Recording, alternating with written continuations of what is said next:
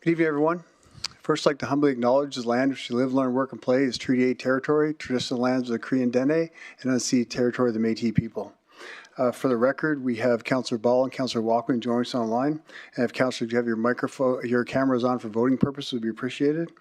And if anyone in attendance wishes to address Council on any of the agenda items, please do before the agenda item is presented, and you can register to the right of me at the Legislative Services desk. And a reminder, you have 5 minutes to present, and please remain seated for questions, and please remain on topic.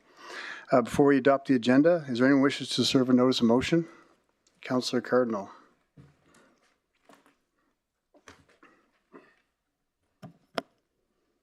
Why do you have to pick me, Mayor? All right. Thanks, everyone. I, Councillor Kendrick Cardinal, serve notice of my intent to bring forward the following motion for council consideration on the November 12th 2024 meeting. That administration be directed to bring forward a report on Sny Point dredging, including advantages, risks, and budget impacts of discontinuing dredging at the Sny Point and surrounding area. Thanks, Councillor Cardinal. Banjoko. Thank you, Mr. Mayor.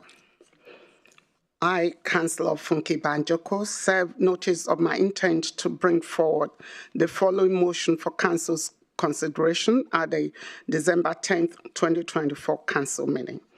The Mayor issue a statement of support regarding localization of jobs.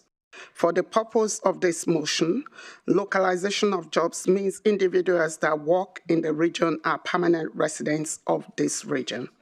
That the Mayor continue to actively engage with industry partners on initiatives in support of the localization of jobs.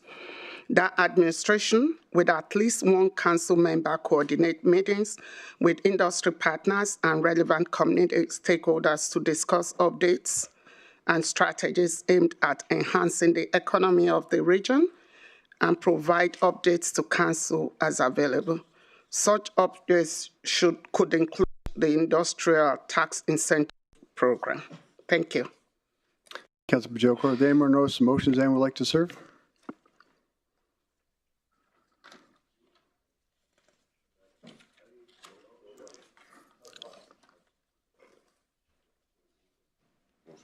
So Dogar. Thank you. I, Councillor Shafiq Dogar, serve notice of my intent to bring forward the following motion for Council's consideration at the November 12, 2024 Council meeting. That administration bring forward a bylaw or bylaw amendments to regulate electric scooters in the regional municipality of Wood Buffalo. Thank you, Councillor Dogar. Next one is, I, Councillor Shafiq Dogar, serve notice of my intent to bring forward the following motion for Council's consideration at the November 12, 2024 Council meeting, that all future capital projects be reviewed by a councillor to study in detail before final presentation to council by administration. You want me to speak something? No. Is that your last one? Yes. Okay, thank you. Thank you, Councillor Dogar.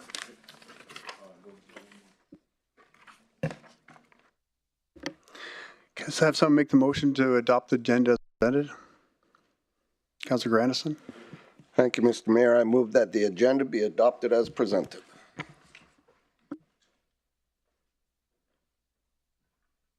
Thanks for the second, Councillor Weigel. And I'll call for a vote. All in favor?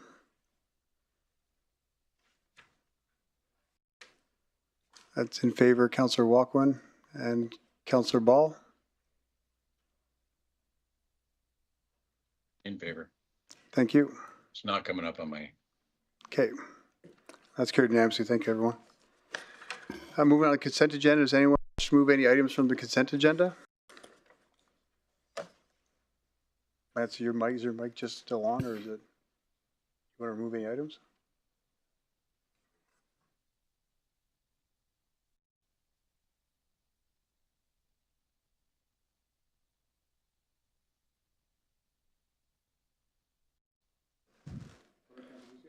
Yeah, I was just curious why we wouldn't have the quarter 3 progress report, just like have a presentation. I mean, it's it's something that I think is positive, and why wouldn't we want it instead of just passing it on the consent? I was just curious why we put it on the consent and not have someone present it. Through the chair to Councillor Bussieres, items that are being received for information only under the procedure bylaw can be placed on the consent agenda. I believe the last quarter update also was placed on consent agenda. We placed it on there, but council has the authority. Any member of council can ask for it to be removed, and it can be presented and discussed during the meeting. Well, I was just, through the chair, I was just thinking, I mean, it's some positive things, so, I mean, it's good to hear about our wins. So, but if nobody else is interested, I'll just leave it on the consent agenda. If you want to take it off, I'd be more than happy to support that. Can I have someone make the motion?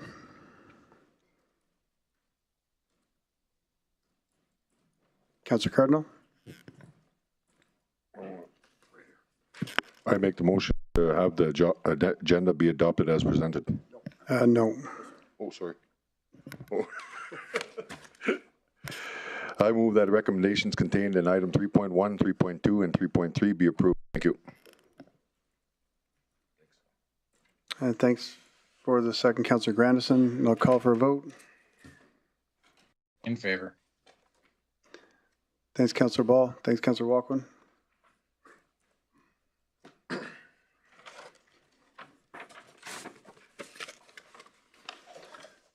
And that's carried unanimously. This evening, the first item I'd like to address is the Small Business Week proclamation we have for tonight's meeting. Whereas small businesses are fundamental to the local economy and are representative of our innovation, entrepreneurship result.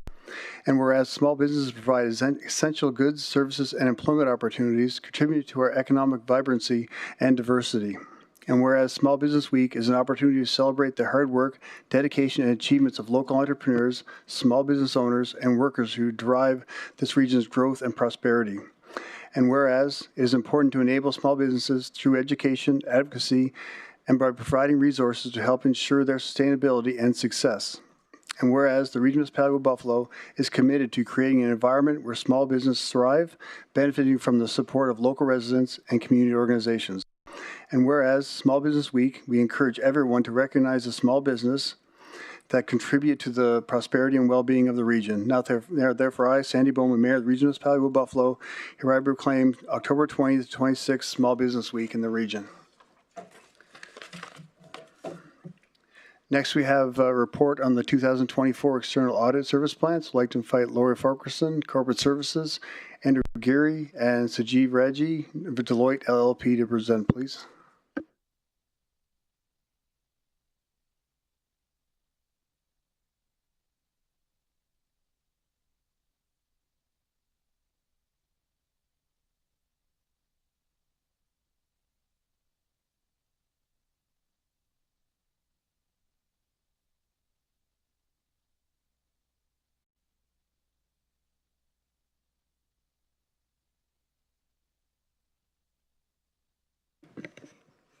Good evening, Mayor and Council. For the record, my name is Lori Farquharson, Chief Financial Officer. Here with me this evening are the external auditors, Andrew Geary and Sanjeev Rajani from Deloitte LLP, to present the 2024 External Audit Plan. The Municipal Government Act requires that every Alberta municipality prepare and submit a financial information return and audited financial statements each year for the preceding year. The audit process begins with the audit plan, which details the scope and time frame of the audit, which Andrew will now present. Good evening. My name's Andrew Geary. I'm a partner with Deloitte LLP, and I'm responsible for the conduct of the audit of the financial statements of the municipality for the year ended December 31, 2024. With me is my colleague, Sanjeev. Sanjeev's a director at Deloitte and will assist me in completing the audit. We have our plan, which has been circulated. I'll ask Sanjeev to walk through some of the key points to communicate to yourselves, and happy to take any questions as we go. Thank you, Andrew. We are glad to be back again this year and here to present you with our audit plan on the municipality's consolidated financial statements in accordance with Canadian public sector accounting standards as at and for the year ending December 1st, 2024. I will start on page 1, our executive summary page, and be happy to take any questions at the end. Our preliminary materiality for the year has been set at $29 million based on projected expenditures, and we will monitor and update when necessary as we work throughout our audit process in the year. In addition, we will report to you any uncorrected misstatements greater than our reporting threshold of 5% of materiality or anything we may consider qualitatively material. Also documented here is a summary of our significant risk areas. Our significant risk areas relate to revenue recognition, management override of controls, and tangible capital assets. These risk areas were also present in the previous year. Pages 3 and 5 of our report provide more detail on the types of procedures we perform on these significant risk areas, but I would like to move to page 6, where we have highlighted areas of audit interest. We do have a focus this year on property tax revenue and receivables, as well as there were new accounting standards and guidelines related to revenue, public-private partnerships, and purchase intangibles that were introduced in the year. We have been in communication with administration and will perform our audit work on their analysis and adoption of these standards as they complete them. Finally, we also have our accounts payable listed here. While we have removed it from the significant risk areas in the year, we have seen improvements in previous years. We still see it as an area of audit interest as there is an inherent risk in general due to the nature and size of the municipality. Then moving next to page 7, the audit of the municipality is a group audit. And we also perform, I think if we can move the...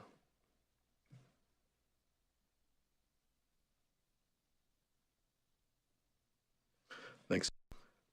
The audit of the municipality is a group audit, and we also do perform standalone audits on the subsidiaries, which are listed here. We report on those standalone audits directly to those charged with governance for each of the entities separately. That concludes essentially what I'd want to go through our report. The remaining appendices summarize our required communications, timelines as agreed with administration, and the summary of new and upcoming accounting standards for which I already touched on. We would be happy to take any questions on the audit plan if there are any. Thank you for the report. Do we have any questions from council? Councillor Weigel. Thank you, Mr. Mayor, and through to the presenter. Thank you for the presentation. Why, and just for education purposes, why 29 million? Where did you guys come up? Is that a benchmark number? Yeah, in our audit approach, we take a percentage of expenses. Yeah. So it's basically strictly based on a percentage of projected expenditures. Okay, and so that's why it went up from 28 million to 29 million? So Exactly. It's just based on the percentage? Yeah, and throughout our audit process, as we get the updated numbers at year end, we'll update the number. Awesome, thank you. And then second, why did we choose to, the property taxes, why did we choose to kind of focus on that? Through the chair to Councillor Weigel. There's always a process of property taxes being appealed and assessments being appealed. There are some larger ones that we think may be an area of focus this year. Awesome. And so when you guys go through an in-depth look, will you guys look into like, was the tax assessment off? Was the, why was it appealed? Why was some of the appeals won and not won, and that kind of information in the report? Yeah, the focus would be on any open challenges at year end to assess the likelihood that there may be a refund of the property taxes or a reassessment of the property taxes, and therefore making sure that it's accounted for as to the best that it can, given it's an estimate at year end. So you will be looking at how the housing got assessed in itself, or just the collection part of it? To the extent that the assessment has been challenged, we'll be looking to understand where in the process of that challenge it is and what the likely outcome is. Okay. Awesome. Thank you. Thank you, Councillor Weigel. Councillor McGrath. Thank you. I appreciate the presentation. How long would you have been involved in just municipalities audit? Through the chair myself or Deloitte? No, just who you. Deloitte's been a long time, but as individuals. This is my 7th year, and Sanjeev, My first year would have been 2012. So you guys would have been around when there was an audit committee that they used to, I guess, update along the way. I think the last time we had one, Councillor Audit was the chair. Through the chair, I believe so. Would have been during probably my first couple of years. Because them same, I guess, hotspots or caution areas they seem consistent. And what can council do better to make sure that we're making the mark? Because we are going to come to a crossroads, as you know. Fancy the words around repaying overpriced taxes that we had for years, but somebody could come and hit us with 80 million tomorrow, and that's realistic. And that's given the fact that we have 2 capital projects that are they're heading towards $1 billion. And I don't know how far we forecast out, but 5 years from now, our intake from industry will be below $500 million, and our operating expenses will be over $500 million. And that'll only be shed on the people that we were born here. So as you do your audit, do you guys forecast any of that, or because council get reports on how much money we have, but I know how much pain we got coming. So through the Councillor McGrath, the audit is a look at historical financial records. So our job is to provide an opinion on whether the financial statements accurately capture the activities of the 12 months. There's no forward-looking part of the audit other than where there's uncertainties at year end, looking to what the likely outcome would be. But no, we don't, it's not part of our remit to look at, the 5-year plan or what's going to happen in the next 5 years. Okay. Well, I appreciate your time. Thanks. Thank you, Councillor McGrath. Councillor Dogar. Thank you, Mr. Mayor. Thank you for the nice presentation and lot of input you have put in. My question is that as I read this audit report, or this audit is an annual audit and it has to be presented to province. Am I right so far? Sorry, could you just repeat the last part? No, this audit is an annual audit and this report has to go to province. Yes, the financial statements are filed with the province, now, correct? How many more audits do you do at our own level to keep the things very smooth and transparent? I'm not sure I understand the question. No, you must be Lori must be understanding it, that you must be carrying out your own audits. You do it as per your need, or it is as per the schedule? Through the chair to Councillor Dogar, this is an annual audit that Deloitte will perform on the municipality and its subsidiaries. This is a one-time audit where they come in for several months, do several samples, and then they audit our financial statements. And those financial statements are consolidated with our Part 9s and presented to council, and they are also delivered to the province. So this is just an annual event. It's not an ongoing audit. We do ongoing audits with our internal audit team. That I have understood that this is annual, and this is, I am asking other audits other than this one, do you carry out some for your own satisfaction that things are going smooth or transparent? at municipality level. Through the chair to Councillor Dogar, is the question directed to me or to Deloitte? I'm sorry, I'm not understanding. Anybody can reply me. Well, I think you are the most appropriate to reply this question. As I mentioned, we do internal audits, which we have presented to council. So there are many different areas where our internal audit team will be conducting audits where we have identified a risk. Deloitte will strictly be focusing on the activity associated with the annual financial statements. Thank you. Okay.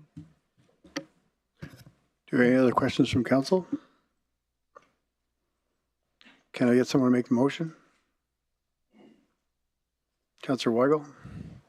Thank you, Mr. Mayor. I move that the 2024 External Audit Service Plan, as provided by the external auditors Deloitte LLP, be approved. Thank you, Councillor Weigel. And thank you, second Councillor Dogar. Do we have any other delegates for this item? We have no registered delegates for this item. Council, have any other debate, discussion, or comments?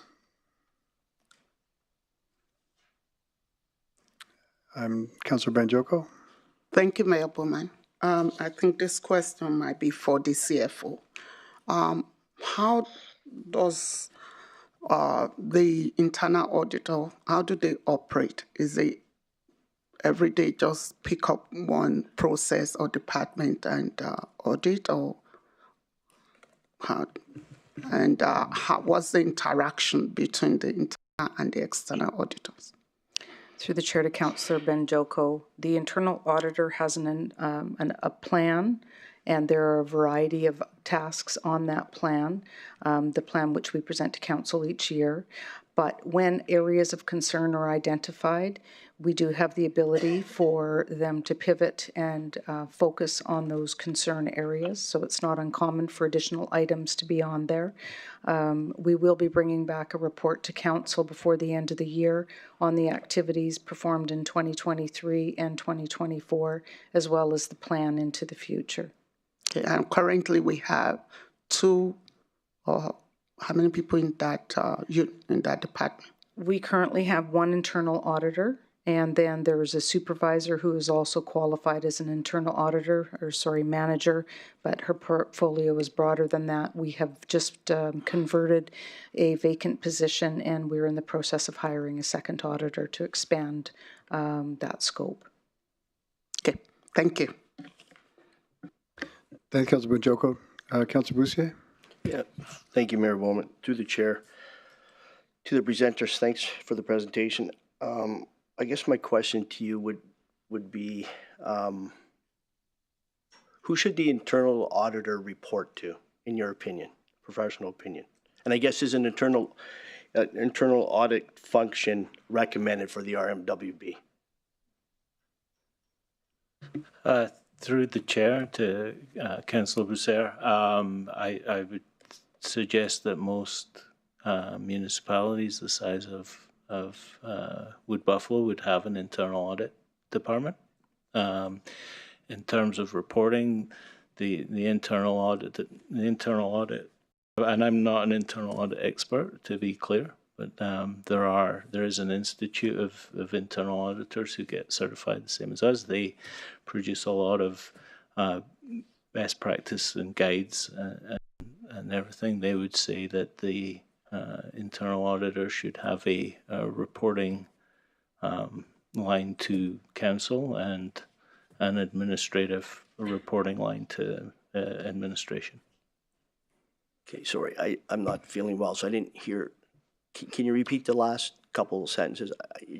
Sure. I can't hear you. I apologize. The internal audit, the Internal Audit Institute's guidance and best practices would suggest that the internal auditor would have a reporting line to administration and council, and an administrative reporting line to administration.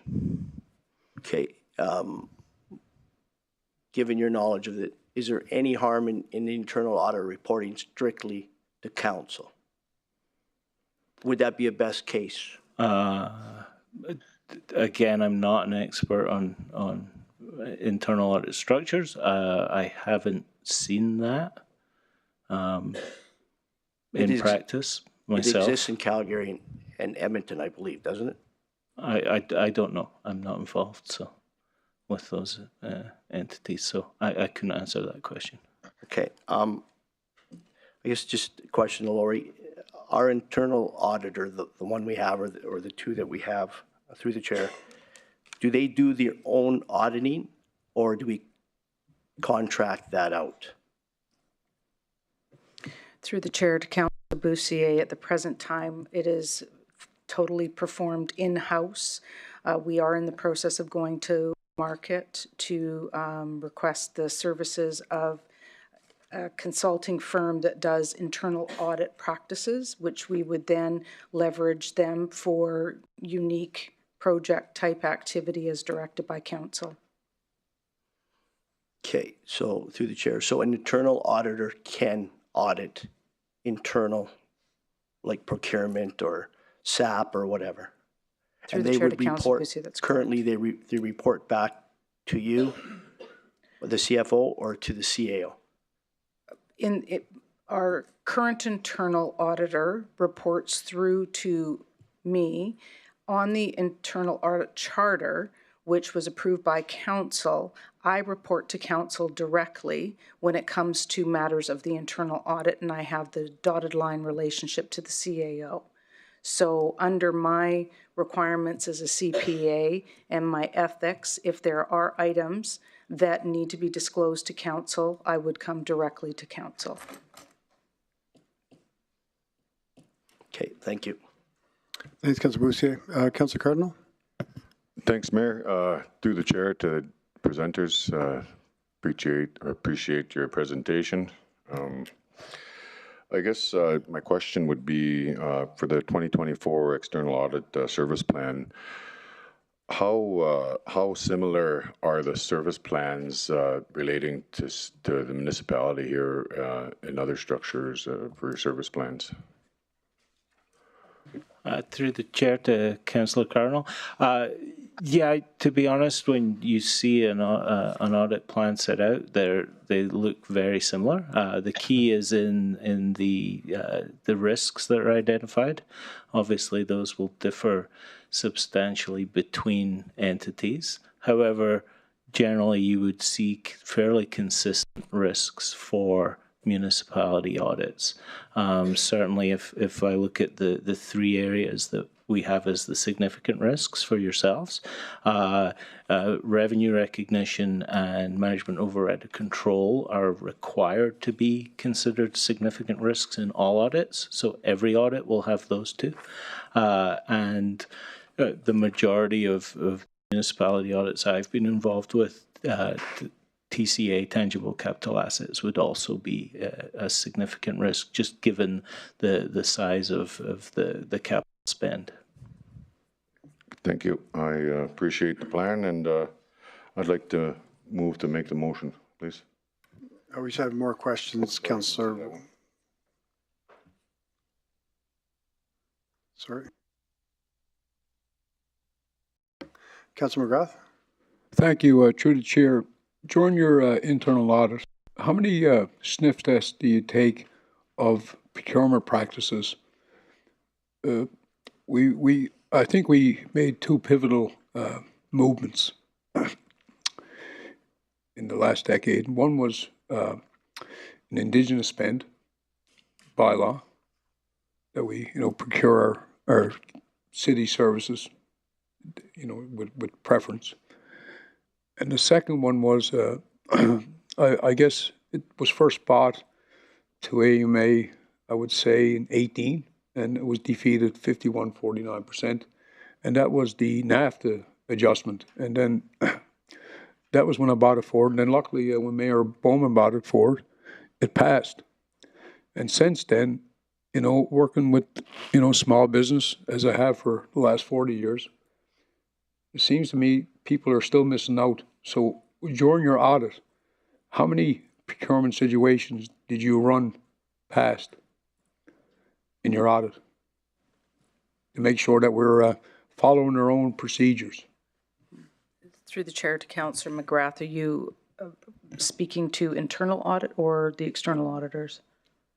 I'm speaking to the people in front of me. Okay. During their audit, do they do any testing?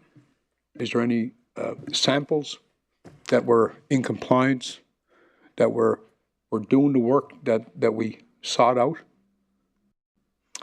Through the chair to Councillor McGrath, a significant part of the audit is obviously on the expenses. That's why we use expenses as the base for materiality. So we would sample a variety of expenses incurred by the municipality in the year, and the testing would most importantly confirm that that expense was legitimate and supported by an invoice. But we also look at the approval procedure around those expenses. I guess through the chair, are we meeting the policies and direction that we put in place as a council? Is the community benefiting from our avocation over the last few years? Is the business community? Councillor McGrath, I don't know if their external audit, what they're looking for, those flags that they look for, I don't know if that external audit would pick that up. Possibly, like the motion you brought that was passed a few weeks ago, I think that might be something that might bring that up. I'd be remiss to say that Deloitte, Myers Penny Moore, 30 years been an elected official, and external would pick it up because you get the internal stuff. So I think it's a fair question. I'm just saying that the work we do here, if it's not followed and procured, our local community misses out. And I think that's a fair question for an external auditor that gets the information from the municipality and from the internal audit. There's no difference over at the board.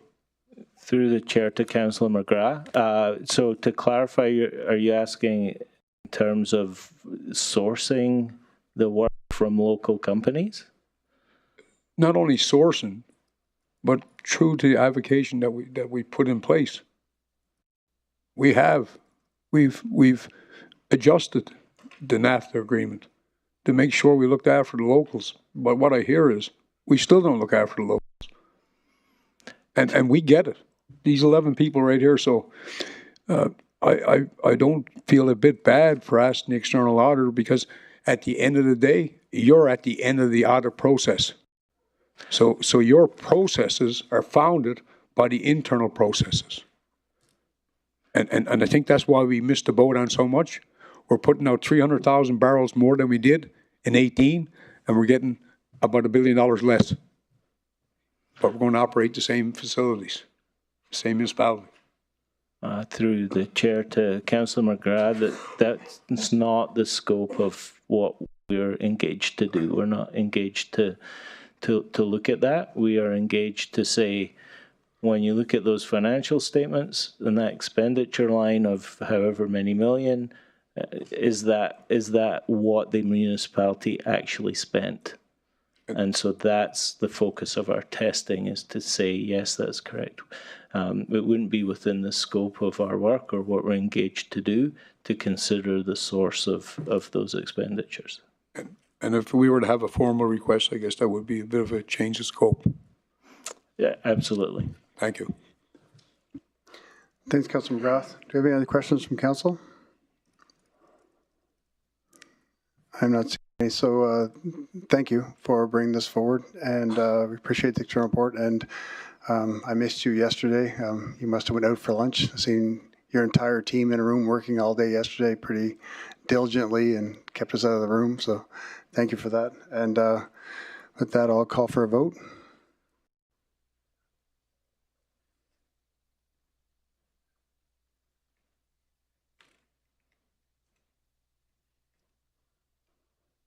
And Councillor Walkin's in favor.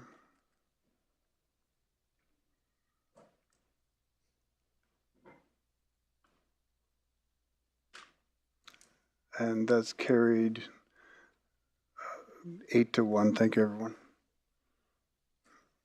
And just a quick note for council before we move on, just a motion that we passed a few weeks ago was that administration be directed to engage an independent third-party auditor to assist with existing council-approved annual internal audit at the municipality, and that the internal audit plan include water, rural, and sewer servicing project, and the findings and audit be reported directly to council. So that maybe answer some other questions council might have been directing this evening, so thank you.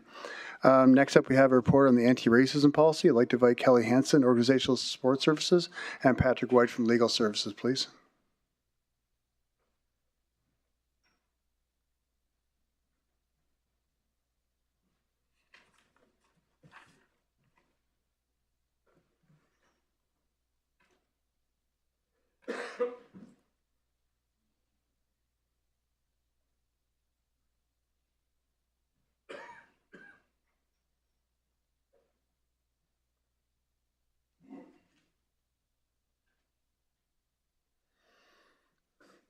I'll be right better.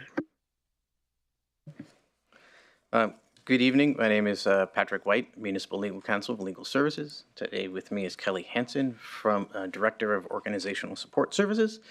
And tonight we're here to discuss the Anti-Racism Council Policy. First of all, the administration would like to thank the members of RECEDE and McCoy for all of their assistance in shaping this policy. They gave very valuable feedback on this policy as well as the bylaw from the previous session, and we hope to engage them when we move forward on the next steps.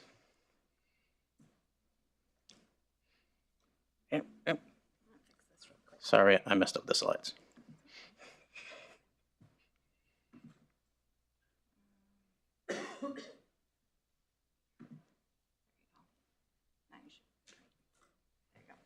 Okay, we're good. So, this policy is just one part of a larger plan to address racism and discrimination in our community as directed by this council's strategic plan. While the bylaw from last session was about public acts of harassment, tonight's policy is focused on internal municipal work, and it applies to employees, elected officials, council appointed committee members, and as well as contractors that represent us on a variety of contracts.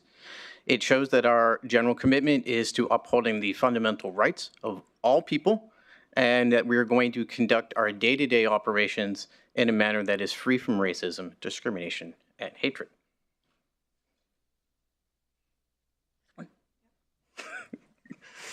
Okay, so the policy will direct administration to develop educational programming so that the municipality can identify areas where the processes can be changed in order to address racism and discrimination. And one of those ways that can be done is by working on strategies to implement the calls to action on the Truth and Reconciliation Commission. So when complaints arise under this policy, the municipality will use its currently existing framework for reporting workplace harassment and violence. And we will collect a variety of stats as we go through this whole process to determine the effectiveness of our program and highlight any changes that need to happen throughout. So lastly, as I said, this policy is just one part of a much larger picture. The largest piece is yet to come, and that is educating ourselves on racism and discrimination and what we can do as a community to prevent it. And I hope that if we can model good behavior, that our hope is that others around us will follow suit and everybody will be better for it. Thank you. That concludes my presentation. Thank you, Patrick. Do we have any questions from council? Councillor Dogar? Thank you, Mr. Mayor. As you said, we are also discussing or thinking about the internal racism or anything happen. So, Mr. Mayor, can I ask any question, or we have to go to in camera after this, that there is an internal racism also? I pointed it out, and I requested, sorry, Mr. Councillor Mayor. Dogar, this is regarding the bylaw, not... No, bylaw also employs, he said also employs. Okay, that's upheld. Also. Thank you. Do we have any other questions from council? Councillor Banjoko? Yeah, you have been called that about you. Councillor Dogar, you've been called a point of order. It's been upheld. No, we can. I can ask you to leave if you keep it up. So You've been called to point of order twice. It's been upheld twice. So I'm going to ask you to let Councillor Banjoko speak, please.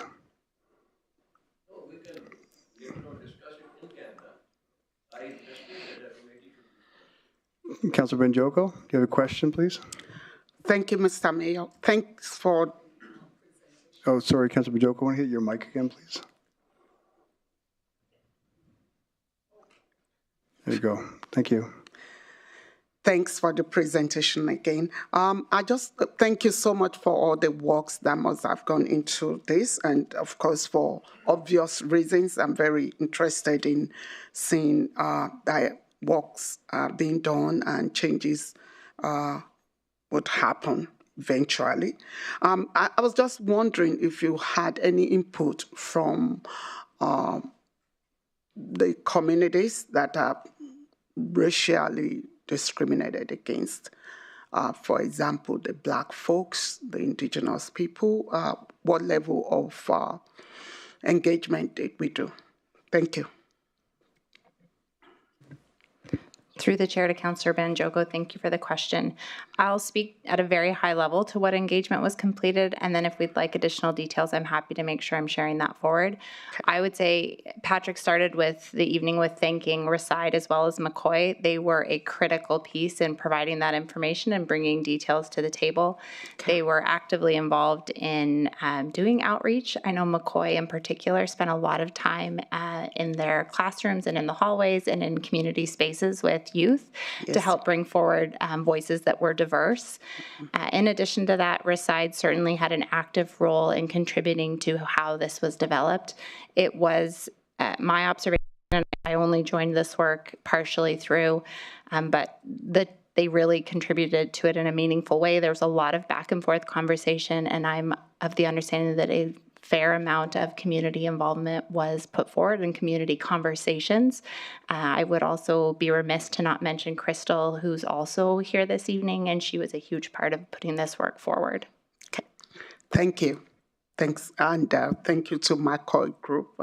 I see a new set of young people. Thank you. Thank you, Councillor Banjoko. Do you have any questions from Council? Councillor Cardinal? Thanks, Mayor. Thanks, Mayor. Oh, there we go. Thanks for your presentation.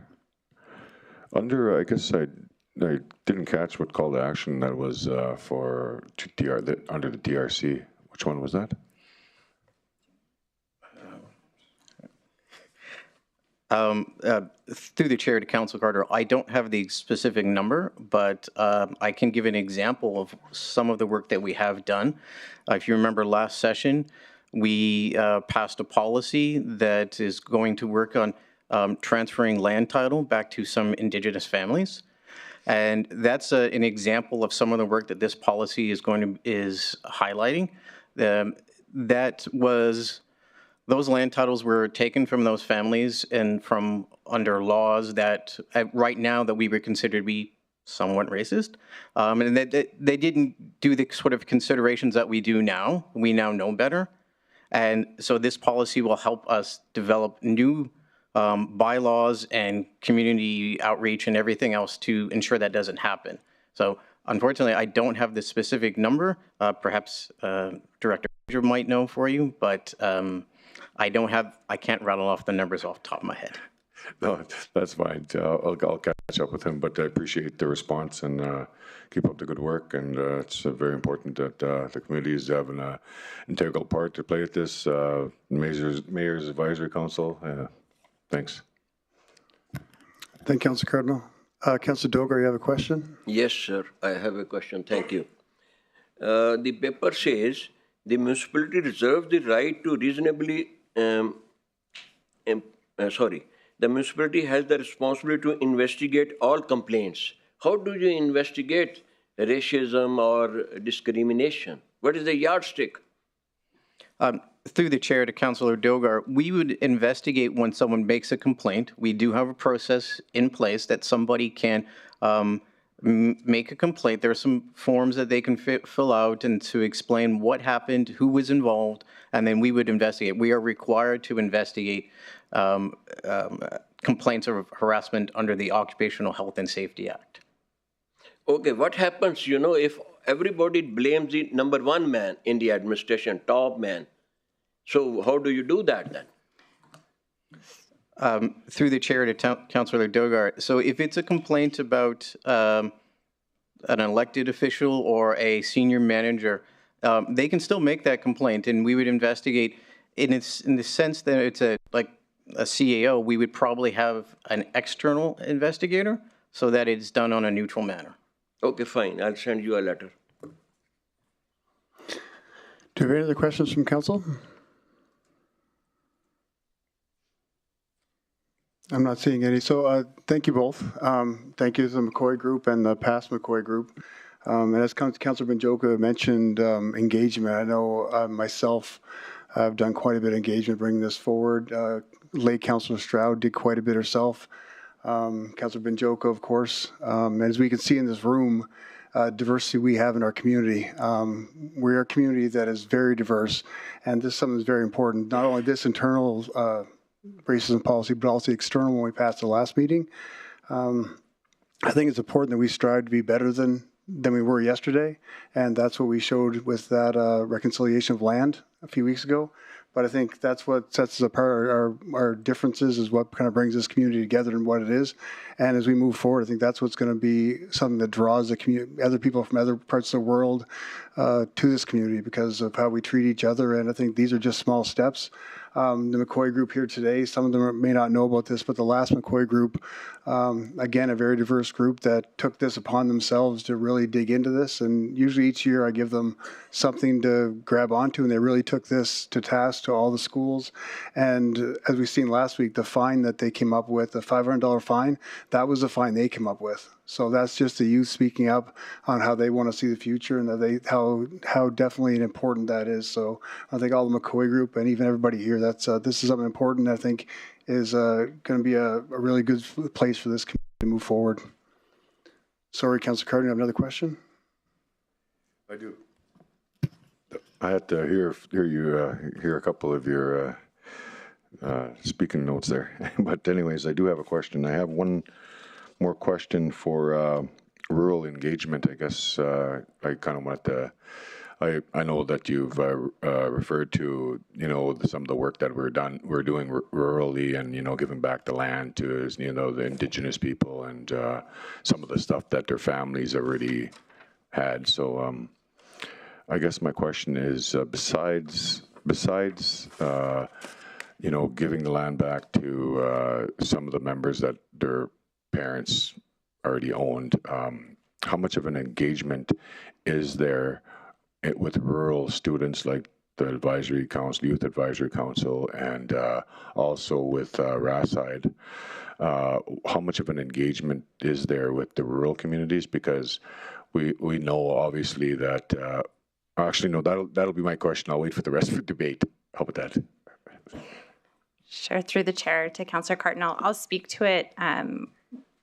Generally, I think it was McCoy provided their annual summary just a couple of council meetings ago where they articulated an opportunity to see greater engagement with rural communities and particularly youth.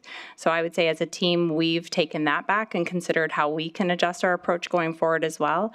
I don't want to say that there was none that took place, but it's certainly an area that we see an opportunity for growth. If we look across the organization and the changes that just took place with Director Fraser's team and looking at the expansion of his scope of work, this is a perfect example of where we see what was put forward this evening as a policy will be able to be integrated into how we're doing work across the organization with his team, but also with other departments going out and spending time to do that engagement that was spoken about from McCoy just a couple of, I want to say it was just a couple of council meetings ago where they provided their update. So can we do better? I think so. We heard that from the youth directly, and I'm hopeful that we'll be able to work alongside them going forward with these policies to help support that work.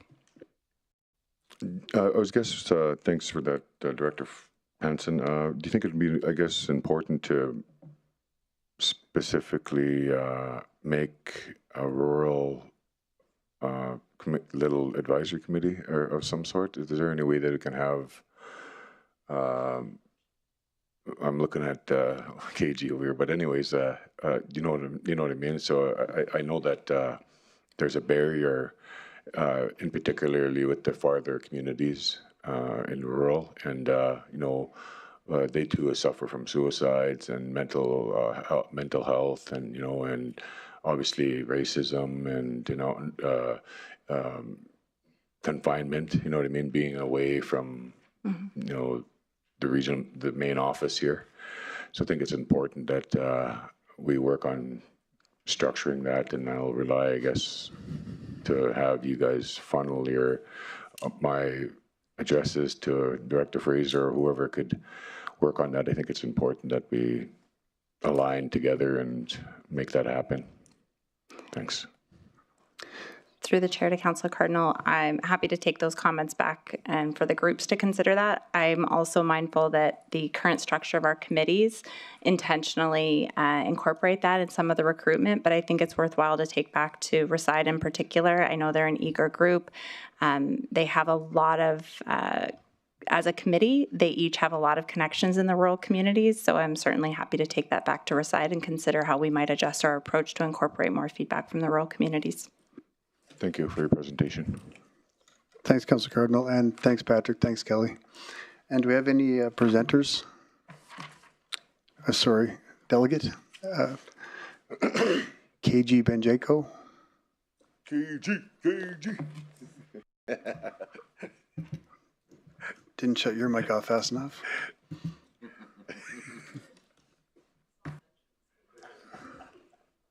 Whenever you're ready, KG, you have 5 minutes to present. Just remain on topic and just remain seated for questions, please. If you can introduce yourself without Councillor Cardinal. Thanks. Thank you. Hi, my name is Maroon KG Banjoko.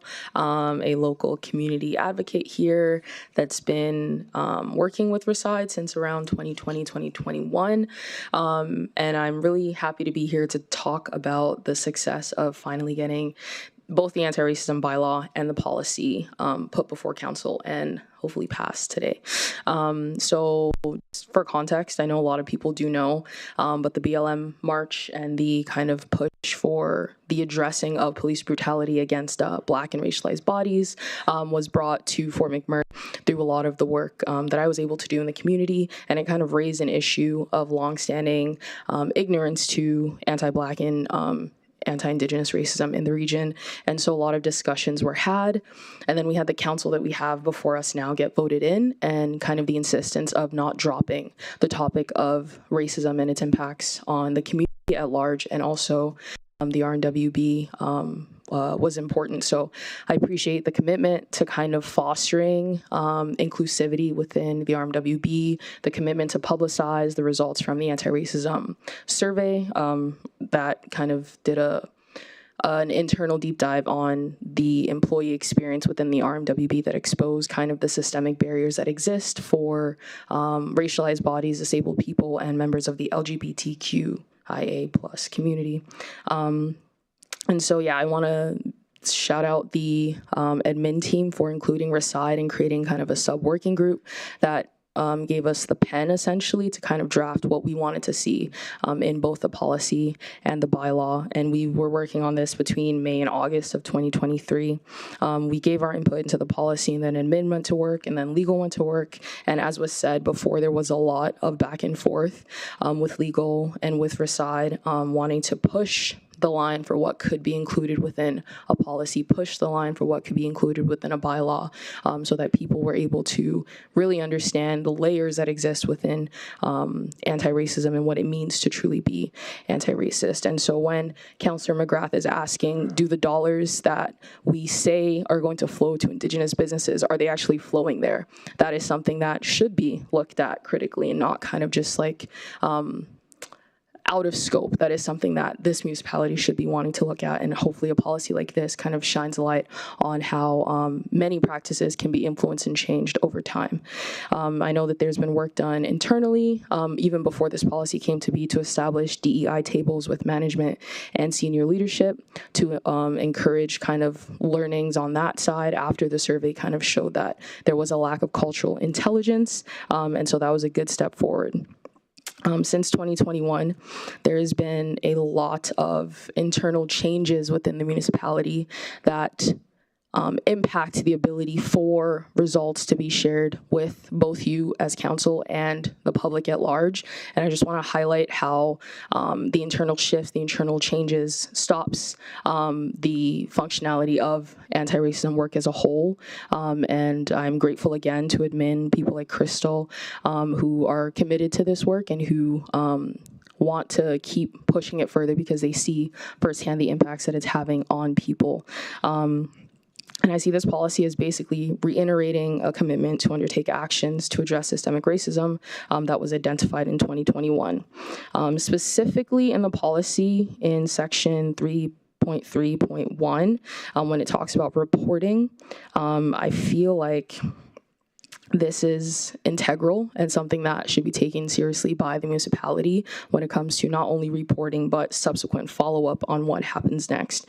And I would ask that the not taking anonymous reporting forward be potentially reconsidered, as we know that people who are facing discrimination at work might not feel comfortable being named, but an investigation should still be taken so long as the discretion of who is being told about it feels like this person is being genuine. So that's just an area I would like to highlight, as well as speaking to the internal issues that kind of stagnate the work being done. And so I would urge council to ask the CAO to ensure that whatever internal changes are happening, there's still a recognition that there is work that needs to be done to protect employees from discrimination and racism as a whole.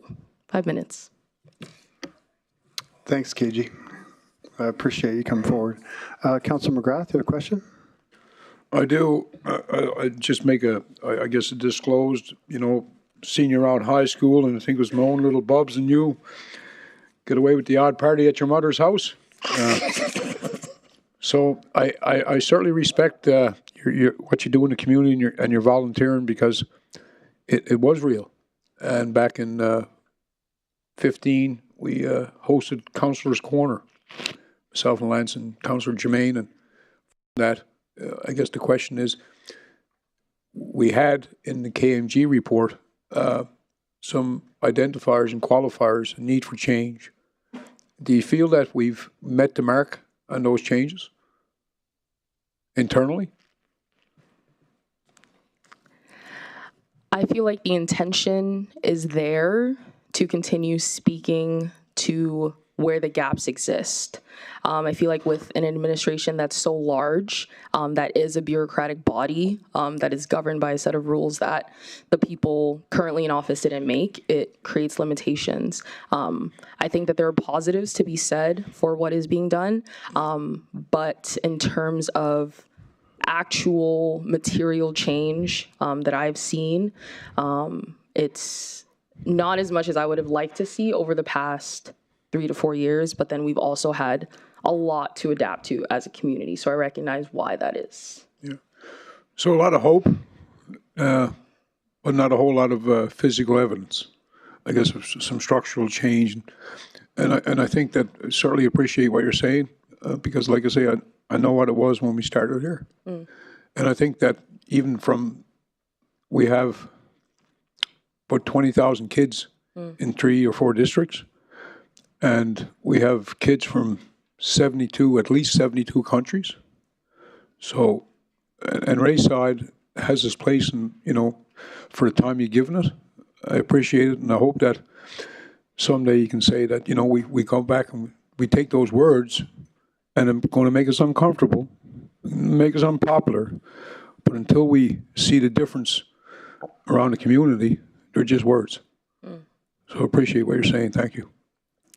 Through the chair, thank you, Councillor McGrath. Thanks, Councillor McGrath. Councillor Dogar, you have a question?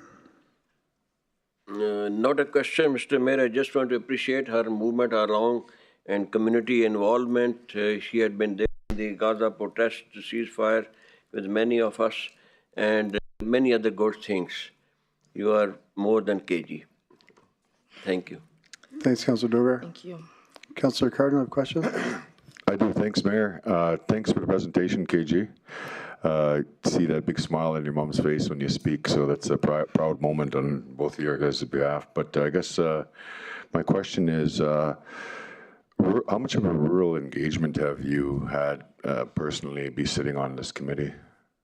In terms of rural engagement, specifically speaking to anti-racism, as a representative of our side, little to none. From what I hear in terms of internal budget constraints and kind of a hesitation to enable travel to rural communities, that is kind of like a big gap within the municipality, which is one that hopefully a policy like this and kind of like a focus on needing to engage with rural communities, this can spark change. But yeah, I do think that more needs to be done, especially as it comes to Indigenous and Black solidarity and like a shared understanding of what and how racism impacts us. It's very true. Obviously, in my day work, I work for the Athabasca Chippewa First Nation, and so I'm up there in community seeing the very real experiences up north and also hearing from what's happening down south, just the lack of feeling like they're part of RMWB as a whole is something that I struggle with, and I hope that we can find a way to work together to reconcile, because it would be cool to see like ad hoc members from Fort Chip, John Bay, Conklin become full members and have consistent engagement and move to have meetings in other locations as well. And I think if we are really trying to move and be really anti-racist, we have to create those opportunities meaningfully for youth and for adults as well. Thanks, KG. How much of an information or how much of a storytelling format do you guys have, like between Black and Indigenous people? I will say on my side, what I do in my advocacy and stuff is I do try and highlight the shared histories that colonized people share across the world, like being a Yoruba person, colonized by the British. Obviously, British and French came here, kind of showing those timelines in the presentations and workshops that I do to try and foster that cross-community dialogue because there is at times lateral violence that exists among racialized communities, and just trying to break that down and say, yes, the positionality here is different because the conditions that led to our material reality were different. Like I left a country with someone who had an educated background, who's someone who had access to that, who knew their history, versus Indigenous peoples here who were robbed of that, were facing intergenerational trauma, as well as ongoing colonialism. And so just trying to bridge those gaps of understanding is what I try to do personally. But something that I did have in my notes is that the visibility of anti-racism as a whole is not what it can be. And so hopefully in the next steps that are identified by both Legal and Reside and McCoy, we can kind of work on telling the story of both communities as well as other racialized groups to foster that kind of storytelling aspect. KG, how much of a travel budget do you guys have to go into rural communities? I don't even know if we have a budget. Oh, okay. I don't think we do, no. I don't think any committee has a budget. It would just be staff that would be the ones trying to push to have a budget to go up north and down south. I'm guessing you believe it would be important to have a travel budget for rural communities as well? It would be. $375 round trip. It's not that much. That's for one person, I know, so it gets quite costly. Yeah. Okay. Thanks for spearheading this and doing a wonderful job. Supported by incredible staff that have been integral to moving this work forward. Thank you. Of course. Thanks, Councillor Cardinal. Any other questions from council? I'm not seeing you, so thanks, KG. Can I have someone make the motion? Councillor Grandison? Thank you, Mr. Mayor. Excuse me. I move that the anti-racism policy HRM-130 dated October 12, 2024 as outlined on attachment 1 be approved. Thanks, Councillor Grandison. Thanks for a second, Councillor Bussieres. Do you have any other questions, comments, or debate points from council before we go to voting? I'll call for a vote. Oh, sorry, Councillor Cardinal. I just wanted to say I support the motion, and I appreciate everyone's hard work on this particular motion and subject, and it's important to be able to pull everybody together and share the stories of not only the Indigenous people, but all races, and come together and unite, and hopefully that this motion passes, and I appreciate everybody's hard work, so thank you. Thanks, Councillor Cardinal. Councillor Banjoko? Thank you, Mr. Mayor, and I'd like to appreciate administration and Ms. KG Banjoko for coming to share with us all the good works they've done, and of course, McCoy, the former McCoy. As a person, a woman, and a woman of color who has myself experienced racial discrimination, this motion is very important to me. Unfortunately, in 2024, we still have to be educating people that we are all humans. And so I appreciate this coming forward, and we will continue to do what we need to do to have the voices heard and to see that people get educated. I like the fine part, even though it's not a lot of money, but it's something. So if someone is going to want to continue to do that, they get to pay the fine. And I like the fact that people are going to, any reporting will be investigated. So thank you so much. I'm 100% or more in support of this motion. Thank you. Thank you, Councillor Banjoko. Any other questions, comments, or debate points from council?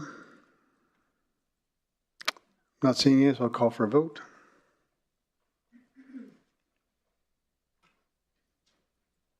It's Councillor Walkman in favor.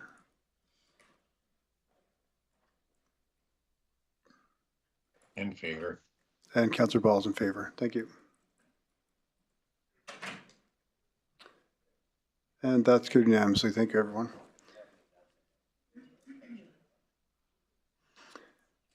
Next up, we have the report on Fort McMurray Buffalo Economic Development and Tourism, the future state. I'd like to invite Henry Hunter, the Chief Administrative Officer, and Caitlin Hanley, Legal Services, to introduce the report, please.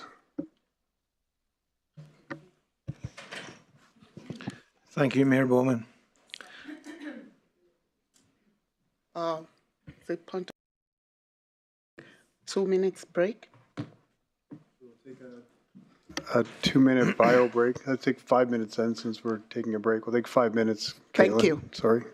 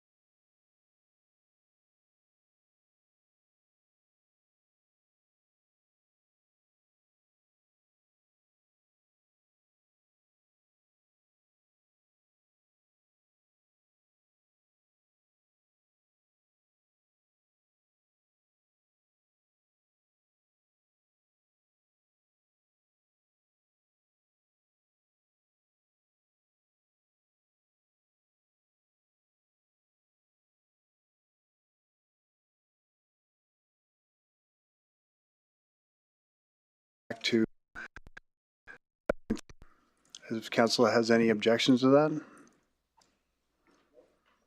Councilor McGrath? I think that's music to contractors' ear. Efficiency is always, it lasts forever. Okay, thank you, sir. Caitlin will come back. 5.7, I believe it's Matthew Harrison.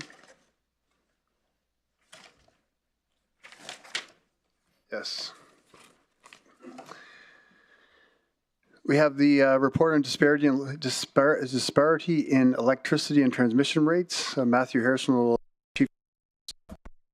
That's for council. It's on page 11, item 5.7. Thank you very much, Mayor Bowman. Good evening, members of council. For the record, my name is Matthew Harrison. I'm the Chief of Staff, and I'm here to report back on Mayor Bowman's October 8th, 2024 notice of motion about disparity in electricity distribution and transmission rates. These rates are regulated and set by the Alberta Utilities Commission, or the AUC, and the AUC is an independent, quasi-judicial agency of the province of Alberta that oversees the delivery of utilities like electricity and natural gas. They're kind of like the Alberta Energy Regulator, which I think we're probably more familiar with in this region, the AER, but it's for utilities. As noted in the council report, which starts on page 138 of your meeting package, electricity distribution and transmission rates are a concern for many Alberta jurisdictions. In 2022, the Association of Alberta Municipalities adopted a resolution moved by the City of Grand Prairie that called on the Government of Alberta to address this issue. In that same year, the County of Grand Prairie sponsored a similar resolution with Rural Municipalities of Alberta, or RMA. Most of this work focuses on implementing a cost model that creates an equalization of rates between urban and rural areas, which is an approach that is being taken in British Columbia and Saskatchewan. With the current situation, an equalization would see a reduction of costs for the rural areas and an increase for urban centres. Your council package also includes an administrative report from the City of Grand Prairie. We've had the opportunity to meet and discuss this topic with them, and I'd like to share some general information from those conversations and the administrative report that I hope provides a bit more background on this matter. In Alberta, electricity is delivered in 6 different service areas. Our transmission and distribution territory is ATCO, which makes up the North and East Central Alberta, more specifically the Lloydminster and Drumheller areas. The ATCO service area has the highest electricity distribution rates in Alberta. Now, the differences in distribution rates are due to the large geographic expanse of the service area. So a larger area has less residents per kilometer of power line than an urban area, which obviously has more development and so denser population, so more people can absorb the costs. For example, there are approximately 4 customers per kilometer of power line for the ATCO service area, while there are 61 to 68 customers per kilometer of power line in urban centers like Edmonton or Calgary. In terms of cost comparison, in 2023, the average annual residential electricity distribution cost for the ATCO service area was just over $1,100, so that's our area. For the same year, the average cost for Calgary was around $330 and just under $363 in Edmonton. And these costs continue to grow for the service areas as well. Over the last 20 years, monthly distribution costs of residential electricity have basically doubled since 2004. So Alberta municipalities, RMA, Grand Prairie, they focus their attention on promoting a model that would create equality between urban and rural areas. And this is detailed more in your attachment from the City of Grand Prairie that's in the package. And part of the argument is that in the ATCO service area, 60% of the energy demand is from industrial customers, 100% of which is paid for by residents of the ATCO service area.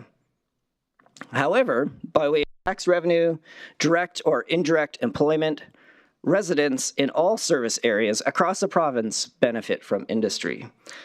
So given this perspective, the idea is that all areas of the province should share equally in electricity distribution costs. Now, you may be wondering what is ATCO's stance on this, and they are in fact supportive of a change and moving towards a more equalized cost model. And you may also wonder if the government is even interested in changing rates. Well, the government of Alberta has recognized the high cost of utilities and has been making some changes to reduce costs, though not specifically in the area we're talking about, but it is something that's on their radar. So it's important to add our voice to this matter. That's why administration recommends engaging with the Minister of Affordability and Utilities, as well as our MLAs, to share our perspective and propose a more equalized cost model like that of Saskatchewan or British Columbia that would reduce the disparity of rates between the different service areas. And through this work, we're hopeful that the outcome will lead to reduced electricity transmission and distribution rates for our residents. And that concludes my presentation. I'd be happy to take any questions. Thank you. Thanks, Matthew. I don't have any questions. I know more about electricity now than I ever want to know. But thanks for bringing this back so fast after making the motion. I know when ATCO brought it up to me, I was pretty shocked by it. And I just want to clarify to council that when we refer to urban and rural, we're considered rural to ATCO. Urban is just Edmonton and Calgary, the main city centers. So when you see disparity, it's not between us and Anzac. We're considered rural. But I want to thank you for this presentation. And I mean, the reason we brought this up to start with is we can't, inflation the way it's going, we can't affect food costs, we can't affect the cost of gas, but if we can lower people's cost of living, this is one of them that we can fight for. And we fought for a lot of things in the province, and we'll fight for this one too. Councillor McGrath. Thank you, through the chair. Matthew, would this be similar to, I know Francois Gagnon had a vision to incorporate a whole bunch of school districts across the province, and they group together and they come up with an exclusive rate. Was there anything like that considered in the municipality? Through the chair, Councillor McGrath, I can't speak to that, and this wouldn't be something that would be specific to the municipality. So this is something that the government of Alberta would change through the Alberta Utilities Commission. Model is where the payment is equalized, and I think it's something like each customer would have to pay $41 in rural and urban to have an equalized amount, and that would obviously mean an increase in urban and a decrease in rural. But in terms of what you're speaking to specifically, I'm not too sure. And the Northwest line that this ran through, do we buy, as a municipality, do we buy anything off the grids from the North plants? Again, I can't speak to that, Councillor McGrath, and through the chair. But this would deal more specifically with the delivery charges that residents would see on their bills. So that's if you look at your bill, you have your retail, say like a direct energy, and then there's the government portion of the bill that has the transmission rates and the distribution. So those rates are usually based on the cost of investment that the province has put into infrastructure for electricity. So things like poles, lines, and then the upkeep and maintenance. So it's not necessarily, this wouldn't be about pulling things off the grid and things like that. It's more about making an equalization in terms of that delivery charge.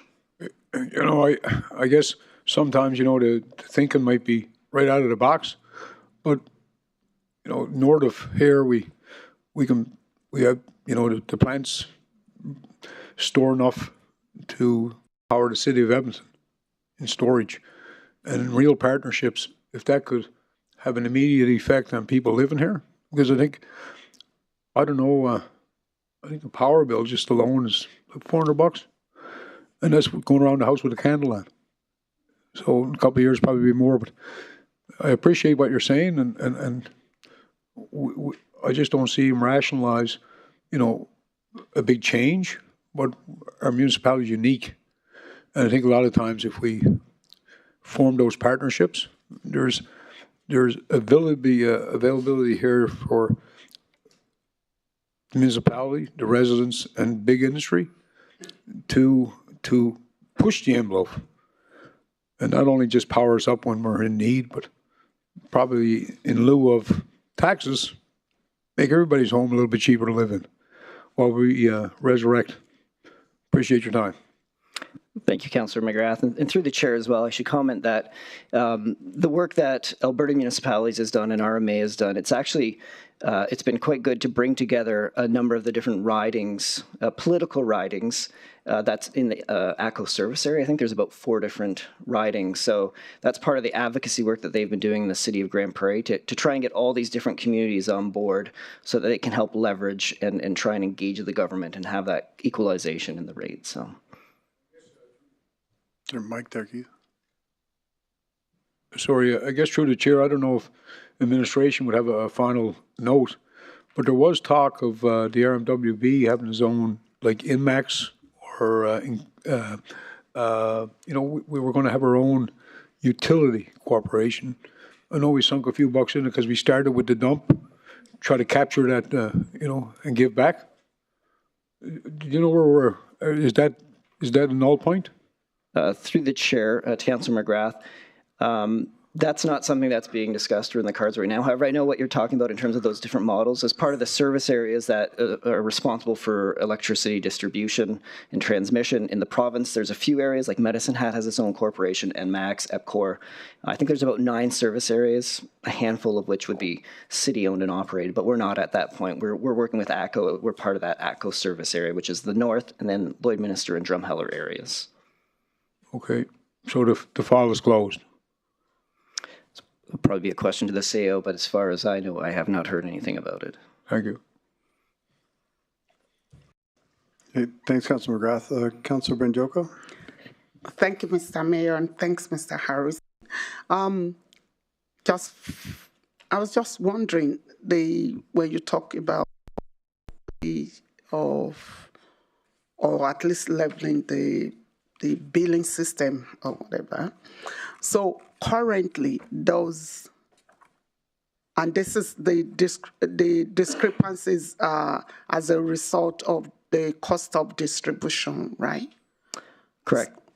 Through the chair, Councillor Banjoko, yes, it's based on the delivery charge, so that's broken up into distribution and transmission. And again, that's because the ACO service area covers such a large area and there's less population. So if you recall, I'd mentioned there's about 4 residents, I think it's like 3.83 residents per kilometer of power line that would be paying for that power in the ACO service area, whereas in Calgary or Edmonton, it's 61 to 68 people. So that spreads the cost out more. Okay. So how does the population of rural, I know we are considered rural in this case, but in Anzac, Fort Chipman, do they pay the same rate, or how would it affect them? So it would be, as through the chair to Councillor Banjoko, as Mayor Bowman had commented, that we're considered as a whole rural. Yes. So Anzac, Conklin, Fort McMurray, we're all lumped together. Okay. So it's not as if right now your transmission rate would be different for Anzac versus Fort McMurray. We're all at that same high price that ACO has. Now, the rates would change if you were comparing yourself to your friend's bill because it depends on the amount of electricity that you would be consuming. Yes. So currently Fort McMurray, Fort Chipman, same. Yeah, we're all considered the ACO service area. Yes. Okay, thank you. Yep. Thank you, Councillor Banjoko. Any other questions from council? I'm not seeing any. Thank you, Matthew. Do we have any delegates to this item? We have no registered delegates for this item. Thank you. Can I have someone make the motion? Councillor Grandison? Thank you, Mr. Mayor. I move that council engage with the Government of Alberta officials, including the Minister of Affordability and Utilities and the members of Legislative Assembly who represent to adopt a costing model for electricity delivery that eliminates the disparity of distribution and transmission rates across Alberta, thereby reducing electricity costs in the regional municipality of Wood Buffalo. Thank you, Councillor Grandison. Thank you, Councillor Bussieres, for seconding that motion. Do we have any other debate, discussion, or comments from council? I'm not seeing Councillor Grandison. Thank you, Mr. Mayor. I just wanted to make a comment. This is one of those things that I think sometimes our citizens don't really see all the hard work at the background, but the benefit. So I think if this is successful, this will affect everybody in our region, every business, every household, everything. It constitutes a lot of work and a lot of behind the scenes stuff. So I just sometimes think that needs to be mentioned so people see that administration and council are working on a number of projects, including this one. So thanks, Mr. Mayor. Thanks, Councillor Grandison. Appreciate it. I'll call for a vote. Councillor Walkman's in favor. Councillor. Sometimes voting works, sometimes it doesn't. True. Did it work? Yeah. Okay, thanks.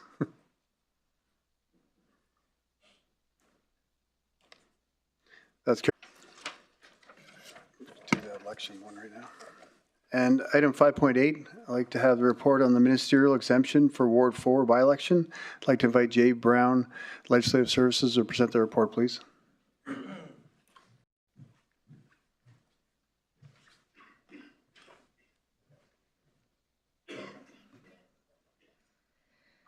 Good evening. I'm Jade Brown, Chief Legislative Officer. I'm here this evening to provide you with a brief overview of the report related to a request for ministerial exemption with respect to the upcoming Ward 4 by-election. In May this year, the province passed Bill 20, which brings amendments to the Municipal Government Act and the Local Authorities Election Act, and alters how future elections will be conducted with respect to procedures around special ballot use, as well as the use of an electors register or voters list, amongst other procedural adjustments. Last week, the province, they announced that their intent is to have this bill proclaimed on October 31st. On September 10th, Council passed a resolution to set the by-election in Ward 4 on November 4th. Planning and preparation for this by-election legislative provisions, not considering the effects of Bill 20. Anticipated proclamation and coming into force of this new legislation on the 31st. It's recommended that Council request an exemption for the purposes of the by-election to ensure that there's no confusion to voters and candidates in the governing election systems. Thank you. Thank you, CLO Brown. Do we have any questions from Council? Councillor Dogar? Yeah, thank you very much, Mr. Mayor. No question, but just a comment that it's a timely action. I appreciate your forehead planning. Thank you. Thank you. Do we have any questions, Councillor Cardinal? Oh, sorry. Thanks, Mayor. How much would this affect? No, thank you for the presentation, Jade. Very much. Thank you. Thanks, Councillor Cardinal. Do you have any questions from I Council? got a question. Oh, okay. Go ahead. Question is, would this affect the election? Sorry, what was the question is how would it affect the election? Would this affect the election? It will affect the election. We anticipate that some of the procedures that they are bringing into force for Bill 20, it'll alter the use of special ballots. So right now, for example, the current legislation, without taking into consideration Bill 20, allows for the use of special ballots when someone is incapacitated and unable to come to a polling station, or if someone's out of the province or out of the municipality when the election's taking place. Under Bill 20, those regulations will be opened up, so there'll be many more reasons why you could request that. If this comes into force on the 31st, it really gives us no time to be able to adjust our process in advance of the November 4th date. Thank you, Jade. Thank you, Councillor Cardinal. Councillor Banjoko? Thank you, Mr. Mayor. Thanks, Jade. I just wanted to find out if by asking for this exemption, we are setting a precedence, or is something that has been done in the past based on what you know. Through the chair to Councillor Banjoko, I'm not aware of any other exemptions that were requested in the past. I know during COVID-19 and 2021 general election, there were a number of orders and councils given by the Ministerial and the Ministry to allow us to conduct the election in 2021 in a way that was practical.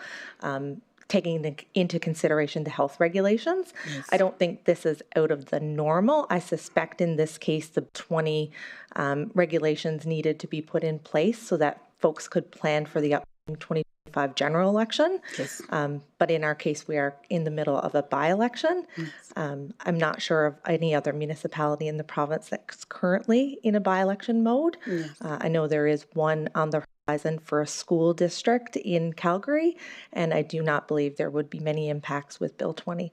Okay. Thank you. Thank you. Yes. Thank you, Councillor Banjoko. Do we have any other questions from council? Not seeing you can have someone make the motion. Oh, sorry, do you have questions, Stu? Or okay, go ahead.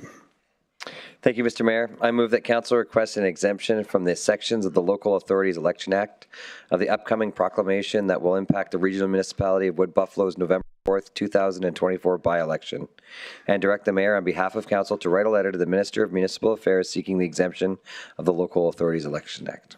Thank you, Councillor Weigel, and thanks for second, Councillor Cardinal. Does anyone have any comments, debate, or discussion points? For Councillor Cardinal. No, I just, good catch, and kudos to the staff for catching this, and didn't cross my mind at all, so that's why I got great administration. I appreciate it. Thank you.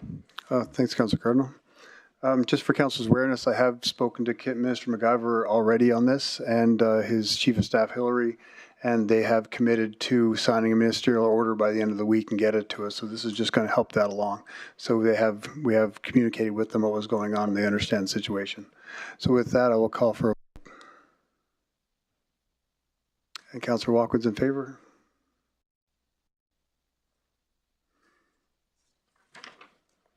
In favor. Thank you, Councillor Ball. That's carried unanimously. Thank you, everyone.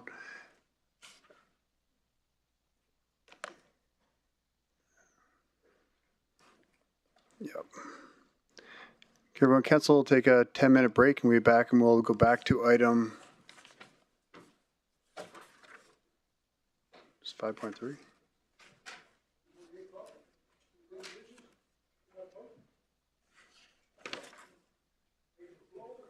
Yeah, we'll be back to 5.3 at 8:10.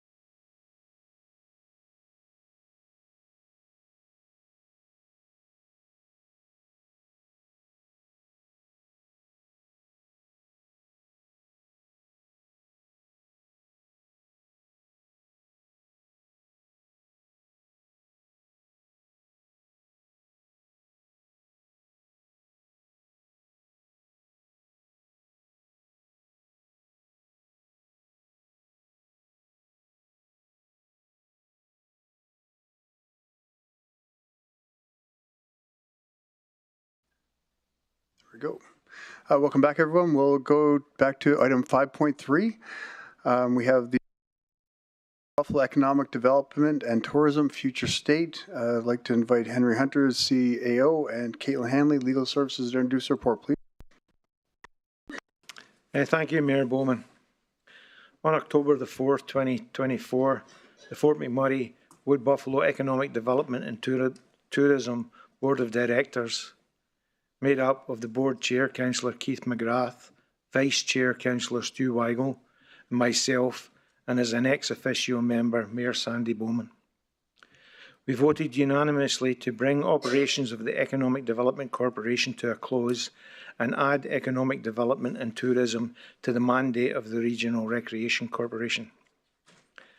This decision was made over the course of several discussions and meetings amongst the board and was discussed with Council in camera on October the 8th, 2024. The proposed changes to the Economic Development Corporation will realign operations for more effective and efficient services while maintaining a focus on strategic priorities and fiscal responsibility. That concludes my presentation. Thank you, CA Hunter. Do you have anything to add, Caitlin? Or? I'm here to answer any questions of a legal nature for Council. Perfect, thank you. Do we have any questions from Council to start? Councillor McGrath? Oh, sorry, Keith. Go ahead. Thank you, through the chair. Would this be a time to bring forward a motion that's different than the one that is on after everyone goes through questions, there'll be a right then, Councillor McGrath. Thank you. And we have delegates as well to speak to this. Councillor Dogar? Thank you, Mr. Mayor. Thank you, Madam. Recently, there has been an inspection. Mr. Mayor, you and CEO went there, and something was there on the social media that I see, on email. So responsibility was given to Councillor McGrath during the last meetings. So he was also in the town. So I was astonished why he was not there, and some decision has been taken or not taken with his presence or out of his keeping him out. You know, that makes me a little confused. So can you clarify his position? Sorry, we're speaking to a motion that was made by the interim board of economic development to bring to council. I'm not sure what you're reading on social media, but this is not social media, but email, internal email. On that, one of the councillors also asked, "Where is the councillor?" We can't speak to that. Okay, let's proceed further. Yeah, then thanks. I would be more clear. Councillor Cardinal, I have a question related to the motion. Thanks, Mayor. I just want to ask, through the chair, to the presenters, why RRC?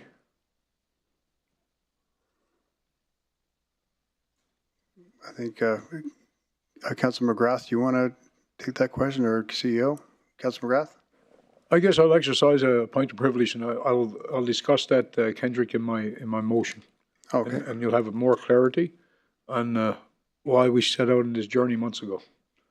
So if I could take a pause and respect your question, and that'll be answered in the following. I don't see how it can be answered in a motion, though, right? So your motion is going to be... So why the RRC? Yeah. I was the president of the Friends of Niskanen when the municipality was going to kill our golf course. 25 McMurray rights like myself were broke, but we didn't want to lose McDonald Island. Me, Irv Williams, Ron Morgan, Mr. Carberry, and me in sweatpants, we were the board. So why McDonald Island? It has facilities from every corner of our municipality.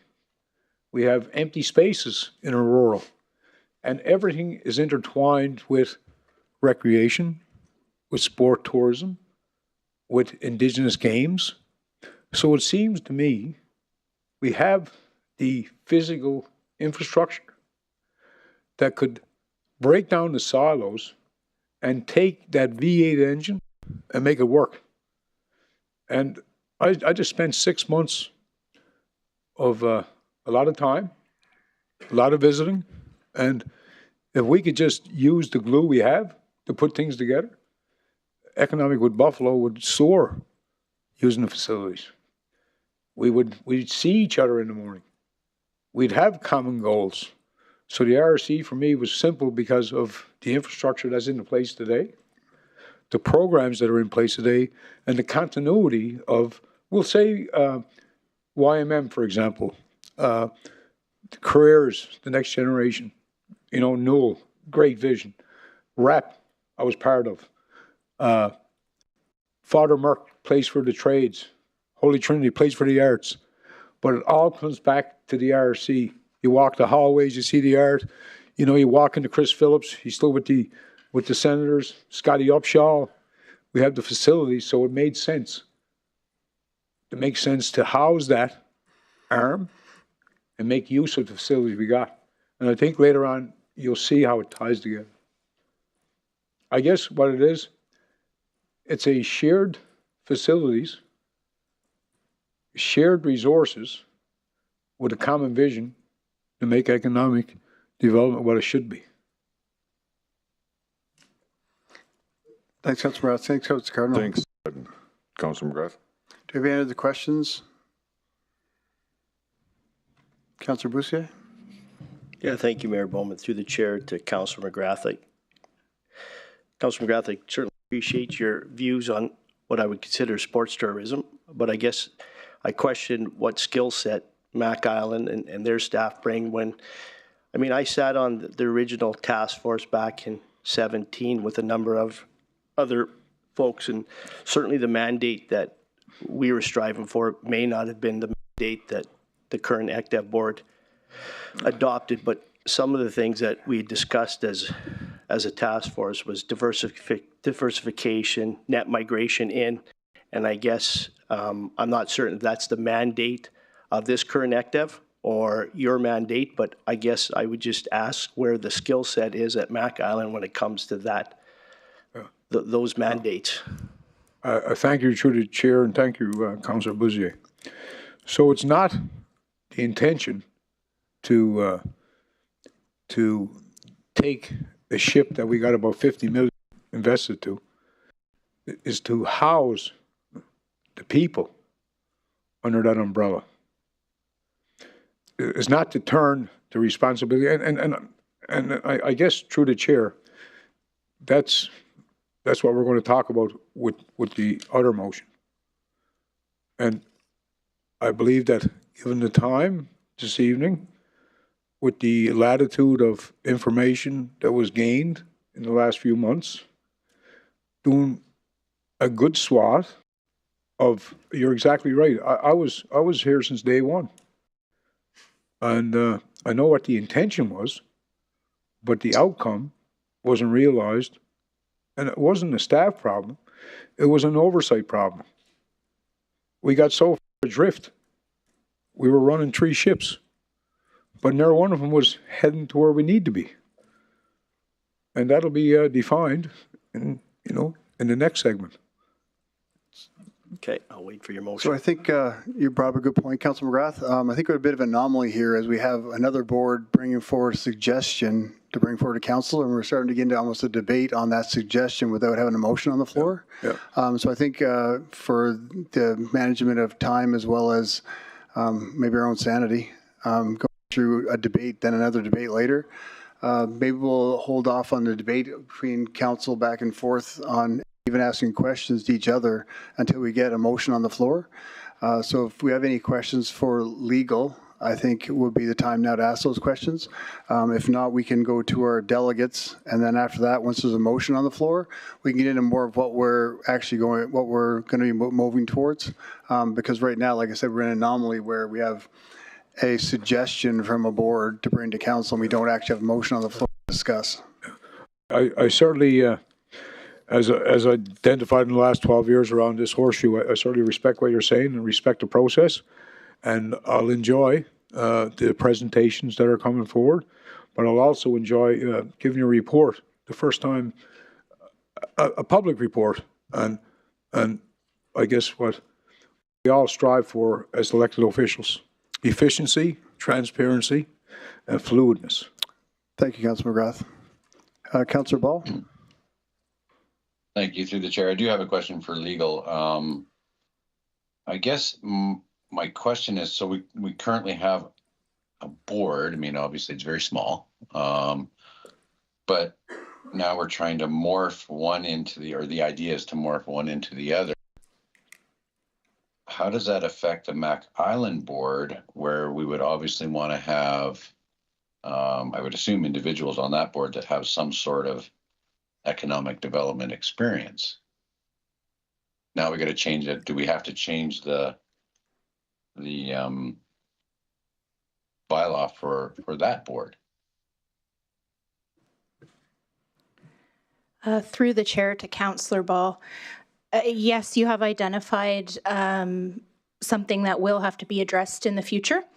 The way that the recommended or proposed resolutions are drafted is it's sort of two parts. So the first part is that the current board of directors for economic development would be directed by the RMWB as the member to start taking steps to wind up the corporation. That would require that all of the assets be sold, the debts be settled. And then the second resolution is that the board of directors for the Regional Recreation Corporation come back with proposed amendments to their articles of incorporation. That would be their, what we call corporate bylaws, that would expand their mandate to include the current mandate of Wood Buffalo Economic Development Corporation, and then they would be required to potentially propose changes, possibly to their board structure, and other appropriate changes to their articles of incorporation in order to fulfill that mandate. So, okay, thank you for that. So to that point, this isn't just about housing people over there. This is about changing the mandate of RRC and its board. Through the chair to Councillor Ball, that's correct. Okay. For the record, I don't support that. RRC is a recreation corporation, not an economic development corporation. So, yeah, once we get in debate. Thanks, Councillor Ball. Councillor Bussieres? Moment through the chair to Caitlin. The two options that are in front of us, have we contemplated the cost or figured out what the cost for each option would be? And is there enough money in the current Wood Buffalo ECDEV bank account to retire that? Through the chair to Councillor Bussieres, that would be some of the work that the board of directors would work to do once they had this direction from council. They would need to identify all of the liabilities of the corporation and start looking at the assets that are available to offset those liabilities. My understanding is that there is sufficient assets. I haven't reviewed them personally, but I believe that work has been done by the CAO's office. What was that, sorry? I believe that work has been done in part by the CAO's office and the interim CEO that would have been in place. Okay, so we have an understanding of the cost if option one was voted and passed, like we would know. So through the chair to Councillor Bussieres, there is just one option presented in the recommendation. It's just that it takes the form of two separate resolutions. Okay, thank you. Councillor Bussieres, do you have any questions for Caitlin of Councillor Banjoko? Thank you, Mr. Mayor. Just wondering what will happen to the building, the physical building of ECDEV, the current building. Through the chair to Councillor Banjoko, that building is owned by the municipality and it's leased out to Economic Development Corporation. So again, that would be one of the things that the board of directors would work to do in order to wind up the corporation.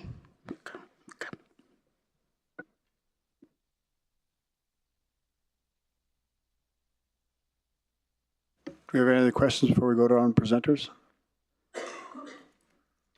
I'm not seeing any, so thank you, Caitlin.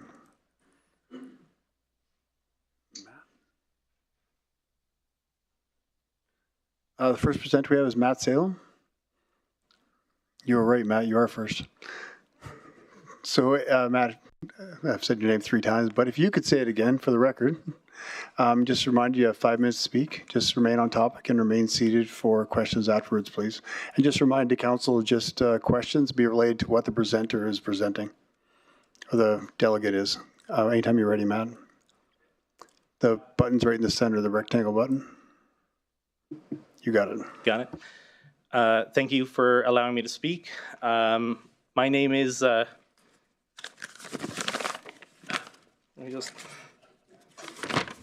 Matt Salem.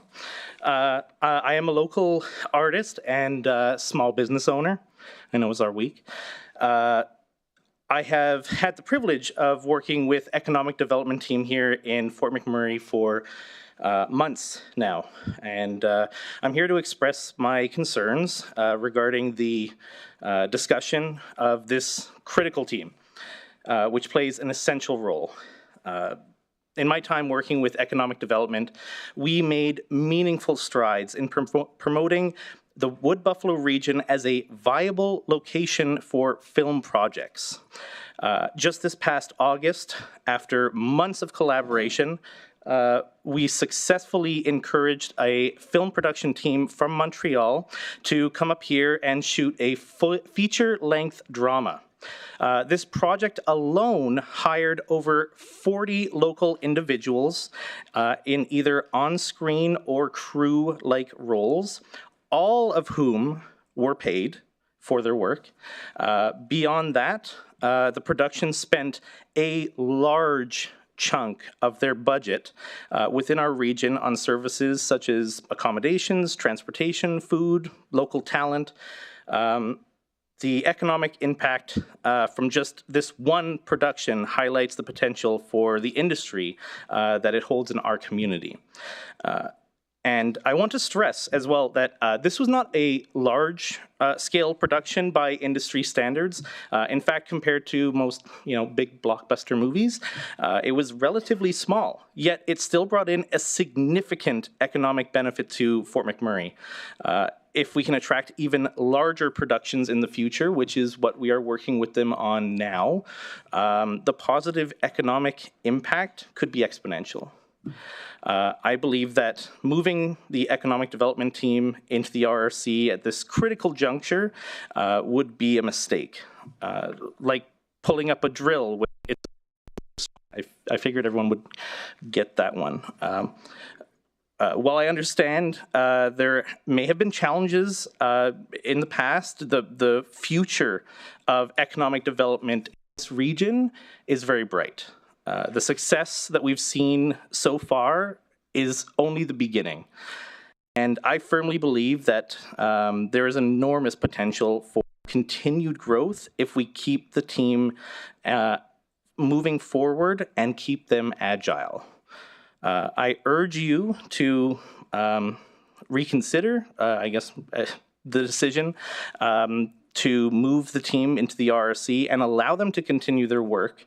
The benefits to our community, both economic and cultural, are clear. So let's not halt our progress, and especially when we're on the verge of something that could be great. So thank you, Matthew. Thanks for the insight. I didn't know that, but me personally, I don't think anything we move forward with economic development, we don't want to halt any of the projects they're doing or anything like that. I think they do some amazing things, so you're right, and we do see it in the community, so thank you so much. Thank you. Councillor McGrath? Thank you, Chair, and thanks for all you do, sir. And I had a family that spent the whole weekend at the airport. Old Nimmer over there at Toyota, him and his wife and kid, and they were over from Panama. The kid and the mom went back to Panama with being in the show. So they're called fillers, right? And what better place to take a movie than Fort McMurray? So kudos to you for doing your work. And I agree with you. If done properly, there's many wins. We've had many misses. Thank you. Thank you. McGrath. Do you have any other questions for Matt? I'm not seeing you, Matt. Thanks very much. Thank you so much. Next presenter we have is Michael Ferreira.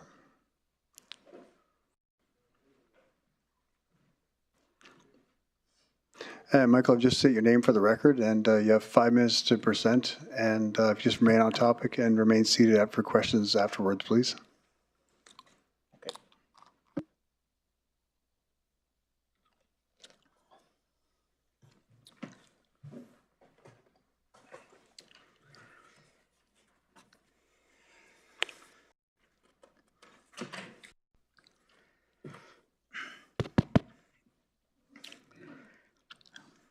Greetings, Mayor, Council, and others in attendance.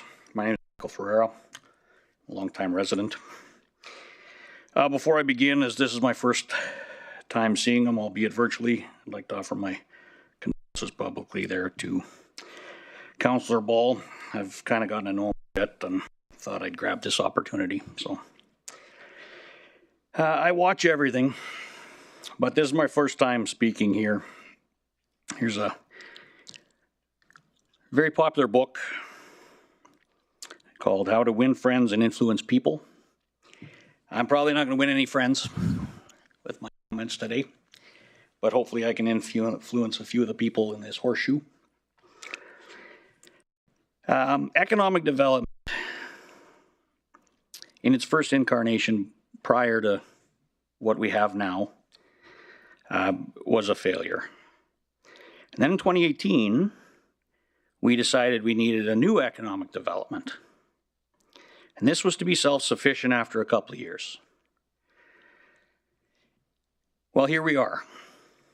According to Councillor McGrath, we're probably 50 plus million in.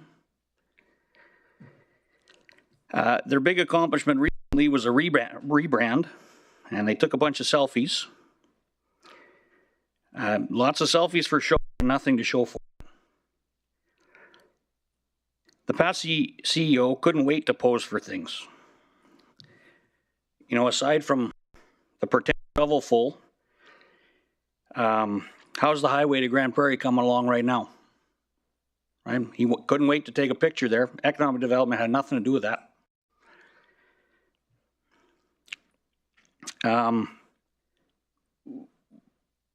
We talk about economic development, and I think people are getting economic development and Economic Development Corporation confused. They like to show good and not bad. I think if you're asking for $2 from the RMWB, it's not good news or bad news. You're expected to deal in reality. I think this has been a failed experiment and it needs to be over.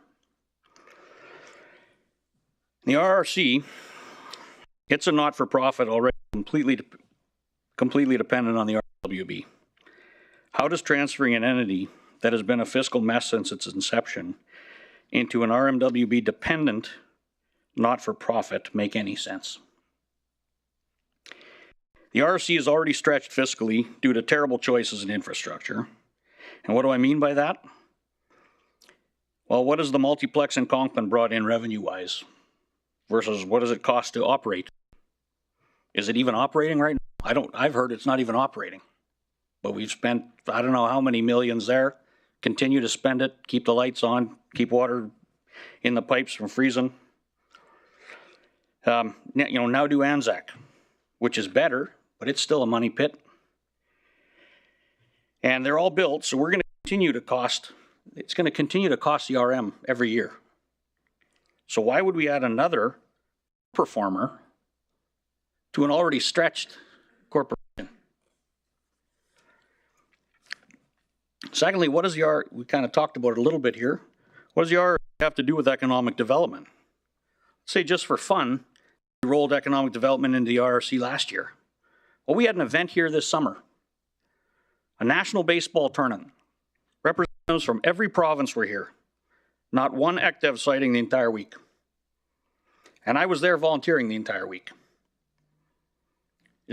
Would that be what you'd call a missed opportunity? You know, it just makes you shake your head. We already have things like Startup YMM for small business. We have a Chamber of Commerce. We have a permitting system that definitely needs work in the city. You know, one of the wins that ECDEF likes to talk about was the Arctic Games. Well, correct me if I'm wrong, but the Games Committee seconded some RMWB folks. Then it sat for 2 years with COVID. And odd that all the RMWB work still got done without those seconded folks. I'd imagine we have a number of desks, whatever it is economic development was supposed to do, that work can be dropped on. Within the RMWB right now, cost of the RM, 0. So are we going to continue throwing away money? Maybe money is simply council lip service. I watched this very council debate the merits of packing lunch for council meetings longer than they debated changing their own job scope as councillors midterm. Let the monumental stupidity of that just sink in.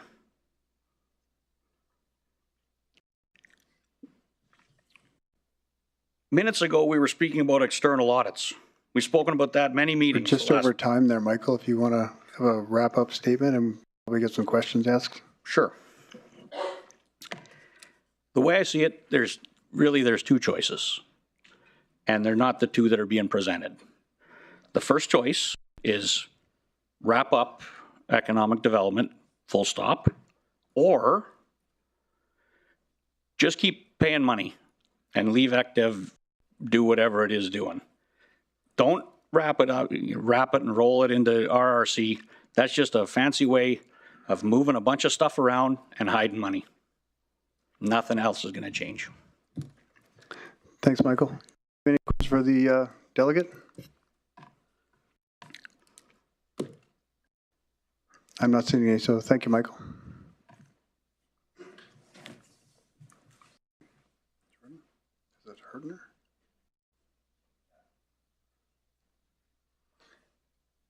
Jordan Jameson? We're having debate over your last name. Yeah. So Jordan, just state your name for the record and just 5 minutes to present and remain on topic and just remain seated for questions, please. Okay, wonderful. Well, thank you all. It's good to see you. Hello, I'm Jordan Jameson. Most of you know me as Jordan Hurtner. I was recently married. I'm currently on month 10 of my maternity leave and serve as the Manager of Communications and Marketing with Economic Development and Tourism. So while I've been away, I'm here today to speak about something that means a great deal to me. Over the past 4.5 years, I have had the pleasure and fulfillment of working to advance our region alongside some incredibly talented and passionate colleagues, some of which are behind me.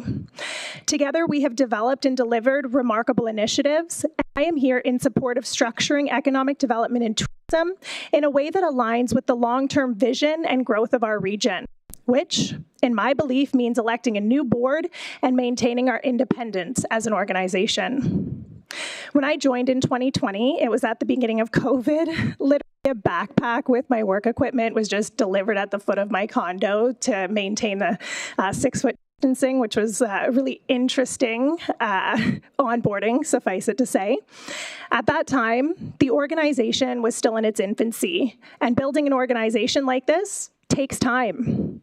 This pause, though, became a unique opportunity. It gave us the necessary time to continue to build the foundation that would set us up for long-term success. We weren't just reacting to the crisis, we were preparing for the future. We focused on the foundational work, creating partnerships, building a regional identity, and fostering relationships with key stakeholders locally and provincially. Through partnerships with Pathways Alliance, Alberta Innovates, Invest Alberta, and many others, we've worked collaboratively to make significant progress for the region. The truth is, economic development is a long game. As Steve Jobs noted, if you really look closely, most overnight successes took a long time. This is exactly what we've experienced. Building momentum and making lasting economic impact takes years of hard work and persistence behind the scenes. Work that we have been putting in. Small wins, absolutely, they are meaningful, but the big changes that will truly shape our economy take years. That's why I believe the best path forward is to remain an independent organization.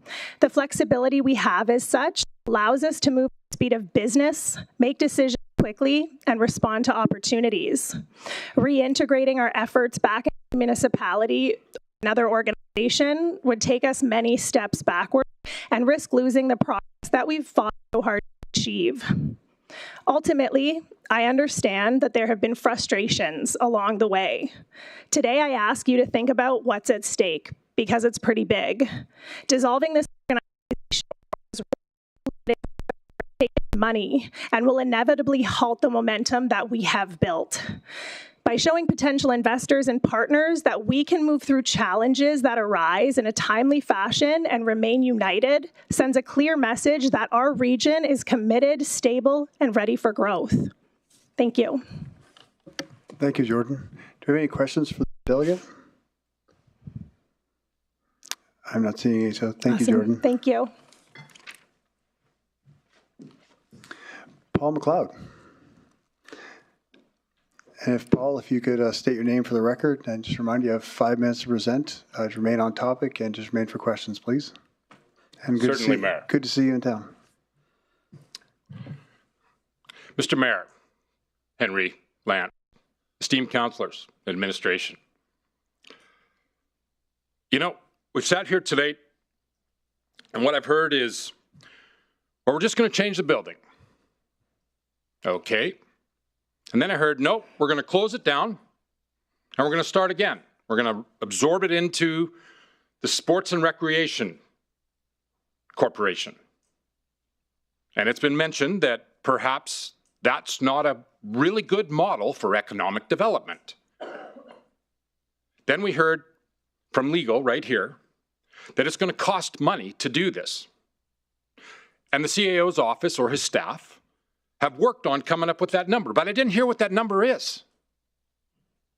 Apparently we've got assets. The question was asked from the floor, how much money is this going to cost? I don't have an answer to that. And how many of you can answer that question for me right now? Because I can tell you at the sound of my voice, Mr. Mayor, that there's a whole lot of taxpayers sitting out there tonight who look at the $50 million that has been spent in economic development and they want to know what they got for their money.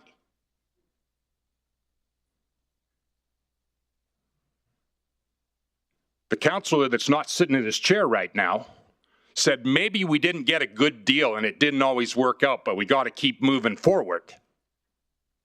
What?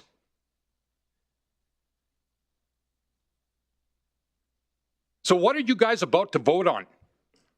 It's my understanding through the chair to Councillor Wiggle that there's a motion coming, but we don't get to come up here and question or talk about it because it's been saved until after the public's had a chance to come and talk.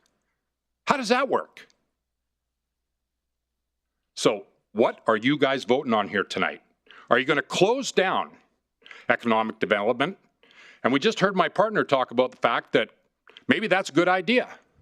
We heard another guy talk about the fact that we got some great PR out of it. For $50 million bucks? Maybe we can do a little better with what we're doing with the money. So my question is,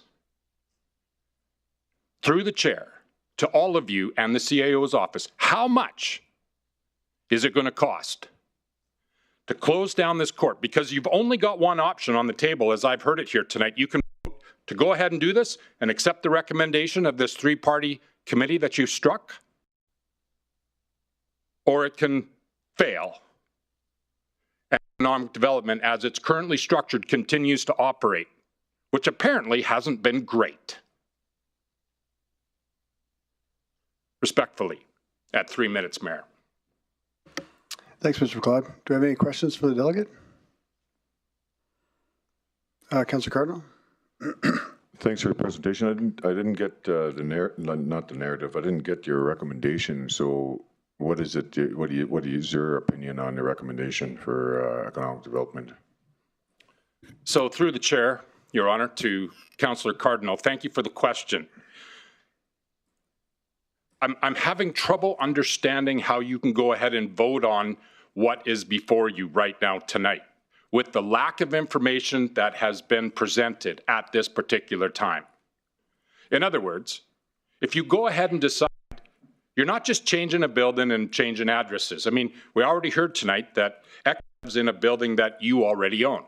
So now we're just going to move them into a simple RRC, one rec corp, which, as has been accurately defined, is solely owned as an asset of the RMWB. So we're taking this outside corporation and we're bringing it inside, making it even more in-house. I'm really asking the question of where is the accountability and how are you getting the value for the decision that you're making?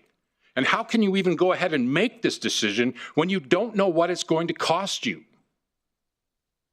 I don't understand that.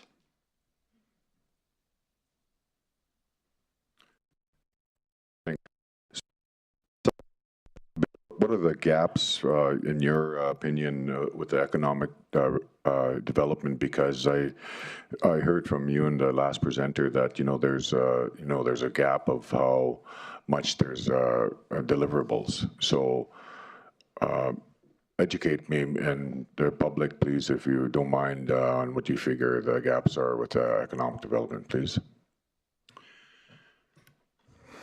Through the chair to Councillor Cardinal. I have to think about a gentleman named Jimmy Patterson. It doesn't matter if you like him, doesn't matter if you agree with him. The only thing that you can be sure of is he's been very successful in developing economic business. Now, I don't think he does that through large recreational corporations, by and large. It's done in the boardrooms. It's a bit cutthroat. It isn't always pretty or nice.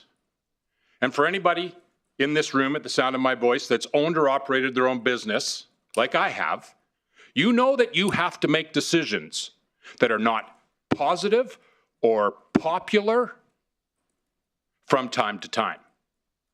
It's not all about PR, social media, and great-looking photo ops. It's about dollars and cents.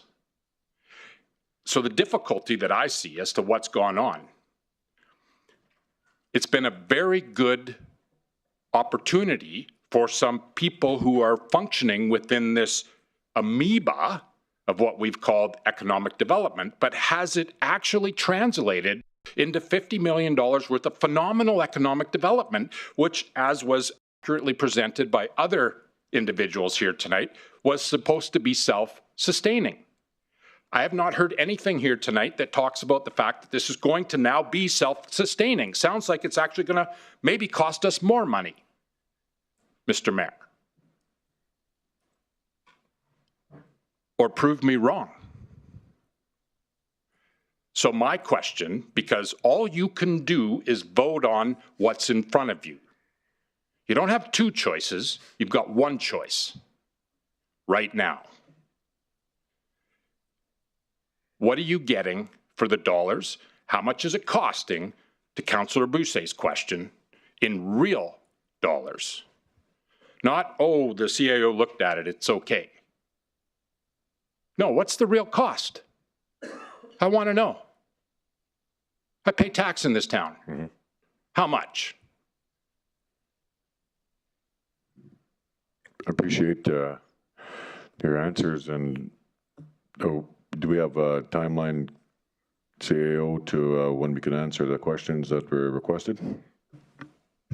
So during the discussions that we had over in economic development, we did actually have someone looking into the contracts and that were entered into by the previous administration of economic development, and we've got a handle on that. So basically, moving forward, we don't have a cost of what a notion of what the cost is moving it to Regional Recreation Corporation, but it's quite clear from what we looked at as the board that there will be savings to be made by moving it there.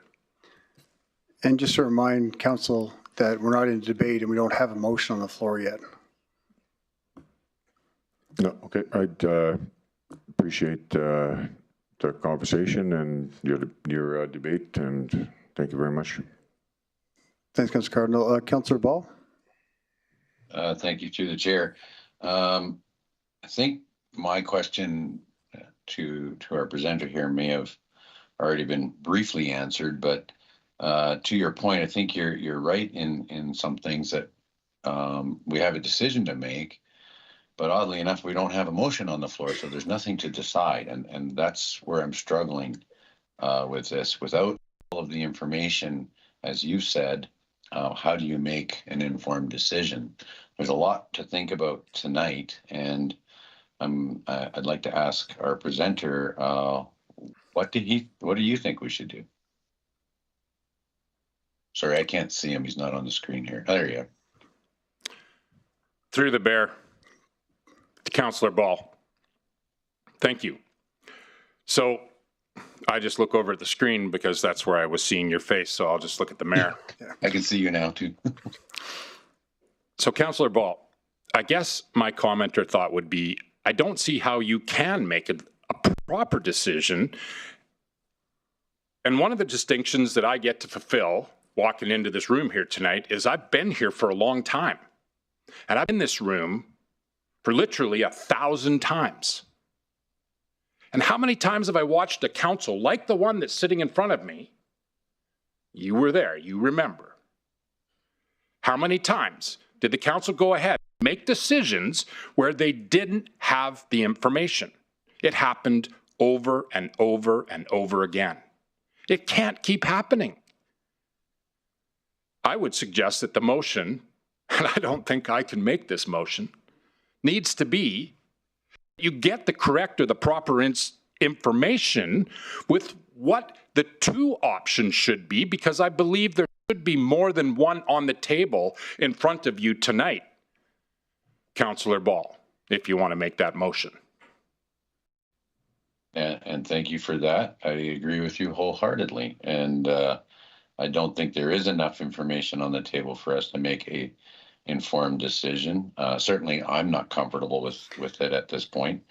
I would like to see that we put some sort of motion forward where we get a little bit more information before we make a decision. And you're right, we need more than one option, and we need to discuss this in length. So I thank you for that. Yeah, and once we get to the delegates, we'll get to a section for making motions, and that could be a motion if you liked, Councillor Ball. And, Councillor, are you done, Ken? You good, Ken? Yeah, I'm done. Yeah, I'm good. I'm good. Councillor McGrath? Thank you, thank you to the chair. And Mr. McLeod, nice to see you back here. I know it was 1,000 times, but it was quite often. And lots of times I went home, shook my head. You know, McLeod got me good tonight, but there's always next week. So I appreciate your passion for the community. And thank God Omar has the best of you now. You know what I mean? But I hear two motions. Don't know where they're coming from. I hear about a handoff. We're just listening to presentations. And, you know, it's beyond me because, yeah, we're expected to make a decision tonight. And not everybody's going around with blindfolds on because this has been a project that we took up on. Lance, was it 2018? And for a guy that presented tonight, first time I met the guy.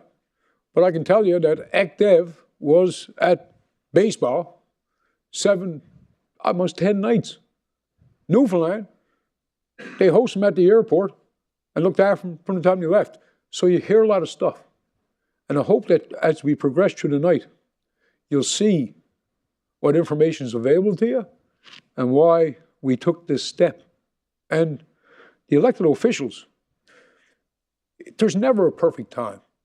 There's always a need for information, but try making a decision on bad information until you peel back the onion and you see why we are the way we are. So I would say let the presentation flow. We'll find out if there's 1 or 2 or 3 motions, debate them like we're supposed to in public, and come up with a consensus that's always steward to the betterment of the community. And maybe the worst around here is to come back and watch it come back and fully evolve. Sorry, Councillor McGrath, I know you're addressing some questions you have, but right now let's kind of take the questions. So what I say to the Honourable Paul McLeod is that let us take the time, let the presentations flow, and the information is going to come to you before you leave this council chamber tonight. But nobody's given it a chance. There's just talking about 2 motions, talking about handing it to this guy. Well, I tell you what, pal, there's nothing easy in serving this chair. Nothing. And talk about full-time council, it's a whole evolution, as you say. But I'm happy to say that if you stick around, there might be some sense after all. Do we have any questions for Mr. McLeod? The question is... Oh, go ahead. The question is, why do you think there's 2 motions? I'm baffled. I just spent another hour around here listening just to the Wednesday Club, trying to get in front of the horse. Mr. Mayor, would you like me to answer that question? Not really. Yeah, I didn't get it. Go ahead. You got a question. The question that I heard was, why are there discussion going on about there being 2 motions? Well, I guess there's a couple of things to be thought about or considered. Number one, I suggested that perhaps there should be 2 motions. Oh, I think there was just miscommunication to Councillor McGrath then, because we don't have a motion on the table right now. Yes, I agree with that. So you indicated, sir, that basically what we were going to do was we were going to amalgamate and bring everybody from ECDEV and put them all into a particular building at the RRC where everybody could sit around and have coffee and everybody would be under the same roof at the same time. No. That's not business development, Paul. You know it. Okay, Through the chair, that's not correct what you're saying. Sitting around drinking coffee, that's not what BD people do. That's not what economic development does. Okay, I'm going to just pause everybody here right now because the delegate presented his presentation. Right now is a chance for people to ask questions. We're kind of getting off topic where we're at. Okay. There is no motion on the floor right now, but I do appreciate you presenting, Mr. McLeod, and as well as your input, Councillor McGrath. Thank you. Thank you.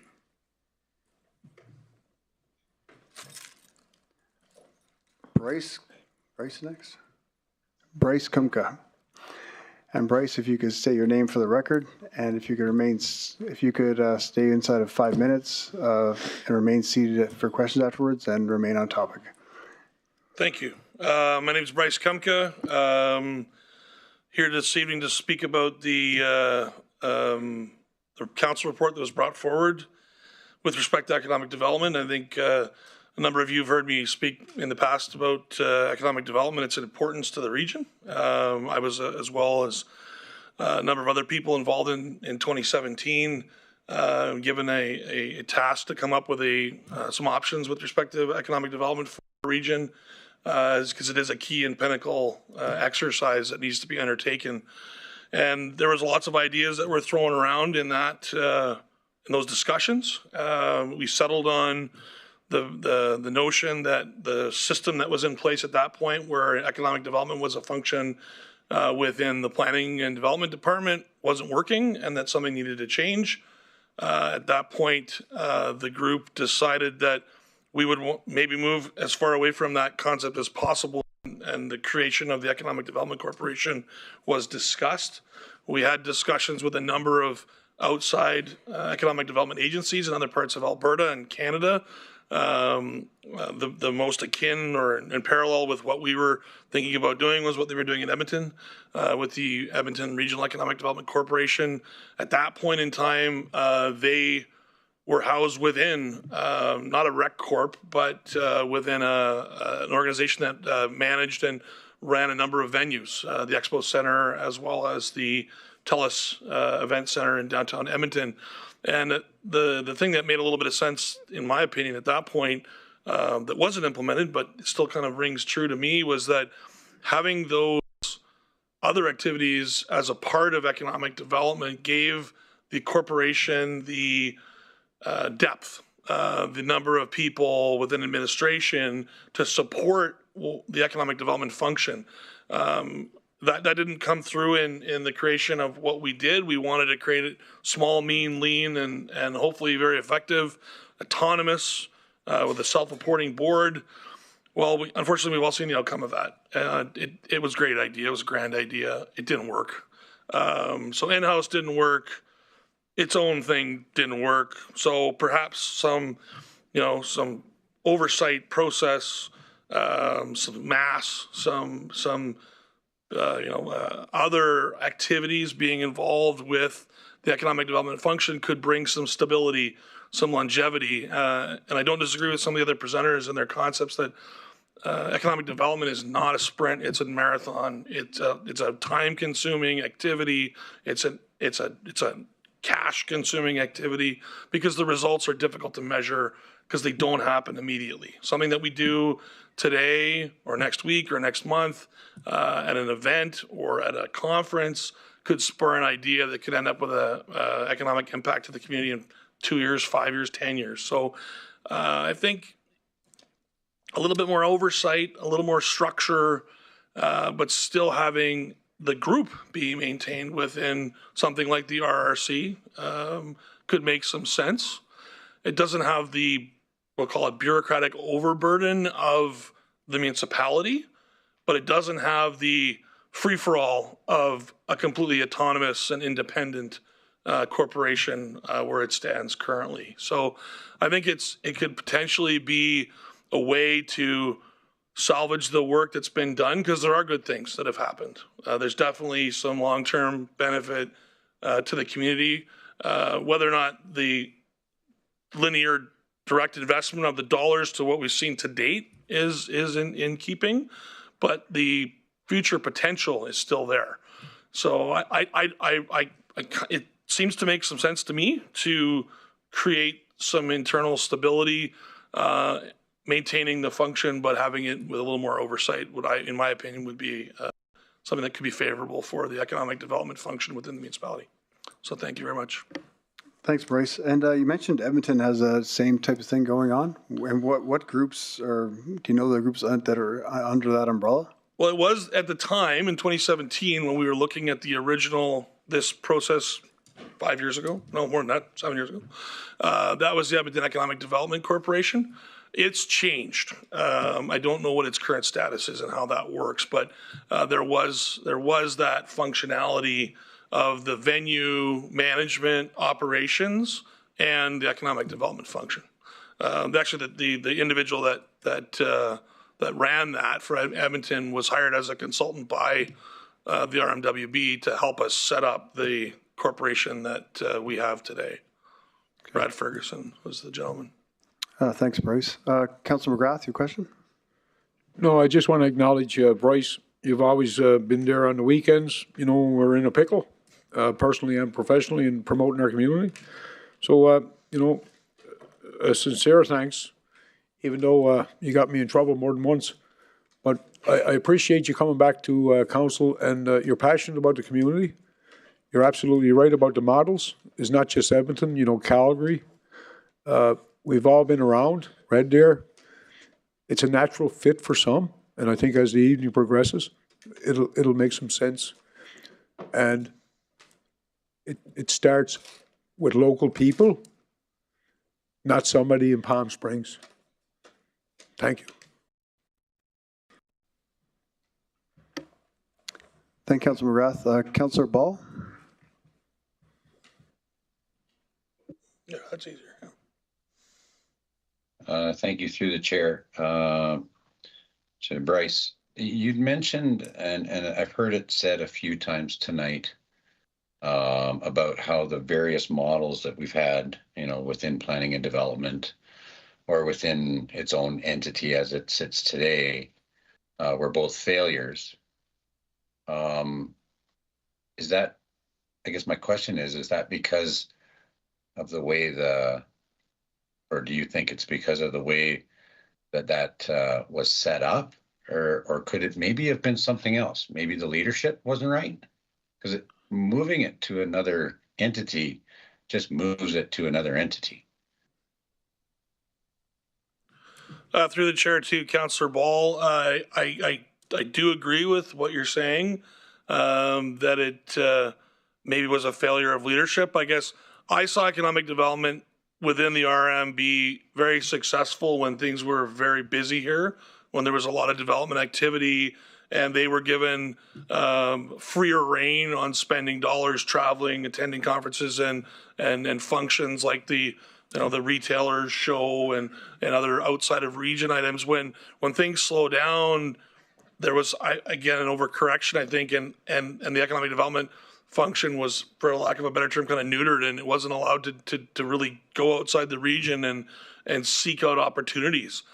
Nor was it really able to do any support for existing businesses that were here or ones that wanted to start. So I think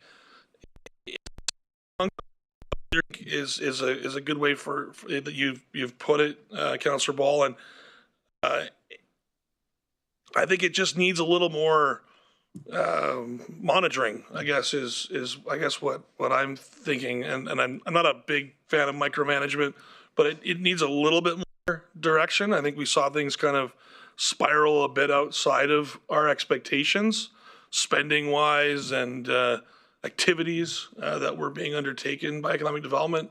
I never did understand the place brand initiative. That's like selling the fact that we already live here to the people that live here, in my opinion. So I think to your point, Councillor Ball, the leadership needs to be right, but there has to be focus and there has to be some, oversight. This council and previous councils both asked for more reporting from the Economic Development Corporation, but I don't think that fixed the issue. As Councillor McGrath stated, the ship went in 3 different directions already, so it was hard to right it at that point. And I think sometimes you have to do a quantum shift just to get everybody back on focus and on point, so they can progress forward in an efficient and timely fashion. Okay, so I guess my question to that is, and I appreciate what you're saying, is if we just move it to another entity, where's the leadership, right? Like, if we had the right leader leading the group, it wouldn't matter where they sit. Wouldn't matter what umbrella they're under, would it not? Through the chair to Councillor Ball, I agree. If the right leadership group was in place, and I think there's a possibility of, perhaps creating a subcommittee under the board of directors at the RRC to manage economic development and maintain its current kind of consistency, if you want to call it that. So to create continuity of the work that's being already undertaken, that could be done. It just seems like it lacks enough structure to function effectively going forward in its current iteration. Well, as I've heard, fair enough, but as I've heard, we're just moving it over there, so it will remain in its own current iteration. So we're going to have a board of a board of a board. So, all right, lots to consider. Thanks. Thank you, Councillor Ball. Councillor Grandison? Thank you, Mr. Mayor. Through the chair. Bryce, can I just sum up what I think I heard you say? Can I do that, please? Because I guess you were part of, I agree we had some good people in economic development when I was here, but it didn't work for a number of reasons, political intervention, all those kinds of things. Mm-hmm. So you guys put your best foot forward to try and create this, and guess what? Clearly the oversight and everything was not what we as the keepers of the taxpayers' mm-hmm. dollars was not there. And I heard you say, despite all of those best efforts and those intentions, we still didn't achieve what we hoped to. I then further heard you say, which I very much appreciate, things don't, that a new opportunity with proper oversight and everything might allow the outcomes to evolve without having to worry about this part because there's a foundational organization to take care of it. I believe that's a summary of what I heard you say. Would that be accurate? Through the chair to Councillor Grandison, I would agree with that. It's there was best intentions. We just need to, the focus and the structure, I think, is what's key to the gaining the outcomes that we all want. Thank you kindly, sir. Thanks, Councillor Grandison. Councillor Bussieres? Yeah, thank you, Mayor Bowman. I guess through the chair to Bryce. Bryce, how do you measure economic development? You personally? Through the chair to Councillor Bussieres, I think you've already used the two phrases that we agreed upon in 2017. I even wrote them down here. Net immigration, so increase in population of resident workforce, key, in my opinion, to having a strong economic environment in our community, and diversification where possible. And I think those two things are foundational to having a successful local economy. Diversification is a tricky word, in my opinion, and I always looked at it as doing more for the industry that's here. I think bringing in external industry is a bit far flung from a reasonably achievable goal. We're not going to manufacture cars or airplanes here. We're not going to do any kind of heavy manufacturing just because of the transportation challenges that we have. But how do we do more for the people that are already buying goods and having them shipped here? That's my idea of diversification. So to sum it up, if we can increase the and the things that we do here in a value-added format, so that we're actually realizing, economic impact, not just doing things for doing things' sake. But I think diversification isn't just about manufacturing; it's about tourism. It's about, when I moved here 17 years ago, we had airplanes landing in the sky and tons of flying fishing opportunities up north, and I don't really see that anymore. So that's a backward step for the community. So it's a de-diversification, if that's a word. I don't know if it is, but you know what I mean. Like it's a scaling back of what we're accomplishing. So that would be my measuring stick. Is people and opportunities would be my, if that answers your question. No, thank you. Thank you, Councillor Bussieres. Councillor Banjoko? Thank you, Mr. Mayor. Thank you, Bryce, for your constant show. I'm particularly interested in hearing where the model, we don't have anything on, we don't have the motion in front of us, but where a similar arrangement of economic development under another length of a municipality. Through the chair to Councillor Banjoko, there's basically three models from the research that we did when we were looking at different opportunities for economic development. There's inside the municipality as a departmental function. There's like kind of like a rec corp or a tourism kind of entity, for if that's comparable. The full autonomous outside corporations are pretty rare, but they tend to happen in bigger cities. But we're a little different than most, right? We're a small population with a massive economic impact. So we kind of get to borrow from both sides of the fence on that regard, because we've got the opportunity to bring significant opportunities into the region because of the industry that's here. So thank you for that, through the chair again. So are you able to name a similar region municipality like ours with a model that will have economic development under RRC or under any other corporation? Through the chair to Councillor Banjoko, the data that I have is fairly out of date. Okay. I haven't had to sit on a committee to look at economic development opportunities for a while. So the information that we had was prior to the current iteration. So there are functions like that. I mean, Grand Prairie, it's an internal function. Same thing with Lloydminster. They're both part of their planning departments. Their approaches are very different than what we were doing at the time.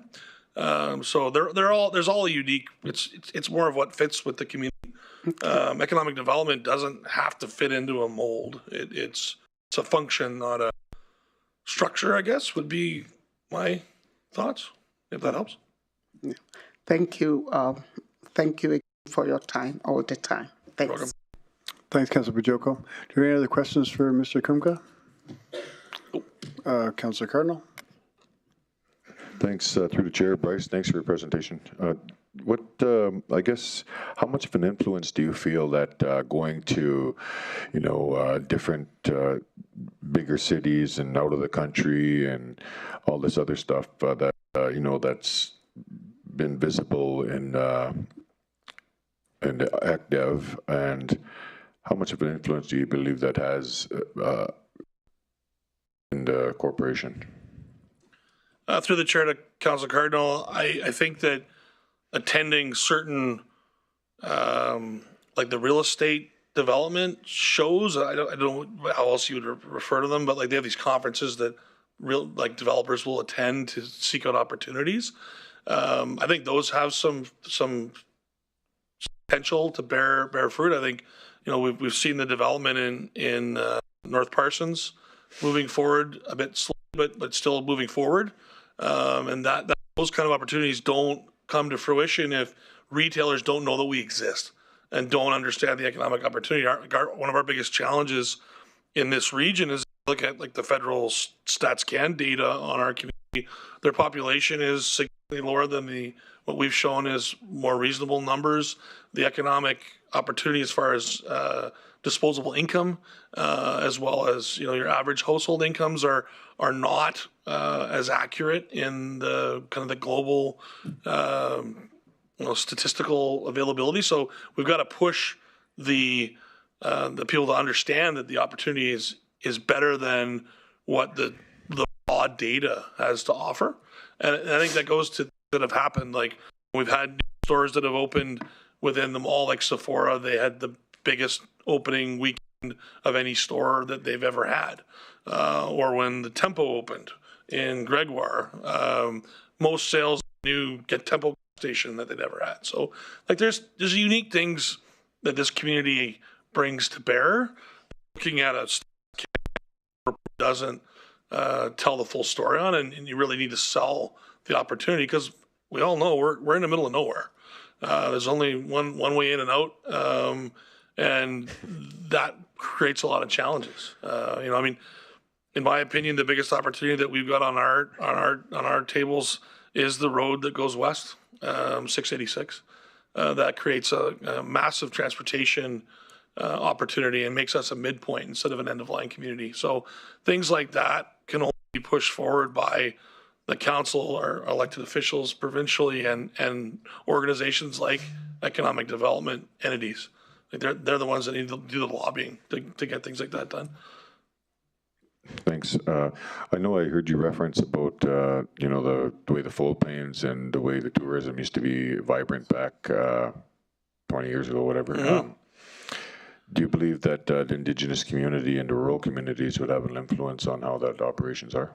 Through the Chair to Council Cardinal, absolutely. I think it's an opportunity that it suffered because we did well. The oil industry did incredibly well. The price of oil went up, and that caused our currency to inflate in value. So it was no longer as inexpensive for mostly American sport tourists that were coming to hunt and fish. It was a fairly affordable place for people to come and engage in outdoor activities.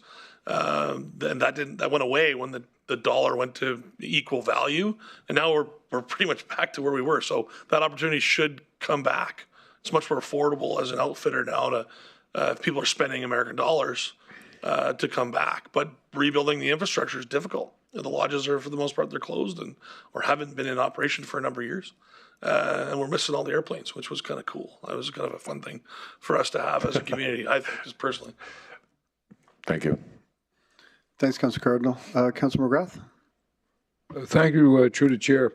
Bryce, not to put you on the spot, but being a Rotarian, and I remember Norm stepping up in the Rotarians, we needed a place for our seniors, and that became the Rotary House. Mm-hmm. Done locally, beautiful job. And then we built a golf course. Do you think, I guess through the chair, is there a reason why we wouldn't, just a low-hanging fruit? You talk about, you're right, we're in the middle of nowhere, but we're in the middle of somewhere. And part of the original plan of the stand-up of this committee was to add the net migration through our articles of incorporation, where we had as a pillar of this ECCorp to make sure that there's some more planes stopping at our airport. And those days are pretty fresh to me, but more importantly, the success the Rotarians had, because at that time, we only needed a facility of 100 people for our seniors. Our seniors now, we could have 600-700 seniors for a luncheon because they're staying. And that's the growth we need, but we need to let grandma and grandpa have the access to come watch the son play hockey, watch the daughter, perform at the arts. So I guess from all the committees you sat on, like a stay for 3 and play 4, like stay for 3 nights, play 4 golf courses, and tie it up to the business community. It doesn't take, I don't think it'd take a rocket science to figure out that's the thing you need to build. Build at home first before you go to Africa. Because I was here and we used to go up to Sawridge, as cab drivers, and we'd wait for them diversified buses to come in, because when the people came from international to go up to those Northern Lights, we were guaranteed to make a couple $100. That kind of ECDEV is do you think, is it that hard to get back? Through the chair to Councillor McGrath, I think what you've highlighted there is a cornerstone and foundational piece of this community, and that's partnerships. You talked about Rotary House. That was, the Rotary Club got so far, and with all the support of Norm Castiglione and his company and all the other Rotarians and the contributed work that we had, we still needed a tax levy that's still ongoing to pay for that facility, because that's what made it sustainable. So again, it's how do we work together, whether it be the RRC or the Mayor and Council, administration, to make these things available. How do we promote that grassroots type of development? I mean, I had lunch with the board chair of the Arts Council to talk about their new exciting project, their incubator, last week. And one of the things that we talked about was, why don't we provide arts programming when we've got a big tournament going on at Mac Island? So the families and the kids that aren't playing see what we are beyond having incredible sporting facilities, because we do. They're top notch, world class. But how do we show the community that we're more than hockey ring at swimming, and the rest of it, and that we're a community that is invested in the arts, and we're invested in culture, and we're more than truck drivers and because we are. It's a diversified and amazing economy. We need to celebrate our multicultural aspects and our Indigenous roots. That's what's important, is an organization that can bring that together. And I think the only way you're going to get that is if you've got some critical mass. And I think something like a collaboration between the Rec Corp and ECDEV might provide same. Yeah, I certainly appreciate it, because I think it's all to do with alignment. And hopefully in the next few months we'll tear down the walls that we've built within the municipality and see some of the goals that were set out and some of the reasons why we never made it. But I appreciate what you're doing. Again, I think the first steps of ECDEV is to believe in what you're selling. We're selling our region. And my heavens, you talk about 686. I disagree with you, because we could come from La Loche and be up the side of the river and be at Firebag in 50 minutes. And that'll take the Mr. K's of the world, and we'll try to build our community again. So I'm all with you, and I'm looking forward to the debate that's left to come. Thanks, Councillor Morath. I don't think there was a question there. So. There was a question. Okay. And Leo funded the road replacement on the Leo Robert Roast. Yes, correct. Yep. Is there some low-hanging fruit that you see as the next president of the chamber, You're always on every committee. You give fruitlies of your time, and I think your oldest kid is probably 12. Because to me, relationships, I walked through the doors of your company 40 years ago. And the question is there any low-hanging fruit that you see that council can make a home run with ECDEV? Through the chair to Councillor McGrath, I think there's a lot of foundational work that the current economic development group has done with rural and Indigenous tourism. I think that's a fairly easy win. The sport fishing and hunting piece of our region's history could be, reasonably easy to get back rolling. I mean, Fort Chipewyan's an amazingly beautiful place that nobody gets to go to because they don't know that they should go. Nothing like a good winter road adventure. It's especially if you got a Jeep. It's good for the soul, yeah. But that's the low-hanging fruit is we need to realize what we have here today and how do we tell other people about it. But that's where the economic development function has to be able to get out of the region. They have to be able to go and tell people what we're up to or make use of modern, social media and online advertising capabilities that we can target specific people that would be interested in our type of opportunities. I mean, the Northern Lights is kind of done by a lot of communities. We've got a lot of better things to do than just that, that are, I think, we could be taking better advantage of. Yeah. And I guess another example would be the biggest partner we have is industry, and they circulate the country. And it wouldn't take long to tag on to that kind of tour. So I appreciate your time, Bryce. I'm sorry, Councillor Cardinal, but that was the question because I think there's some immediate wins that we can have. Thanks, Councillor McGrath. And do you have any other questions for Mr. Kumka? I'm not seeing any, so thanks, Bryce. Thank you. Next, we have Tim Dick. I just seen him come in. And so, Tim, if you could just say your name for the record, and you have 5 minutes to present. If you could stay on topic and just remain seated for questions, please.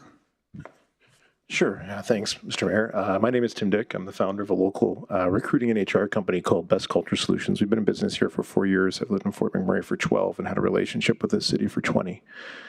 The reason why I'm here is because I want to speak in favor of keeping economic development as its own entity with a stronger local governance model.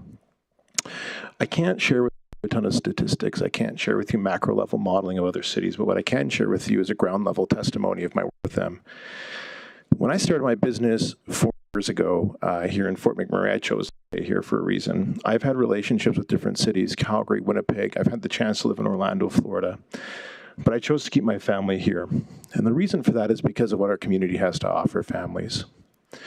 When I started my business, we were the first business of its kind in Fort McMurray, at least the only one that existed in present day. And the very first organization to reach out to me, I didn't reach out to them, they reached out to me, was to see how they could support me, was the group from Startup YMM, which is operated by economic development staff. And they were providing me support from day one. Fast forward to today, we have 3 employees, and we're recruiting and attracting people to the region that makes unmeasurable economic development impact or an economic impact to our region. We've been able to attract people to our region that make our place a better place to live, that are hard to find, such as pharmacists, physiotherapists, other hard to find professionals. And we've helped local businesses achieve a lot of success with their strategies and reap the benefits of that and the rewards of that. It's incredibly rewarding. And frankly, we just would not be here without economic development. There's a lot of great work that they're doing on the ground. And fast forward to present day, 4 years later, as an ongoing client and contractor to them, I can share there's a lot of great programs that are going to benefit our local economy and a lot of great work that they're doing already. And they just need the right local governance support to do that. That are going to benefit the rest of our local economy, like the Workforce Connections Program, the upcoming Hospitality Connections Program. But before, up until recently as well, they were doing a lot of important work that needs to continue in the tourism space. And I've heard other mentions of that. And I think that it's important to point out how important that work is and how it's stalled recently with some of the uncertainty around the organization, how important it is that they get that clarity to keep going with that work. Travel Alberta wants to double the tourism revenues to our province in the next 10 years from $10 billion to $20 billion. And I'm sure most of you know sitting on council that we are their #1 tourism development zone. We are their #1 target. Simply put, they cannot achieve that goal by increasing business in Banff. It's full. Lake Louise is full. Jasper was full a year ago, and now with the unfortunate events there, they're even more full of capacity, and they need new destinations, and they've identified us as #1 for $10 billion worth of growth as the #1 tourism development zone in the region. Economic development, up until recently, was doing a lot of the work of piecing all that together. For that vision to come together, it's going to require many different groups and many different stakeholders in town to come together and see that vision through. And throughout that, throughout my experience in working on that file with various clients, what I've noticed is that there's one constant, and that's economic development. They're the ones that are putting all the stakeholders together. They're the ones that are trying to bridge the gap.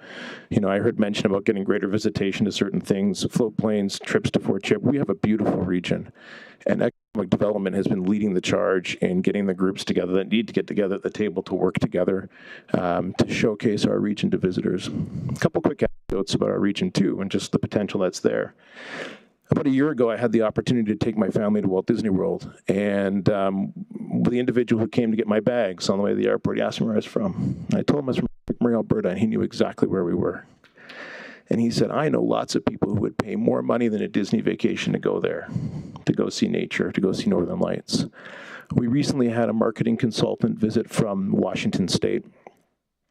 He was here for 2 days, and what he noticed was, well, I'll tell you the story. He basically got back to his room that night. He called his family and he bragged about the fact that he got to go dog sledding, curling, and he saw the Northern Lights. And the work of putting that together has been quarterbacked effectively by economic development. And I, from seeing it firsthand on the ground, think it needs to continue. So that's really all I have to offer is a testimonial of how great it's been to work with this group, the programming that's coming on, you know, some ground level economic impact of what's happening. You know, I personally have benefited greatly from using the co-working space at Startup YMM, and I've watched in the last year that growing and seeing fellow entrepreneurs growing their business, sharing ideas with each other, collaborating with each other to make an impact there. And also in the last year, just seeing a lot of the tourism momentum that has recently stalled, but I just want to speak to the fact that there is a lot of good work that's being done there, and it needs to continue. Thank you. Oh, well timed, Tim. What was the clock Have any at, questions Mr. Mayor? for Tim? Councillor McGrath? Yeah. Thank you, through the chair and Councillor Cardinal. The question is, I keep hearing the uncertainty. Everything was kind of put off. Well, I can tell you that we put, a CEO in place, and if they want to turn their hands up and say, I don't know what's happening, that's not council's issue. But I think what we learned through this, if I can ask you, we're making inroads, and instead of 3 or 4 vessels, we're getting down to 1, and I think that we'll all be better off in time. But let me ask you something. I'm great to hear a success story that you kept your family in town. Nice shoes, goes with the shirt. Is there something that council that you see between now and January we could do to bolster the success of what a small group have been doing without a light? Yeah, thank you. And through the chair to Councillor McGrath, I think from what I've seen as somebody who is frequently visiting economic development and Startup YMM as a client, and just being able to be immersed in that and kind of see the dynamics and what's going on, to me, I think the best thing that you can do between now and then, Councillor McGrath, is to give them the clarity that they'll continue to operate as their own entity, allow them to continue the work. I know that there's recently been a departure on the tourism file, and I would say that, replacing that individual would probably regenerate some momentum on that important file and that immense opportunity for our region. And that's what I would say is the biggest lever that you can pull between now and then. And then to answer your question to the chair regarding my shoes, I will happily share the link to the website with you. No problem. So I guess, through the chair, my question would be, being a part of the Keano alumni and knowing that international students are going to reach over 1,000, how do we address that kind of growth? Because Startup YMM is seen as a person that probably not my age, because you're just about done work. You done whatever you could, get in much trouble you could, and just put at the, just put at that yardstick. But how do we involve the kids? And I call them kids, but they're young men and women that have worked hard in high school. We graduate more Indigenous kids in RMWB than any place in Canada. They come 6 weeks away from being fully ticketed tradespeople. How do we steer the ship to offer the same to those kids that are coming out of Merck, coming out of Trinity? And I think we have another high school, I think downtown, just kidding, the Composite High School and now McTavish, the Moss School, Northland School. So we have all of these good things happening. How do we funnel it through what you see? How do we make it better for students? Because these international kids, at 5 o'clock, you can walk down Franklin Avenue and you can talk to them. They're smart kids, but they're going to be looking for places to live. They're going to, instead of altering the bus schedules, that's some of the challenges of local economic development. So make it good for them. Mom and dad are going to come. So that's dollars in. That's just by default, because the other places where they used to go to school, they're full. To your question, Yeah, Councillor so the question is, being successful like you, what else do we have to do as a mayor and council to support and to make it a piece of longevity? Sure, yeah, through the chair to Councillor McGrath, the biggest thing that you can do is create programs and programming that take any sort of gap that exists from education to direct employment and build a bridge, move the gap or fill a gap in. If I were to think specifically about certain areas of opportunity, I've talked about tourism. I've heard a lot of tourism talk tonight. I know that for a fact that, Keanu is working on a hospitality and tourism program, and I think that if we were to give students in that program practical work experience in the industry as they're going through school, then we would probably stem the bleed to other communities because they'd already be connected with that work opportunity in other places. And I would see similar programs working in different trades, different industries, different roles as well. And it would really be dependent, Councillor McGrath, on what types of students we're getting, right? If there's a lot of business students, then that might be a different gap to bridge than, say, hospitality. But I know that there would be opportunities specifically in the tourism space to create those types of partnerships, and some of those wheels are already in motion as well. And those are programs that ECDEV is specifically positioned and aligned to support as well. I appreciate that, because I guess the last question is, there's one common need that all these kids are going to need: place to live, safe place to get back and forth. And maybe there's some synergies with the startup IMM and per se some of these lands up, so we make it accessible for the kids, but we don't stress the already system of getting people around. So I appreciate what you're doing, and I hope there's many more like you that stay, because raising a family in McMurray, they get old and they move away, but we're seeing more people stay, and I think that's the vision. So thanks very much. Thanks, Councillor McGrath. Councillor Grandison. Thank you, Mr. Mayor, through the chair. And so thank you. And I'm really happy that, things are going for your business as well as they are. I tried really hard listening and paying attention to understand how the RRC being under an organization, or how economic development being under an organization with strong oversight, strong management, and an ability to manage this would stop them from doing any of the things that you just talked about. Mm-hmm. And I guess that's the question, is how do you see their alignment with the RRC stopping them from doing all of the things you talked about? Mm-hmm. Yeah, through the chair to Councillor Grandison, thanks for the question. I mean, I guess that's the decision before you tonight. And I guess what I'm really trying to drive home is that there's a lot of good work being done there. And that, we have a group of people that that independently have worked very well. I think if And the argument for having its own separate governance structure that is comprised mostly of local as a board or whatever governance structure you would suggest as opposed to under the RRC, the benefit to that would be that they could have the full attention of a board as opposed to being underneath a certain group. And there's plenty of ways that they could partner with that. So, I mean, structurally, I mean, that's a decision your group is trying to make. But I would suggest that having the full attention of a board would help them progress things even further. And I appreciate that, but we did have the full attention of a board. And we have a document that basically suggests a number of inappropriate, misguided expenditures with taxpayers' money, so on and so forth. So we've had that. And we still have the problems. I agree with all the positives that you're talking about. So again, I come to my question is I just fail to understand how with good oversight, good support, in introducing expertise to the board that will allow them to do the job, how that would not allow them to continue to evolve the way you just described with support and guidance of a board and an organization. So I'm just trying to understand how being totally independent versus that structure in your mind is so different.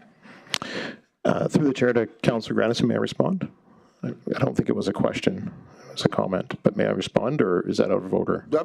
I'm fine. I'm asking a question. Sure. I'm just trying to understand. Sure. You know, as somebody who consults on organizational structure and design, I would tell you that the structure and the contents of the report are two separate questions. A lot of times you could have the right structure that would allow for an organization to run as efficiently or effectively as possible, and yet still get results like that based on who may be on the board or the dynamics of the board or the criteria around selecting those people for that board. And I would argue that those are two separate questions. I would argue that organizational design is one question, and then making sure you have the right people to carry through that design is the next question. And that's, you know, if you're paying me to consult you, that's what I would tell you. Which again, I appreciate and is fine. I just failed to see within what you were asking, and that's why I'm asking how what you said cannot be achieved under this structure with the support and the guidance. That was all, but thank you for your answer. Appreciate it, thank you. Thanks, Councillor Grandison. Councillor Banjoko. Thank you, Mr. Mayor. Thanks, team. My question is short. Do you think our concerns as a council is legitimate about economic development based on the return on our investment? Yeah, through the chair to Councillor Banjoko, for my benefit, because I just got back from Edmonton, what are those specific concerns? We haven't seen as much return in terms of activities, in terms of impact, in terms of increase to whether it's businesses or people and things like that, the measurable KPIs. At this point, would you agree that we should be concerned based on the amount of money that is being spent? And I congratulate you, and I know you are a success story, which is good. But on the whole, as a resident, do you agree that we should be concerned as leaders who will be held accountable, even if we are not the ones responsible for this? Thank you. Yeah, okay. Yeah, thanks for the question, and the chair to Councillor Banjoko. Here's my belief is that, you know, the biggest single economic development lever that this community has to pull right now is the untapped tourism potential. If you think about the fact that Travel Alberta wants to double revenues to $10 billion province-wide, we're the #1 target for that. And that, you know, of the $10 billion approximately spent in Alberta right now, about a half billion is spent in Northern Alberta. There's a train that's left the station that needs to get on, but it's also a 10-year plan for a reason. And I'm a big believer that if our community gets behind the economic development team on that specific lever alone, you will see multi-billion-dollar return on that investment. But it's not going to happen in 3 years. It's not going to happen in 4 years. It's not going to happen in 5 years. It's going to probably happen in 6, 7, or 10 years. And it's a bit of a leap of faith for sure. And I understand the concerns. I understand, you know, that you need to see KPIs and return on investment. I'm a business person. I get it. But I do believe that with the proper local dedicated attention and oversight to the various levers that our region has yet to pull, and that clarity around their role in our community, I think that they can achieve great things for us, and I think you'll see the return on investment. Thank you. Thanks, Councillor Banjoko. Thanks, Councillor Banjoko. Councillor Dogar? Thank you, Mr. Mayor. Thank you, sir. Very nice presentation. Seems to be a smart man.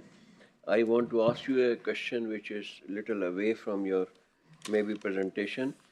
You know, people are suggesting RRC. RRC is a recreation or sports oriented organization. You know, economic development is more inclined towards inclined towards business, Chamber of Commerce.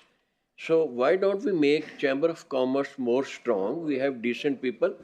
Councillor Dogar, just want to what he's talking about. There's no motion on the floor. He's a smart businessman. Let's make use of his smartness. Okay. Well, thank you. I wanted to ask the same question to Mr. We're not going to Kamka, debate whether Tim's but, smart or not, but he go was ahead. already exhausted, so. Okay, thank you, sir. I withdraw my question. Look, may I make a comment? After 10 hours on the road today, back and forth from Edmonton, the last thing I feel right now is smart, so I appreciate that. Thanks, Councillor Dogar. Councillor Cardinal?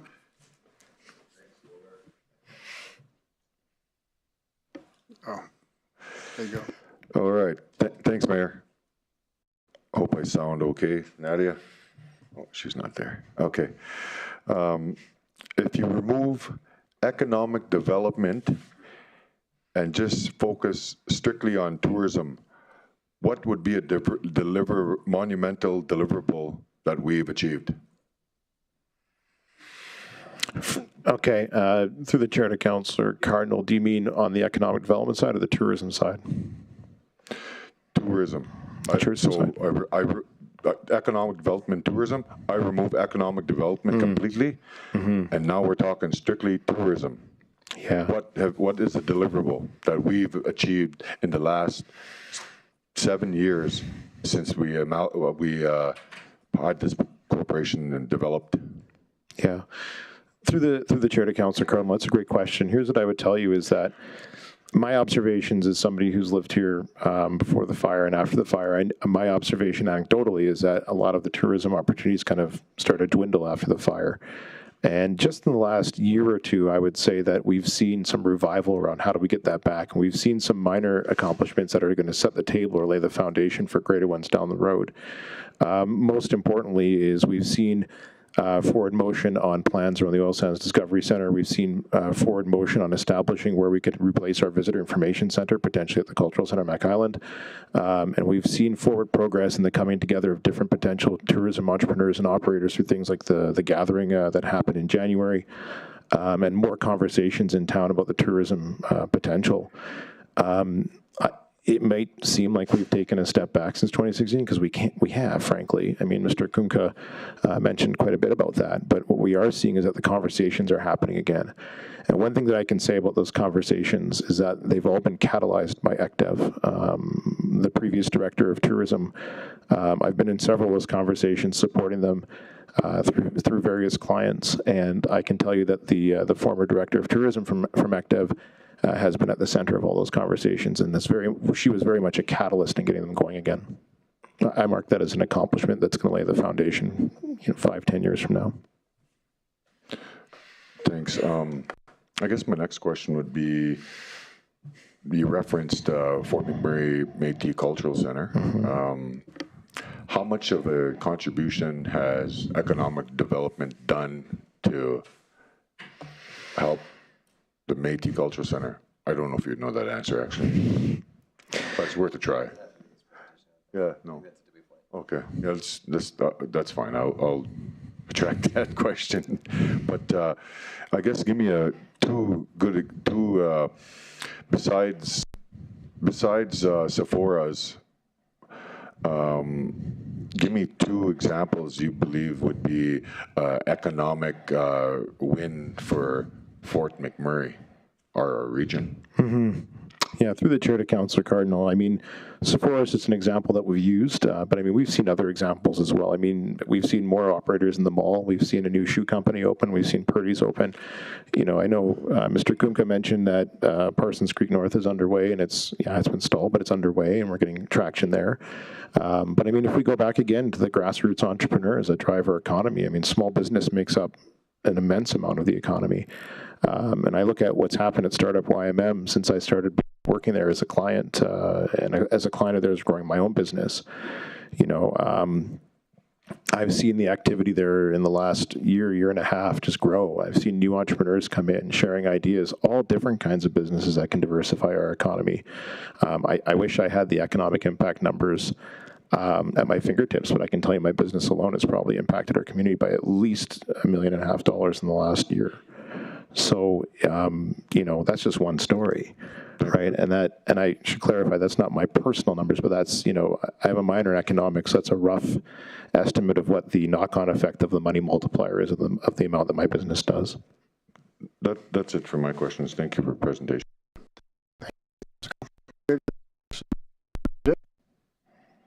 I'm not seeing any. Thanks, Tim. Thank you. And just Lisa. And the last delegate we have is Lisa Sweet.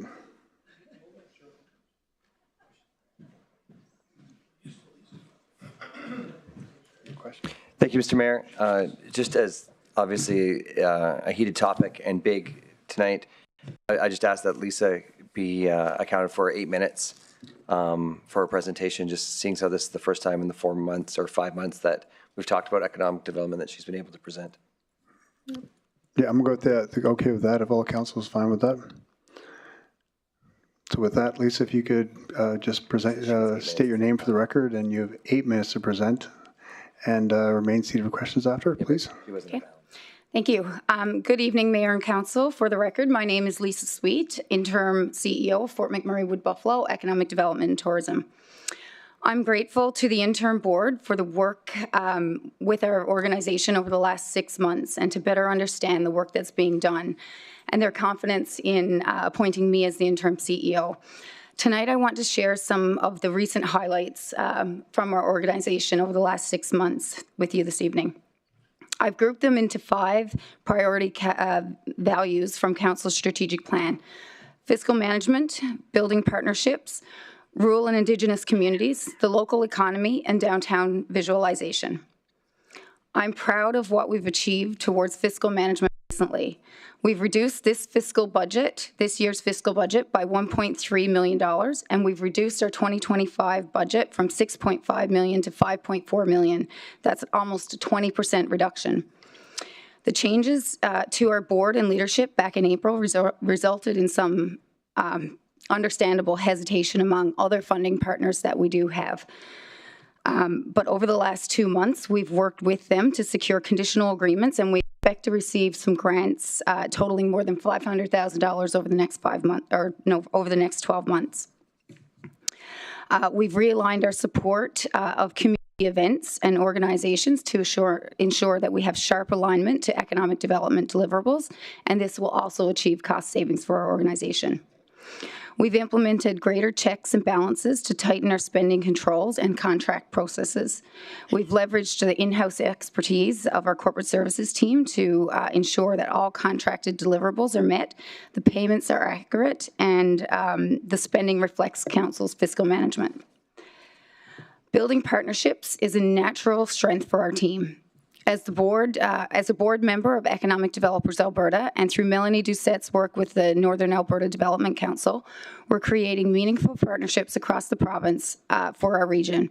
Strong partners with Prairies Canada, Travel Alberta, Alberta Innovates, Indigenous Tourism Alberta, Pathways Alliance, and other organizations help bring resources to our region.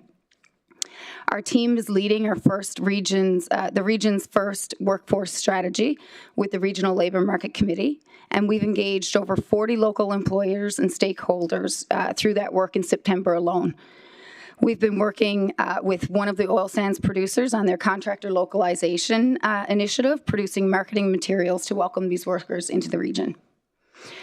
During my 14 years working in economic development in our region, I've worked with our rural and Indigenous communities and built some strong relationships. In the last 2 months, I've personally met with a number of our Indigenous economic development leaders and have more meetings scheduled to jointly work on economic development initiatives for the region. In September, Startup YMN launched the Fort Chipewyan Makerspace, which is a dedicated innovation space and a new community resource for Fort Chipewyan. The space provides residents with access to computers and 3D printers, along with regular programs to learn how to use this equipment. The Makerspace is a dedicated room in the secondary school in Fort Chipewyan. The Startup YMM team also has launched the Indigenous and Rural Startup Program, where resources are shared in the rural and Indigenous communities to encourage business development.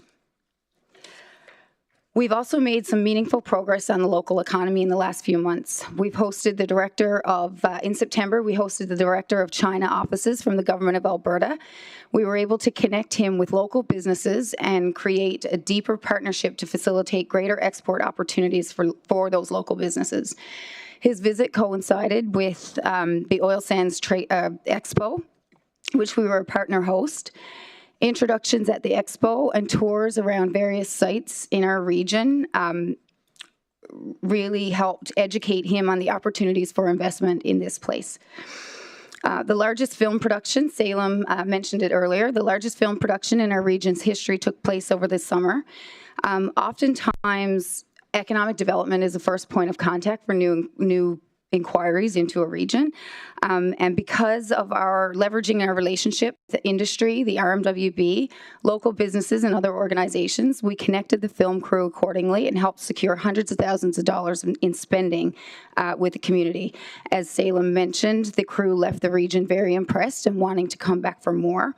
Since then, because of this project, we've been working with Salem and the local media community to develop resources that will be launched on our website to attract more film productions in the future. Our marketing and communications team has launched an economic dashboard and relaunched our corporate newsletter. And this helps share activities about our organization and give up-to-date news on our local economy. I do know, I've heard that a lot of you council members have been opening our newsletter and reading that. If you accidentally unsubscribe, I'm sure I can put you back on the list, but I hope you've all been looking at that and providing that as just a means of greater communication. Nobody has unsubscribed yet, so thank you. But most of all, we've continued to deliver on our programs and services over the past few months, despite the reduced staff capacity. Programs like the Business Connections program that set 5 entrepreneurs up with business coaching and marketing skills and then set them up at the Chamber Fall Trade Show. Then our business coaching program, which continues to provide one-on-one coaching to help support business and start and scale. And our mentorship program, which leverages the expertise of local business leaders to help new business owners start. We also support downtown revitalization by continuing to market RMWB's Downtown Revitalization Incentives Program on our website, on our newsletters and social media. We also promote the program directly with businesses who are interested in locating in Fort McMurray, and Startup YMM partners with the RMWB to provide information sessions on these types of programs. We recently exhibited at ICSC, that's the right acronym, Bryce, for that most influential retail and real estate development show. And we're better able to market downtown because of this program and market the region for a place for investment into retail and development. Our trajectory is very clear. We've heard concerns from council and the community. We've taken the action to realign ourselves with council's strategic priorities. In the past few months, we have made significant progress on fiscal management, partnerships, rural and Indigenous relationships, growing the local economy, and downtown revitalization. We do have a dedicated team. You've heard from some of them tonight. We're very passionate, and we have combined experience of more than 50 years, and we're committed to delivering economic development and tourism in the region. Thank you very much, and I'm open to questions you may have. Thanks, Lisa. Councillor McGrath, your question? Thank you, through the chair. Thank you, Lisa, for the presentation. through this transition, do you felt that you've had the support of mayor and council in your role? Through this transition, and specifically I can speak to the last 2 months because that's when you've put me as the interim CEO. And I feel that, you know, as the interim board consisting of, you know, council and the CAO and the mayor, you've all been very engaged, and I want to thank you for that. And I really appreciate each of you coming in to learn a little bit more about what it is we do. There's one example I had with a conversation I did have with one of you. And when you came in, you thought, you know, I don't know why you're doing this. And after the conversation and learning about why we did it, the comment back to me was, I thought this was just a waste of time and money, but now I think it's one of the most important things your organization has done. So thank you for that. And I do feel like we've had some good conversations. There has been some changes made. There's still changes to be made moving forward. But I feel like we have had the support of you guys as our interim board. I guess what I will say, you're to my knowledge, in the business development field, you've been nearing 2 decades around the municipality. Is there something that we could do as mayor and council to bring home a home run for 24?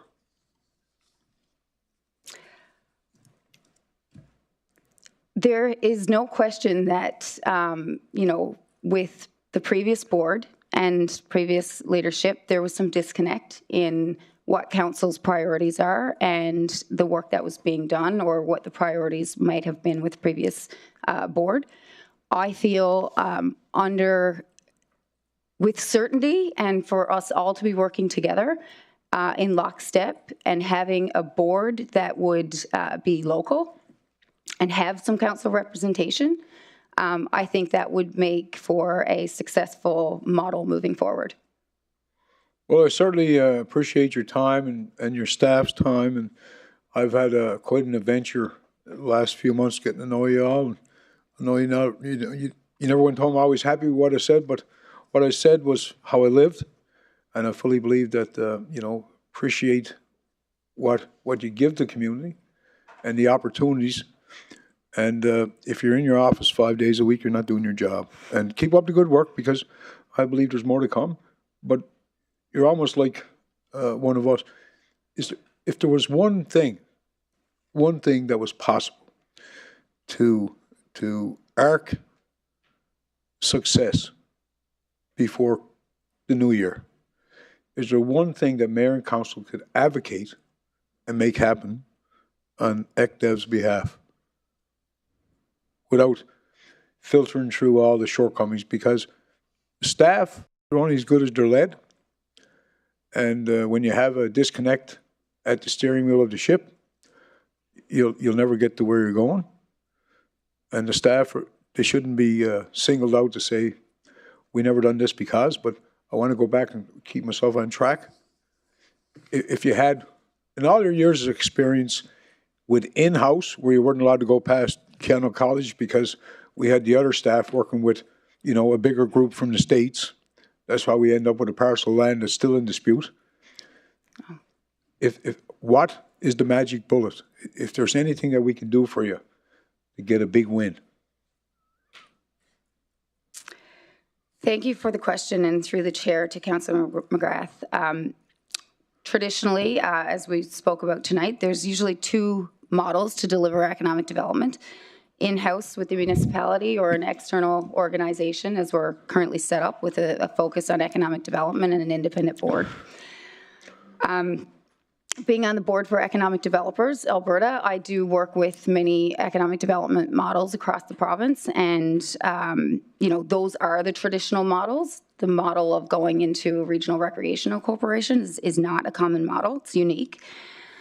And as you noted, having had the benefit of working under both the municipality and under this separate entity, in my opinion, the greatest benefits and the lowest risk come through continuing with our current model. in my 14 years, I have to say I've never experienced the momentum like we're experiencing right now. I know we've talked about being in the long-term, economic development's a long-term game.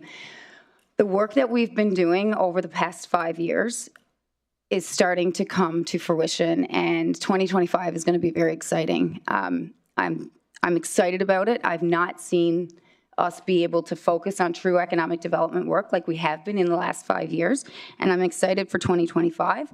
What I think, I think we're in the short term now. We're in the short term game. So I think the recommendation that I would make is to just make a decision and let us continue the work.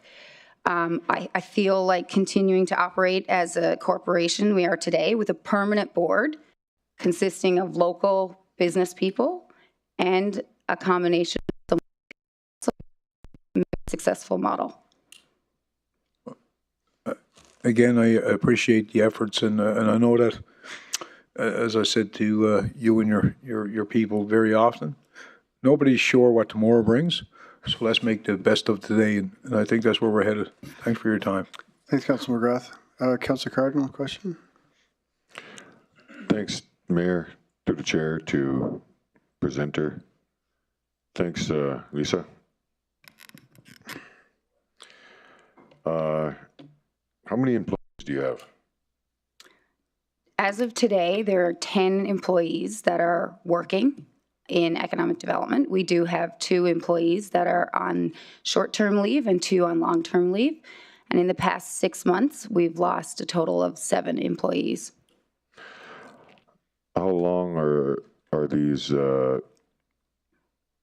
actually, I'll ask a different question. How many rural communities have you visited personally with some team members? Me personally? Yeah. Where was I? I've visited them all personally in the last 2 months. Not all communities, but I've been to at least 4 of the rural communities in the last 2 months. Our team has, been in all of them actually in the last 6 months. Have you reached out to industry for Indigenous tourism initiatives? Can you clarify industry meaning? Well, collaborating with industry for tourism initiatives from rural or wherever. It doesn't matter. It could be any tourism, just industry in general. Oil sands industry? Yeah, okay. Not the oil sands industry as such.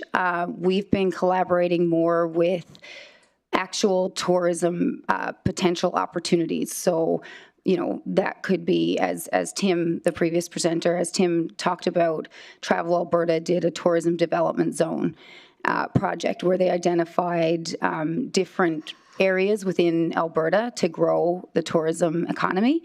And Fort McMurray Wood Buffalo was identified as one of the top regions in the province to grow the tourism economy.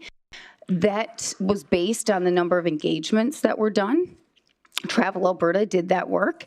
They had consultants come in and do a bunch of engagement and look at the potential opportunities there and who's interested in doing tourism. What could grow that economy, and that's who we've continued to engage with, are those opportunities. And we've actually continued to work with that group to see if we can build those tourism initiatives out into actual deliverables. I guess, what does the makerspace in Fort Chipewyan actually do besides provide computers like the schools do?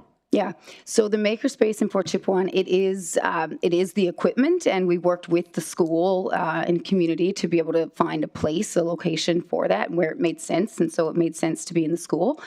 This came from the community itself. There was, I think there was a community survey done that a couple of years ago, and they wanted to have more access to equipment like this. And so we just that equipment just arrived. We just launched that within the last couple of months. So what will happen moving forward is that there will be continuous learning opportunities on how people can use that equipment. There could be artisans, for example, that could use that equipment to create art and turn that into a business and different things like that. I have a couple more questions, but I'll let Stu go ahead of me. Thanks, Lisa, for your presentation. Yep. Thank you. Councillor Weigel. Thank you, Mr. Mayor, through the chair. Thank you for the presentation, Lisa. I believe maybe there was multiple, but I was probably one of the ones that said that was a big waste of time, and you convinced me otherwise. And so I do appreciate the time that we spent over the last couple of months. My question is funding. You get funding outside of the RMWB as well. And so what is the climate right now with funding? Where are they at? Obviously with the uncertainty, and what does it look like going forward? I thank you for the question, and through the chair to Councillor Weigel. Our funding partners are watching what is happening. There has been some funding partners that have simply just halted what they were looking to do. Over the last couple of months, we've been able to, provide some confidence and get some conditional agreements in place that we will continue to provide, those activities that align with their mandates. I'm going to use tourism or Travel Alberta as an example. Travel Alberta has traditionally funded a lot of the tourism initiatives in our region, and they do that because we produce annual business plans. Our mandate is aligned with their mandate to deliver tourism growth in Alberta. And so they will continue to fund us as an organization if we continue to have those deliverables and outcomes and alignment. Given that they're uncertain of the future, and I have to say earlier this summer we did have Travel Alberta up, and thank you to all of the board who did meet with Travel Alberta and provide that confidence that no matter what happens, tourism will still be an initiative and a priority in the region. Some of the concern, I think, would be whether or not the mandate of an organization would align with the outcomes and deliverables that an organization, a funder like Travel Alberta would want to see. So they're watching. Again, they do have confidence in funding us and will continue to fund us because they've been funding us for years, and we have, we've been producing deliverables and outcomes that align with their mandates.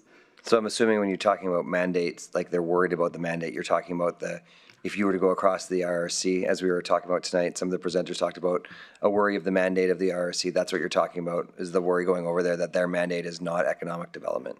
Yes. So, for example, the RRC's mandate appears to be primarily focused on operating recreational facilities. I do understand that, revising their mandate would be something that would be looked at. However, we have heard that, that is something also that our funders will be looking at to make sure that that is in place and that the mandate would align. And that's just one example. Okay, thank you. Thank you. Thanks, Councillor Weigel. Councillor Banjoko, you have a question? Thanks, Mr. Mayor. Thank you, Lisa, for the presentation. Something caught my attention. 7 of the staff have left of recent, and 2 are on short to long-term leave. Mm-hmm. And you have 10 currently working. So you are running at about 52-55% of your normal staff strength. So how are you able to carry on with everything that you need to do? We're prioritizing the work.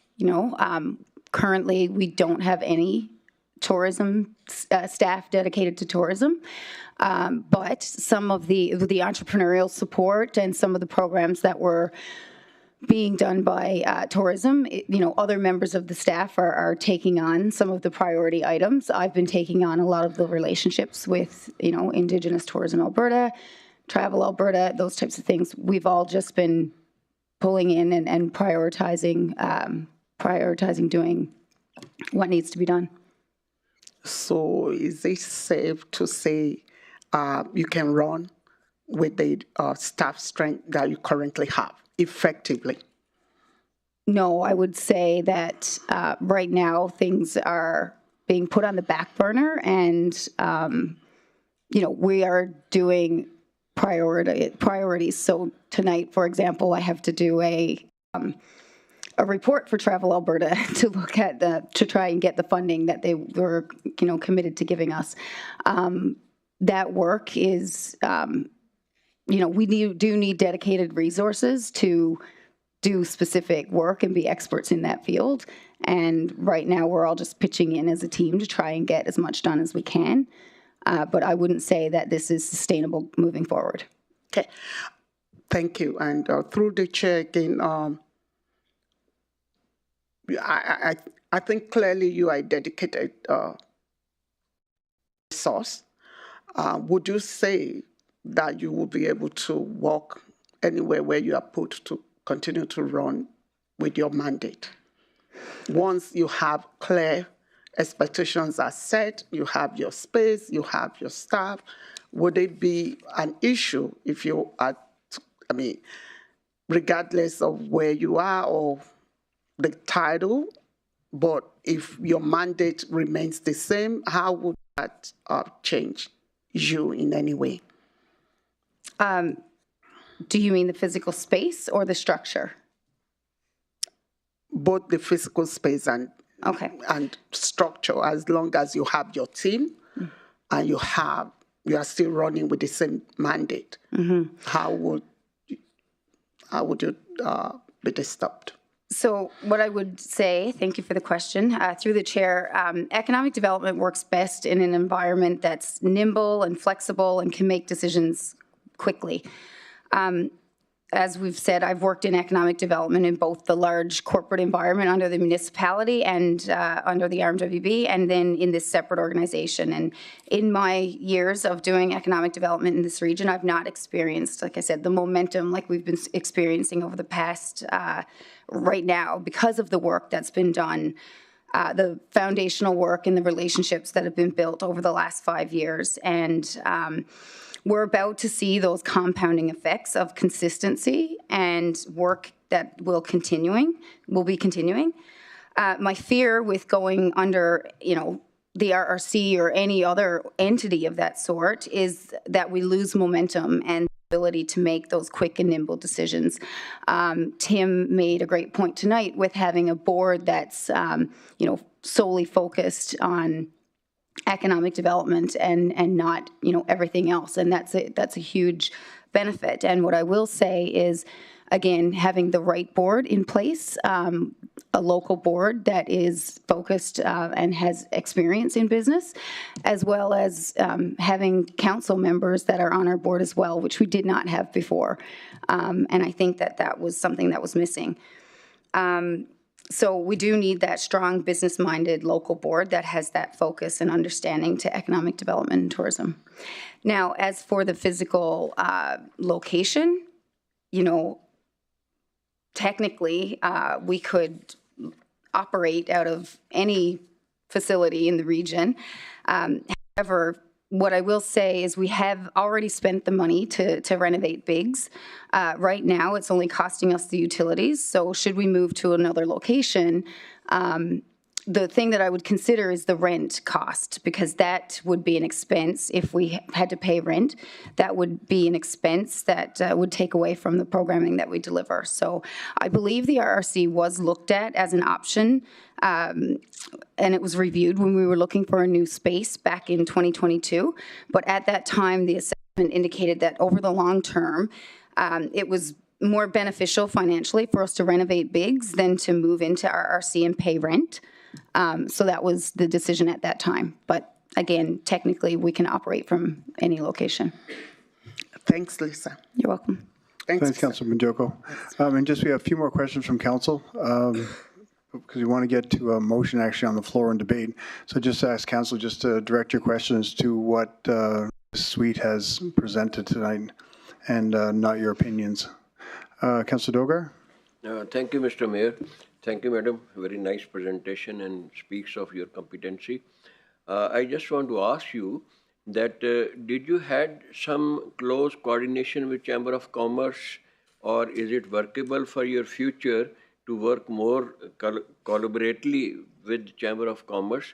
Because you know, nature of job and development is because mostly from business. So could you please put some light on it? Yes, absolutely. Thank you for the question. Through the chair to Councillor Dogar. We do actually work in partnership with the Chamber of Commerce on many different initiatives, as well as the Northeastern Alberta Aboriginal Business Association, the Construction Association, Community Futures, you know, a lot of organizations that support businesses in this community. We definitely work and collaborate with them. One of the main differences between you know, working more closely in that way, if economic development was to work more closely with the chamber. One thing that we do is we're nonpartisan. We support any business, whereas the chamber, the big difference for the chamber is they're membership based. Thank you. Thanks, Councillor Dogar. Councillor Cardinal. Thanks, Mayor. Do you have, or no? Is your Indigenous Relations worker still employed?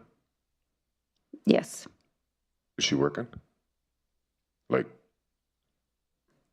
right now, working? Oh. I'm happy to speak to things of HR matters in camera. Okay, sorry. No, okay, well, I'll go from there. Since economic development started, why do you think the corporation can't do constant tours in Fort Chipewyan?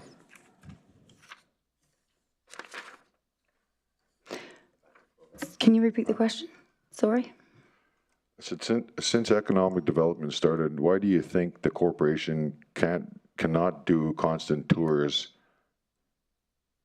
in Fort Chipewyan or in any rural community?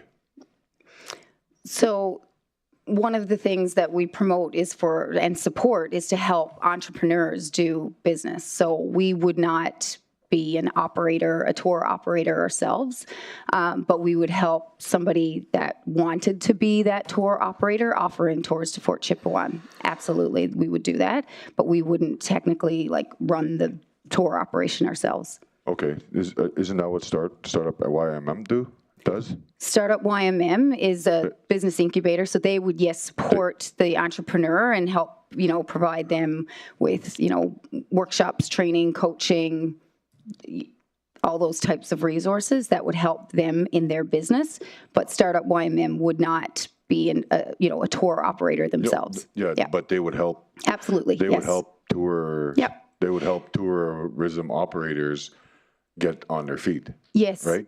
So how many tourism operators do we have formally that you work with through economic development? I can get that number. I do know of several. I don't know the exact number, but I do, like, not off the top of my head. I'm happy to get that for you in a follow-up. But we do have a number of tourism entrepreneurs that we are working with. I think of the Aurora Indigenous Village. That gentleman is one that comes off the top of my head. He's been doing really great work and have seen a lot of success from his operation. So yeah, I can definitely provide you like a list, but I don't have that number off the top of my head right now. How about in Fort Chipewyan? Anybody? Not that I'm aware of, but I can double check, like I said, and get back to you. I know we've been to Fort Chipewyan, working with anyone that did want to have the tourism operation. Because the concerns from others about, the tourism and sorry, Councillor Cardinal, just as I mentioned before, like she didn't mention anything about specific tourism things that we're doing in Indigenous tourism. She mentioned what she did mention was a maker space. So if you just direct questions to what you presented, we're kind of getting off track and almost getting to a debate point when there's no motion. Okay, I'm good. Thanks, Councillor Cardinal. Councillor McGrath, question? Yeah, thank you, through the chair. And I guess if you could just share with us, it doesn't have to be an exact number, the exposure we have to other Par 9 corporations within like the Airport Authority or Keano, just the status of the relationships that were done on a handshake, but I guess humility and humanity. What's our exposure, we'd say, to keeping faith on the promises of the past, the financial piece? We did have some commitments that were previously approved by the previous board under the Economic Development Initiatives Fund. A lot of those commitments are nearing the end of their commitment. A lot of them have, there might be a committed amount of, certain amount, but they haven't spent.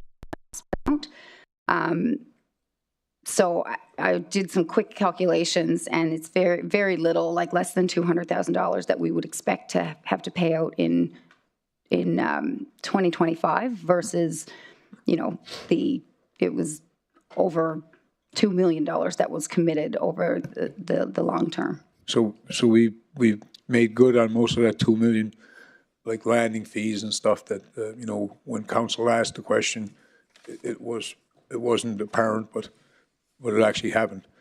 And I would just say that, just to make sure that us 11 people that are stewards of the purse know what's ahead, what's been committed to, like the Arts Council, Keano, the airport. And what's surprising to me is the same people come for CIP grants. So it's really been an education for me. So I can imagine how it would be for somebody that, in their first term. And I guess the other thing is half our win here is there was no backlog. Yeah, let's keep we'll see that for debate, Councillor Morath, if you don't mind. Did I get it? But I never got a number. Like 200?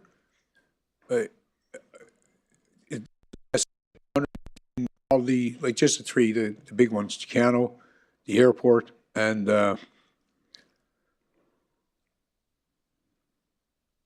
it's another Par 9. But if we're under 200, that's great. Through the chair, to Councillor McGrath, the Keano is just about done and will be finished up this year. The airport is, the contract is extended to August of 2025. Even though there's a commitment, there's been, not the entire amount of that commitment hasn't been paid. And that's the only other Part 9s. Thank you. Appreciate it. Thanks, Councillor Morath. Councillor Grandison? Thank you, Mr. Mayor. Hi, Lisa. I just need some clarity because I'm a bit confused because, I just want one more answer. Before, you had indicated that, the cost of repairs versus rent, so on and so forth. What was the cost? I understand it was over $1.5 million for to redo that building. And from what I understand, the RRC's rent right now under this structure would be $1. But even before that, maybe $50,000. So that's like 18 years. I'm not quite sure how it's like the cost of repair was made more sense than the cost of paying rent. That doesn't compute to me. Grandison, there were unexpected costs that were incurred. So when the initial assessment was done and what the quote was to do that building, versus the cost of what rent would have been at the time at the RRC, it was beneficial financially to go with the renovation. However, subsequently, there was a lot of, things that were found in the building and that needed to be repaired, and that cost more.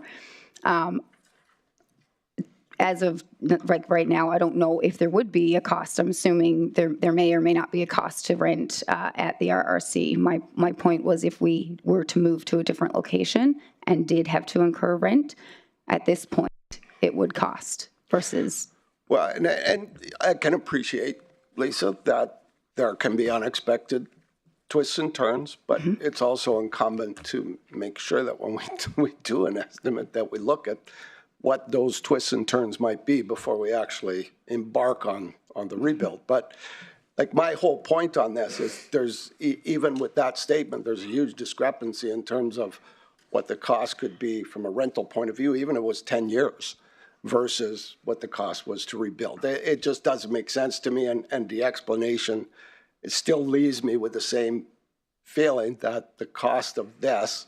And I think as well, Councillor Grants, we can save that for a debate. I'll leave that. Thank you, Mr. Mayor. But I just specifically wanted to. Yeah, for sure. Okay. Councillor Cardinal? Well, I let Keith go first because I'm going to make the motion next. Yeah, we have to wait until people are finished with their. So let them finish. Councillor McGrath? Through the chair, I just wanted to make some clarity. The abatement and the stabilization of the Garden Cafe on Main Street was done originally by the municipality to a clean slate. And because we run different silos, ECDEV, just so you know, took the building in good faith, in good standing, and a year before that, municipality was alerted that there was probably, 800-900 worth of abatement to be done. And I think that if we had some good oversight and leadership, and we could have took that bill and gone back to the original people where Lance and I were involved in City Centre. So it's still a cascade of poor leadership. And yeah, I agree, Councillor McGrath. I just wanted to identify what I found, and it just notes along that it comes back. People are only as good as they're led. I agree. And just let's let Lisa back to her seat. It's unfortunate. I would just, and add to that, Mayor Bowman, I would add that something that's so critical to the community, I don't look forward to sitting here at midnight when people are exhausted. And if we go back to the councillor's full-time job, that was a shit show because it went down late. We'll do that for what I'm saying is there was a bylaw that the old council made that at 11 o'clock, because staff worked all day, I have no interest in debating something so important. And people say they haven't got information. I'm just saying now that it's 20 to 11. And we'll not. Keep track of the time. Okay, thank you. Do you have any other questions for Lisa?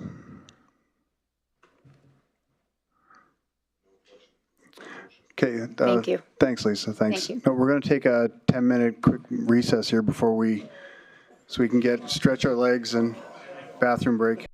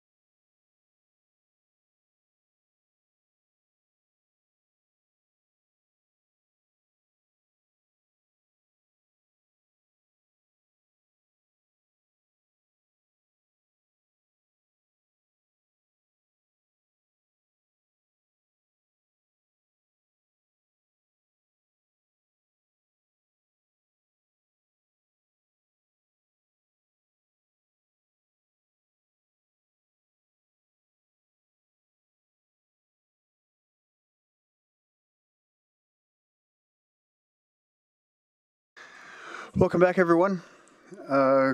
Councillor Cardin, do you have a motion? I do, Mayor. I just wanted to say thank you to everybody tonight for being patient with us and everybody online. Thank you very much. I move that the mayor be directed on behalf of council to exercise the regional municipality of Wood Buffalo's membership rights in the Wood Buffalo Economic Development Corporation, the Economic Development Corporation in brackets, to execute a special resolution of the member directing the board of directors to take whatever steps are necessary to wind up the operations of the Economic Development Corporation. That mayor be directed on behalf of council to exercise the regional municipality of Wood Buffalo's membership rights in the Wood Buffalo Economic Development Corporation, the corporation, to execute a special resolution of the member directing the board of directors to take whatever steps, I already read that, sorry, and transition to the function of economic development back to the regional municipality of Wood Buffalo.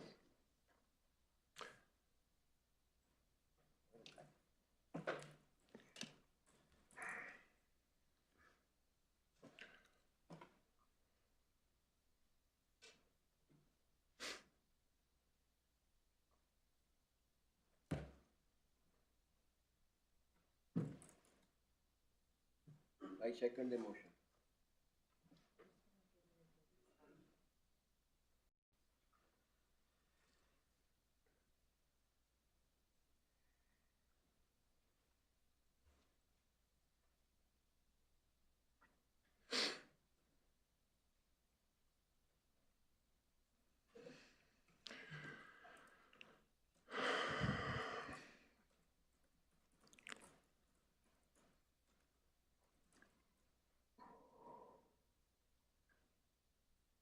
Is that read twice there, Jade?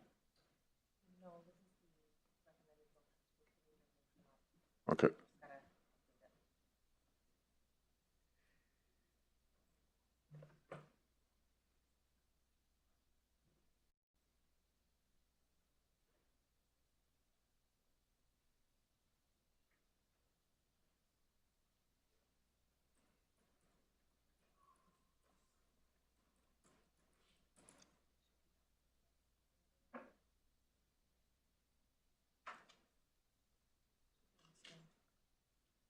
Have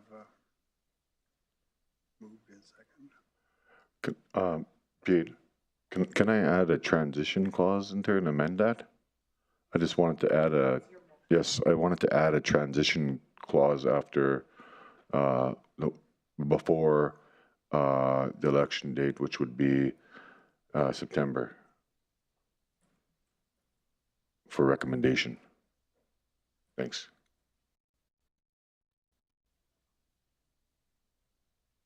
Sorry, September 2025.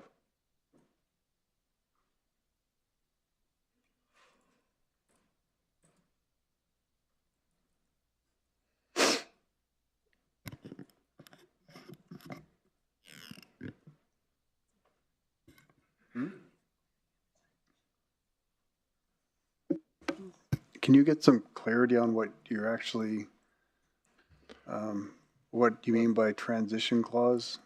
Councillor? I just, not transition clause, sorry, transitioning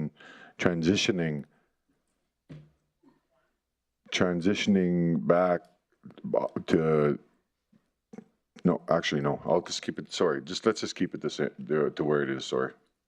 I was going to throw something else in there, but this will just basically do as it says, so.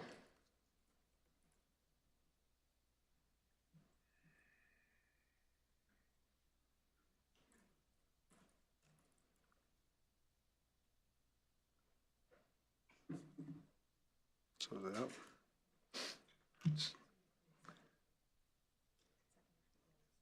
it's up there, but I don't see anybody seconded it.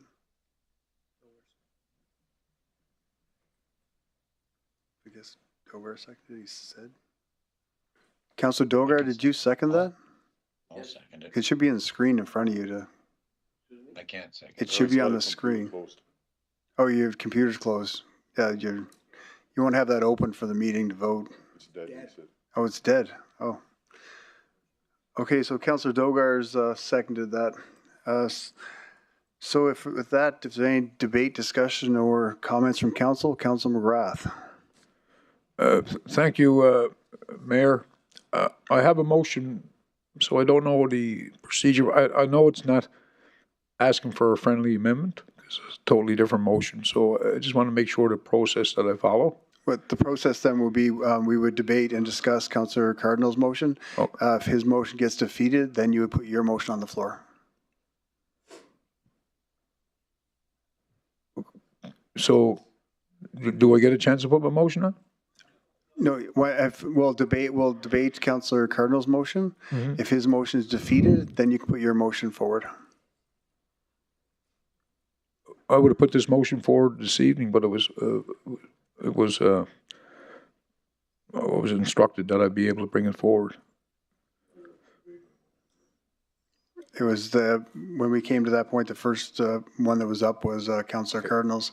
So right now we can just discuss and vote on this one. Then if it's defeated, we can move on to your motion. Okay, so I think I can make my points as we debate Councillor Cardinal's motion. And that's why it gets worrisome about a big ticket item. Hours of the morning, and to be fair, I guess was unknown that council didn't receive the audit that was undertaken. So I guess I'll sit and debate, but there's nothing comes good after midnight around council chambers.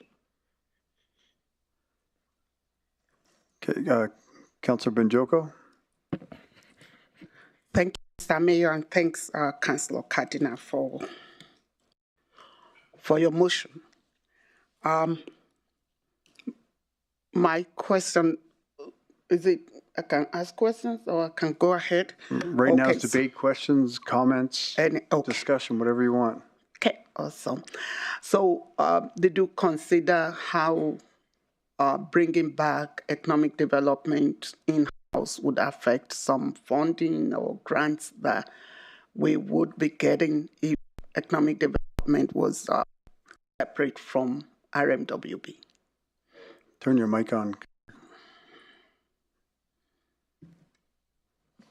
After some discussion with the CAO, and it's not going to affect the funding absolutely at all. So we'll get the funding.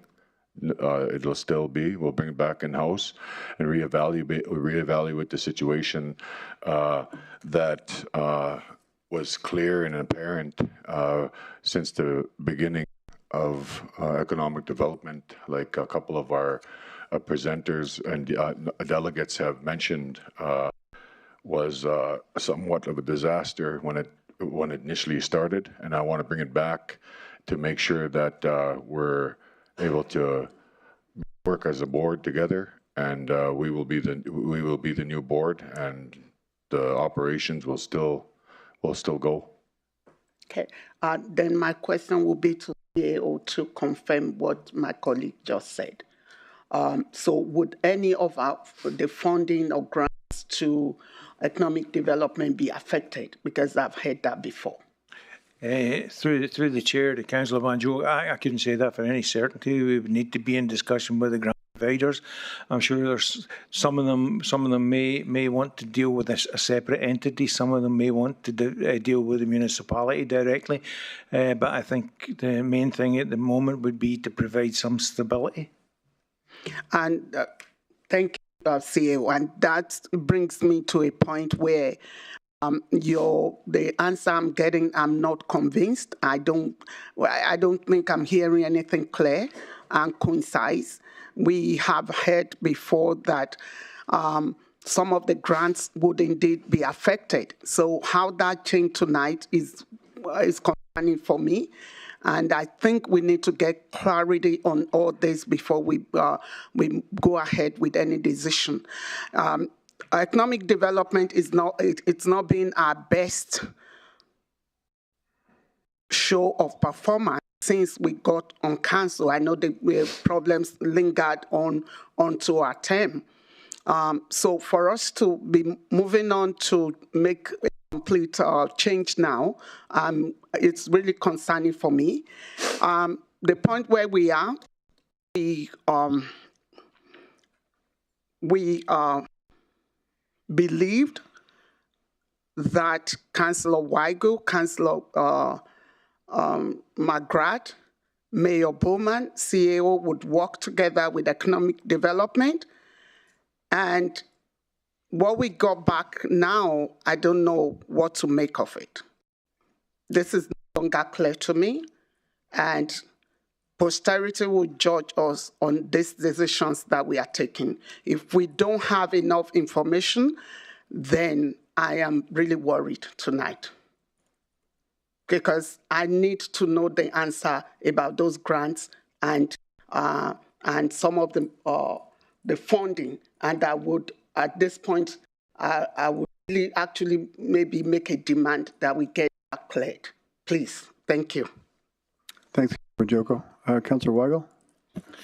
Thank you, Mr. Mayor, through the chair. Question to Councillor Cardinal. On the motion, you're looking to bring economic back in, and you stated one of the reasons that you wanted to do that was because, quote unquote, it was a disaster the way it was. In the same, I believe the same two speakers, or at least one of them did say that it also did not work when it was housed within with the RMWB. So what makes it better this time that it comes back in? New leadership. We're all new. We've got new leadership, and I have faith in our ability to be able to strategize in economic reconciliation for Indigenous with Indigenous communities. I think that's important.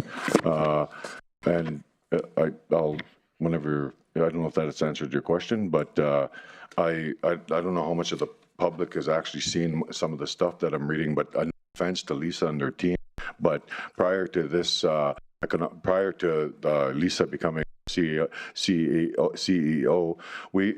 we had people wanting to step out of here, people wanting to not give us information, no criminal record checks were done for the employees, absolutely nothing. There's a lot of stuff that I am going to start to address because of the fact that job descriptions, no job description, it was just a mess.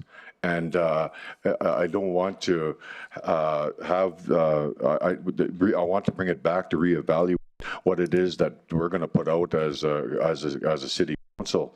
And I think it's important that we work on an Indigenous economic strategic plan specific to the rural Indigenous communities, so it aligns with their strategic plan with mayor and council, so we're able to work together and align and make sure that we're doing what it is we're set out to do in our 5-year plan. Because at this point, economic development, the makerspace, hasn't done nothing for the Indigenous communities.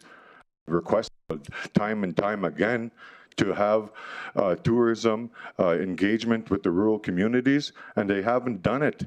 And we're still here 7 years later talking about reconciliation when the Indigenous people are the land users and they're not even being accommodated, nor are they even being spoken to. They're not. And we talk about reconciliation. What a joke. It doesn't even align with our strategic plan with economic development and what they're doing. The culture has been stolen from the Indigenous people. It's been stolen. Industry has stolen it. And the people are getting handouts when they used to fish and trap and tour the land. Now they cannot because they can't provide for themselves. They just get handouts, bits and pieces. And that's what I'm talking about, an Indigenous economic strategic plan. And that's why I made sure that I brought this back, because I want to be a part of it. In my next year, I want to make a difference. I want to be influence to economic development, but not only to economic development, this organization. And I'm going to be committed to making sure that there's changes in this next year. And I heard a lot of concerns tonight, and I value everybody's commitment to helping me and Mayor and Council align together with economic development the way that we're supposed to. Thank you, Councillor Carter. I appreciate your passion, and I do. And you talk about a space that I don't know much about, and I've learned over the last 3 years, and I do appreciate all that you've taught me. I have spent the last 3 months with economic development and going through and learning a lot from what they've been doing. I do appreciate it. I did go in as a huge skeptic. As Lisa brought forth, we had very open and honest conversations, and I was one of the business owners in town that felt like a lot of the stuff that they were doing was a waste of time. But as speaking with the team and going through, I did learn that there was actually a lot of things that the team was going through that was not being communicated to us as a council. There wasn't a lot. I didn't realize the relationships that were actually being built within economic development and their staff. And I do believe that the staff has done a really good job internally, picking up the pieces and running forward. I don't agree in it back into the RMWB. I do appreciate your passion, and what I would say is that I know when Lisa brought up her idea of making sure that council members were on the board, I would hope that you would be one of those people on that board and that voice to be able to move that forward. But I think as a structural entity, I think business-wise, I don't think the funding model or the model itself worked inside. And on the outside, I think it was, I think by the attitude of the board members that came here and presented, I think it was the board chair and some board members that were on that board that that weren't looking to actually oversee an entity but put their name on a clip. And so for me, I think either that works. I do see some merit in the RRC as we brought forward as governing drivers, but at the end of the day, I do appreciate your passion. I think you should be on that board and be able to and help those initiatives go forward, but I don't think the model is in the RMWB and I can't support it. Thanks, Councillor. Councillor Grandison. Thank you, Mr. Mayor. I too, I'm like, at the end of the day, this didn't work before.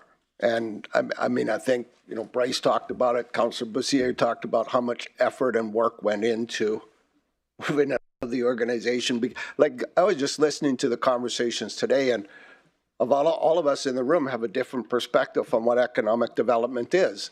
And when it was internally, all of the council interfered with it by providing their input and their idealism about what they thought it should be. So political intervention just became a reality and undermined the whole process. So I don't support it coming back for the exact same reason. The exact same thing I believe will happen again. I would even support more appointing a new board and moving forward. My preference, I believed going to the RRC had some sense. Most of the feedback I got from people was, how can Greg all of a sudden be, the driver of economic development? And I went, in my mind, Greg doesn't go cook the dinners or run the golf course either. The board does. And they oversee, and they have the infrastructure, and they have the support services, and they have the economies of scale, and they have all of those things. That's why I was supporting that. We didn't work by itself. That was very clear. We have just in this room, we have two gentlemen over here saying, blow it up. The whole thing is a waste of money and garbage. We have other people that spoke, like, after all these years, we still can't decide what's the best. And turn into, so going to the RRC, yeah, it's new. But every time something is new that works, nobody tried it before. Every single time. And I think with support and guidance and the infrastructure that exists there, I believe that it does have merit. So I'm not going to support it coming back internally for the exact same reasons that it left internally in the first place. Nothing's changed. And that was really obvious by, what's the time, 11:15. And we started talking about this at 7:30 or something like that, and we're still talking about it. And that's just an example of how fragmented we are with regards to this subject. So for me, going to the RRC was something new, had a foundation of infrastructure around it that could support. Is it going to, do I know that it's going to work? Of course I don't. I don't have a crystal ball. I don't think it can hurt. I don't think it can be worse than what we've had. I don't think so at all. That's my opinion, and that's where I'm at. And you know, I listen to everybody talk, Mr. Mayor. I listen to all of the things that all of the, and partially I agree with some of what they said. I do. I also agree with some of what I'm not going to profess that I understand economic development. I'm not, but I understand some of it, and I understand what the community and the businesses have said to me as an elected official.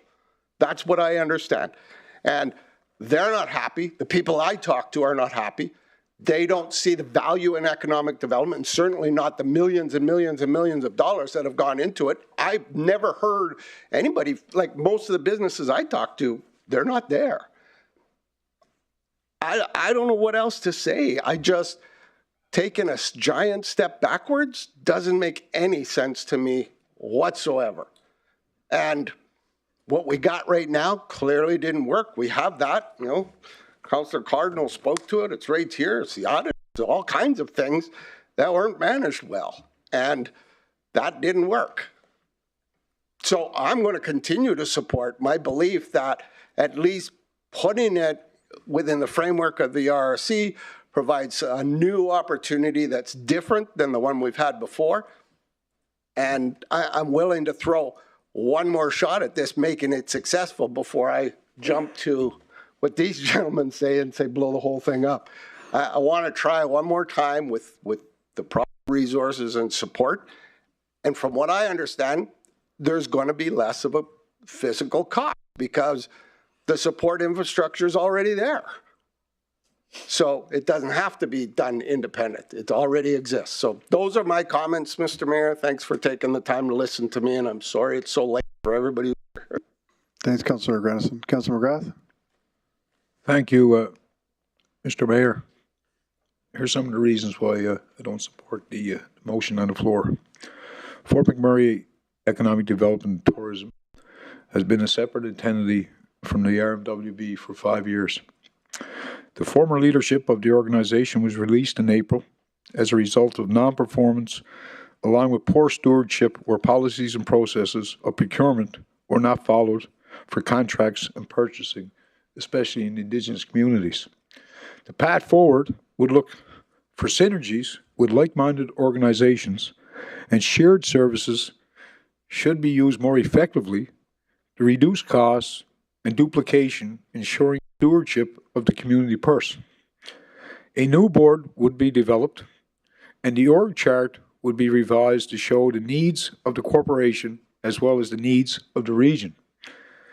There may be significant synergies between, for example, tourism promotion, investment attraction promotion, and new resident promotion that was less likely to be realized with separate organizations.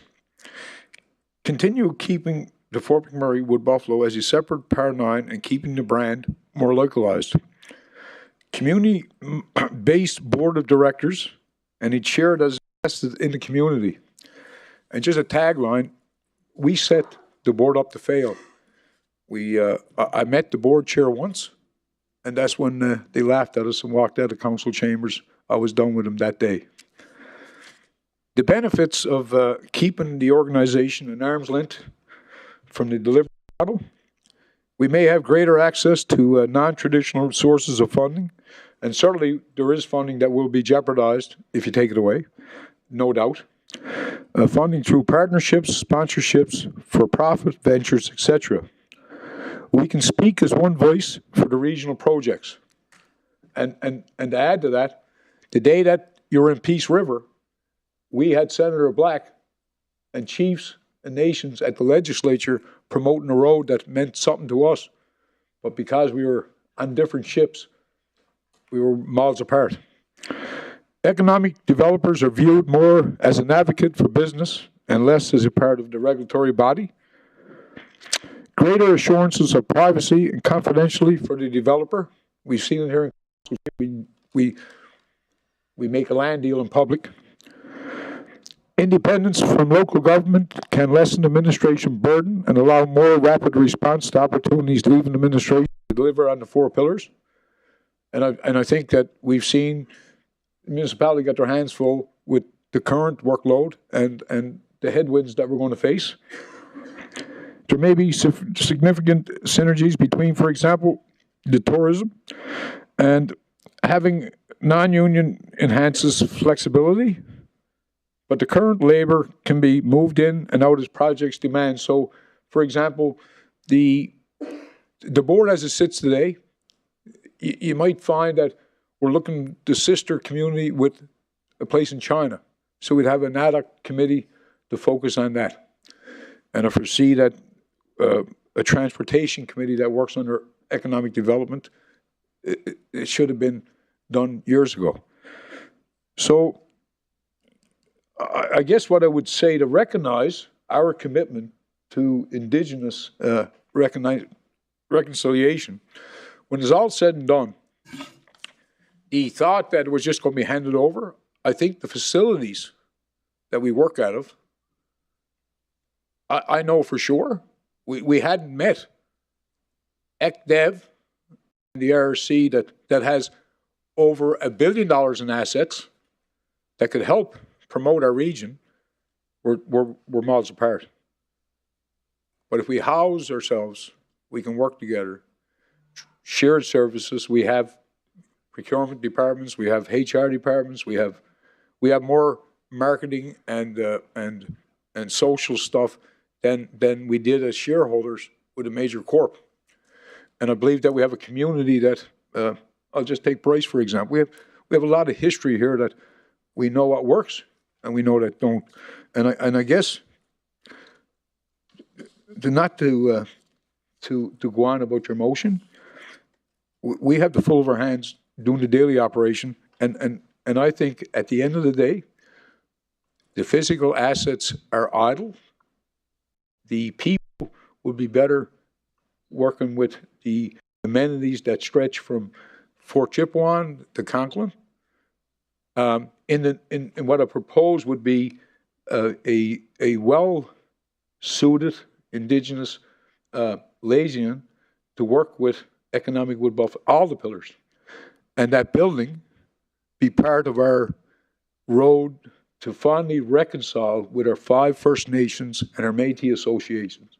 And that building I would try to influence and advocate the rest of my colleagues that be lands of where the 5 First Nations and the Métis associations can call that place their home. And I believe there's a tax advantage to people that work outside their reserves. That's a lot of work, but the last place I'd like to see economic development is land back, because I was here. And that's when City Center was going on. They had some great people. So I can't support it as it sits, but hopefully that when it gets defeated, if it does, we bring a motion back that keeps it as a Par 9. And when I say we have $50 million invested, we started out with $8 million as seed money. We've had a grant for CIP, I think, for at least $5 million a year. We haven't followed. I found a trailer in Vancouver that we could do. We missed procuring that service within our own community, and we're supposed to be the state.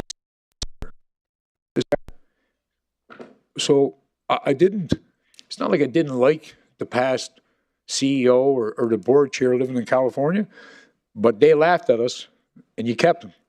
I haven't seen near one of them since, because at the end of the day, I think that economic development is a lot like business development. The home runs that we have, we don't have a stay-and-play package.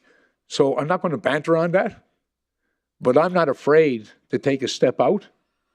And forgive me if you think I was just going to say, hey, we're going to... Anybody that has done business in this community, the first stop is Treasure Island. It's just a natural fit, so that when there's a concert coming or there's an Indigenous competitive bid for a conference or the elders, I think that if we work together, heaven forbid, we wouldn't lose that $1 million to renovate a place that we already renovated. So keeping the ship a little bit tight, because the employees is not your problem, is our problem. We've always had a mayor and a CAO on the board. So if we let $1 million slip here, and more to my point, hopefully the road going forward, we'll have an audit and budget committee, so we won't have these slips.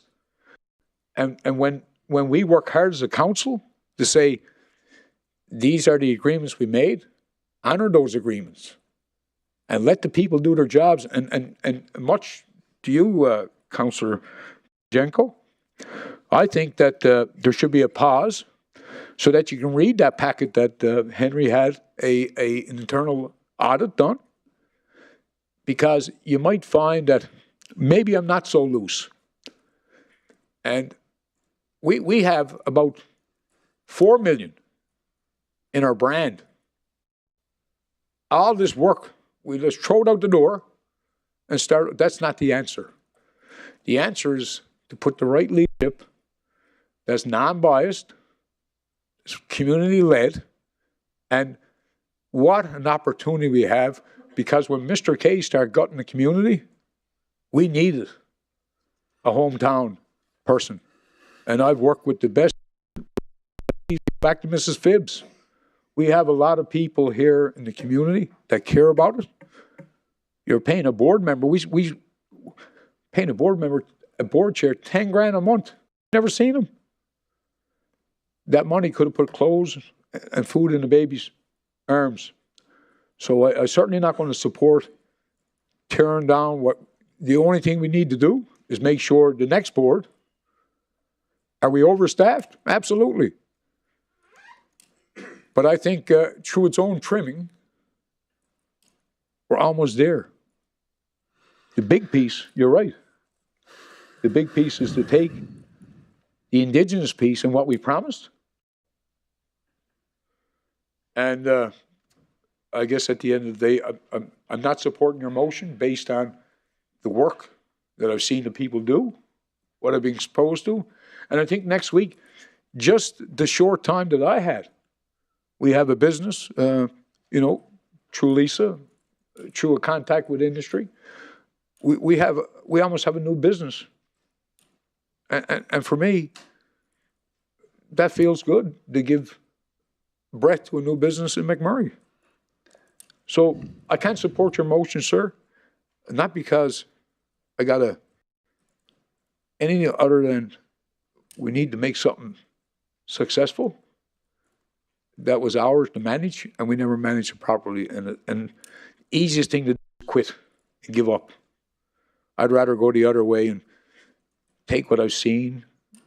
Myself, I had to fight tooth and nail all summer to get a piece of information. But whatever is worthwhile is not comfortable. So I won't be supporting your motion. Thank you, Councillor McGrath. Councillor Banjoko. Thank you, Mr. Mayor, and thank you, Councillor McGrath, for confirming one of my fears about the finance and funding, which is one of the things we considered. So I'm happy to get that clarity tonight, because that was actually what I was going to ask again, that we confirm, because I know I remember such. I would not be supporting the motion as well, because of course, we can be adding more to our losses. And I don't think it's bringing economic development in-house that will make any difference. I don't think there's clear expectations for them, and the total disregard of the ask and plea of the advocacy for Indigenous presence in the Indigenous communities, in the rural communities. It's totally out of it. There needs to be some serious changes, and we need to make ourselves clear from the beginning. Wherever economic development is going to go, they need to get it clearly, and we need to be able to have some KPIs, timelines, measure things, and hopefully we will get it right, because we haven't got it right, and and we can't add more to the losses. It's already too expensive for us. We are not getting the return on investment.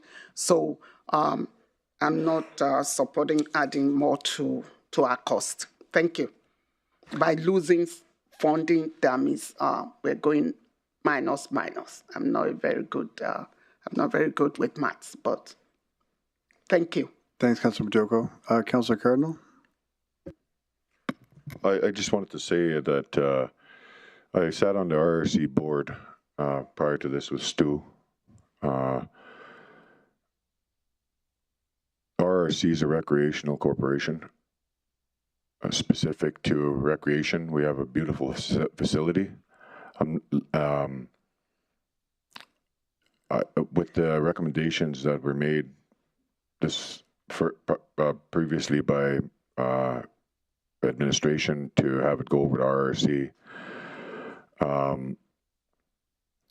my concerns were pretty straightforward when I knew that the rural communities and the young kids and the elders didn't have capacity from the RRC or us as a organization to deliver those, and having any specifics go to the RRC for the economic development is not a great choice, because I'd sooner have RRC spend their time in the rural communities and uplift the young kids that have been abused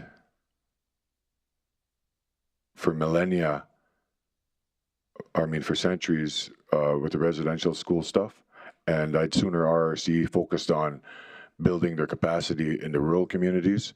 It was a lot of debate, and delegates spoke about, Conklin and Anzac and, Fort Chip, and how there's a big gap in deliverables for recreational initiatives. RRC's a recreation corp that has a lot of time. If the RRC would focus on bringing that much, taking on this much of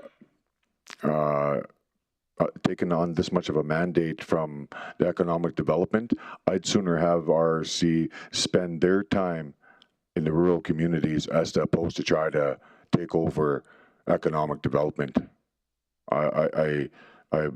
That was one of the reasons why I am not for it to go in RRC at all. RRC does a great job with what they got right now, and they need to start working with our strategic plan to start having deliverables in the rural communities. And it's a slow process, but I know that they'll be able to get there. They have a great leader, and I need to have some more support on the motion. And like I said, we talked about reconciliation with the Indigenous people, and how they don't get the credit. Same with the Blacks and the Indigenous communities, where there's always the talk about reconciliation. Well, I brought this up because I think it's important that the Indigenous community members actually get their right seat at the table, and that you give them the time to be able to do what it is they love and deliver to the people from the outside, and give them some credit. Give them some credit. They deserve it. They've been manipulated and abused for so long, and I just feel that at some point my obligation as a councillor is to recognize where it is that we need to make a focus on. And that is why I'm speaking so strongly that I've never had before in this council chamber. This is to this specific, is because I feel it's important with the accountability we have in Indigenous and rural relations from this day forward, in any particular strategy that we've accomplished as a municipality and as a council for the TRC. We're #1 in Canada. And I feel that if it came back to this regional municipality with all that we've accomplished in the last 3 years since I've been councillor, I think it'll be very, very influential that it comes back to this organization and we utilize all this team that we have here to make sure that it's going to be properly led by us as a council, mayor and council, and that's why I brought this motion forward. And I think it's important that we give the Indigenous community their time of day and quit beating around the bush, and let's get it done. Thanks. Thanks, Councillor Cardinal. Councillor Dogar? Thank you, Mr. Mayor. To be very brief, I heard emotional speeches from the orators. I recall back, and God bless Councillor Stroud, she specifically said they wait for the audit report, which was not waited. And I also said no to that motion because haste may make waste. We were going very fast and we did everything, this and that. You see, now coming to RRC, RRC is a very fine organization, doing very fine from Conklin to Fort Chippewa. And you know, why to put something extraordinary burden on them? You know, maybe they are ready because everybody wants expansion. So I will not recommend it. Just 1 month back, we made some organization, gave a responsibility to Mr. McGrath.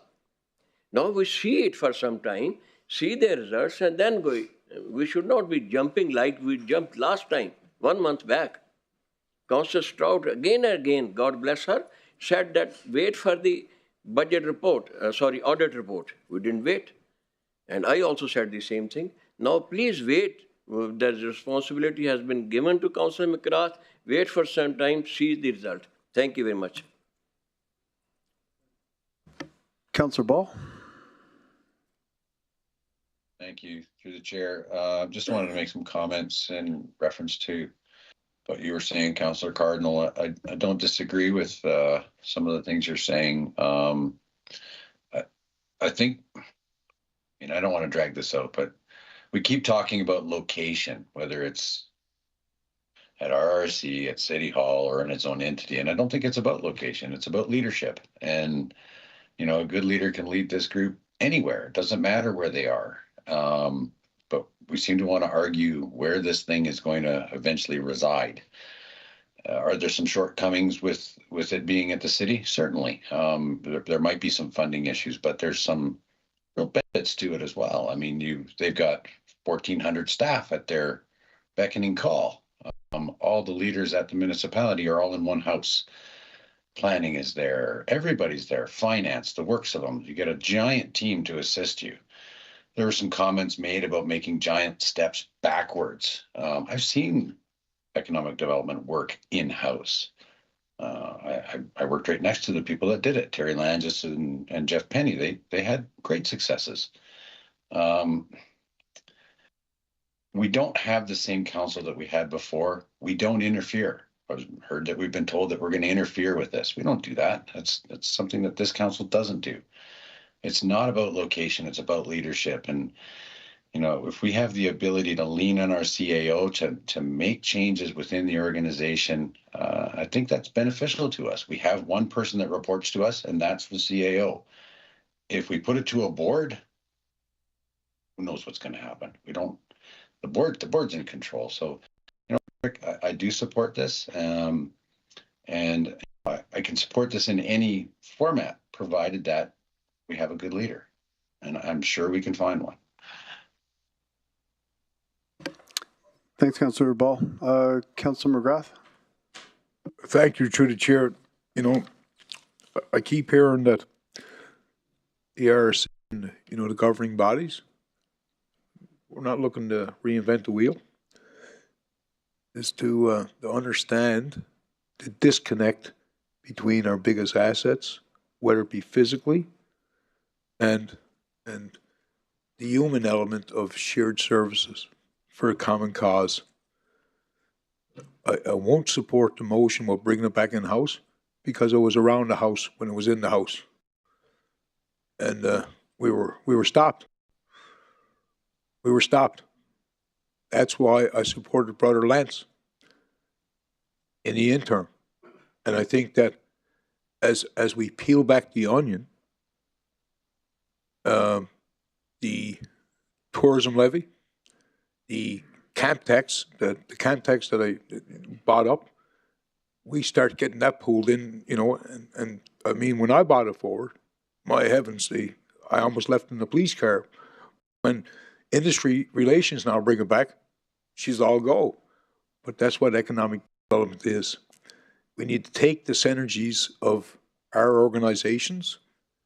The reason why I say RRC, because they have facilities that we can work out of, that are physically built, and the easiest place to do business is where everybody goes.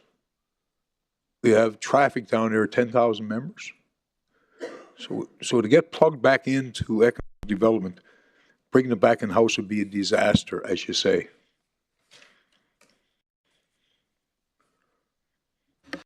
Thank you, Councillor McGrath. Councillor Grandison. I'll just let it go, Mr. Mayor. Councillor Cardinal. Well, once again, we're talking about leadership. I have complete faith. I have complete faith in our structure that we have here at this office, and I have complete faith in their ability to support and build a foundation for economic development with this organization because of our commitment to our strategic plan, commitment to Indigenous reconciliation, our commitment to supporting one another, supporting our great leader, the mayor. We talk about leadership. There you go. We've done nothing but move mountains and done some great things as a council, and I think it's important that we give ourselves credit and work together to actually get things done and see where economic can go. And I appreciate Councillor Ball's commitment to supporting the motion and how well we could do when we actually come together as a council, instead of going back to where we have to go and go do another call out. We got what it takes right here in the house to be able to have a structure in place to make sure that we make it happen and move on and support economic development and the staff that's there, support them, support what it is they're doing, support the relationships economically, bring in the people that need to be at the right places, use our local Indigenous knowledge keepers, our local small businesses to support each other through this organization. Because if we do not support the mothership, how are we ever going to move forward? We need to build the foundation of this organization from the ground up, brick by brick, right here, the way that we were accustomed and elected to do. And I think it's important that we do it and support the leaders that sit up with the Mayor Bowman and the CAO and our administration, how powerful they are to be able to give those the support to economic development. We're not trying to take anything away. We're trying to build the mothership and make sure that it's operational to the best of its ability. That's what I'm trying to do here. And that's why I think that it's important that we do it. Everybody wants a piece and have a voice, but I want to do it to where us as council do the obligation that we were set out to do when we first started this whole initiative as mayor and council, and to support one another, not to go anywhere else. I believe it's important that we start where we started, we finish what we started with this organization and support the mayor and this council. Thanks, Councillor Cardinal. Councillor Weigel. Oh, sorry, Stu. Go. Thank you, Mr. Mayor. Through the chair. I think sometimes we lose or focus on some of the actual facts all the way through. I think two of our presenters had a very good point that, you know, there's many of us that haven't gone through and actually seen what economic development is doing. Us as a board that actually went in there to actually see the nuts and bolts of after we got rid of some of the issues in leadership, we saw what was going on. And I don't think that every councillor's had a chance to actually go in and actually see what's going on. Saying this out loud is tough, but we've gone through 3 CAOs and 2 interim CAOs.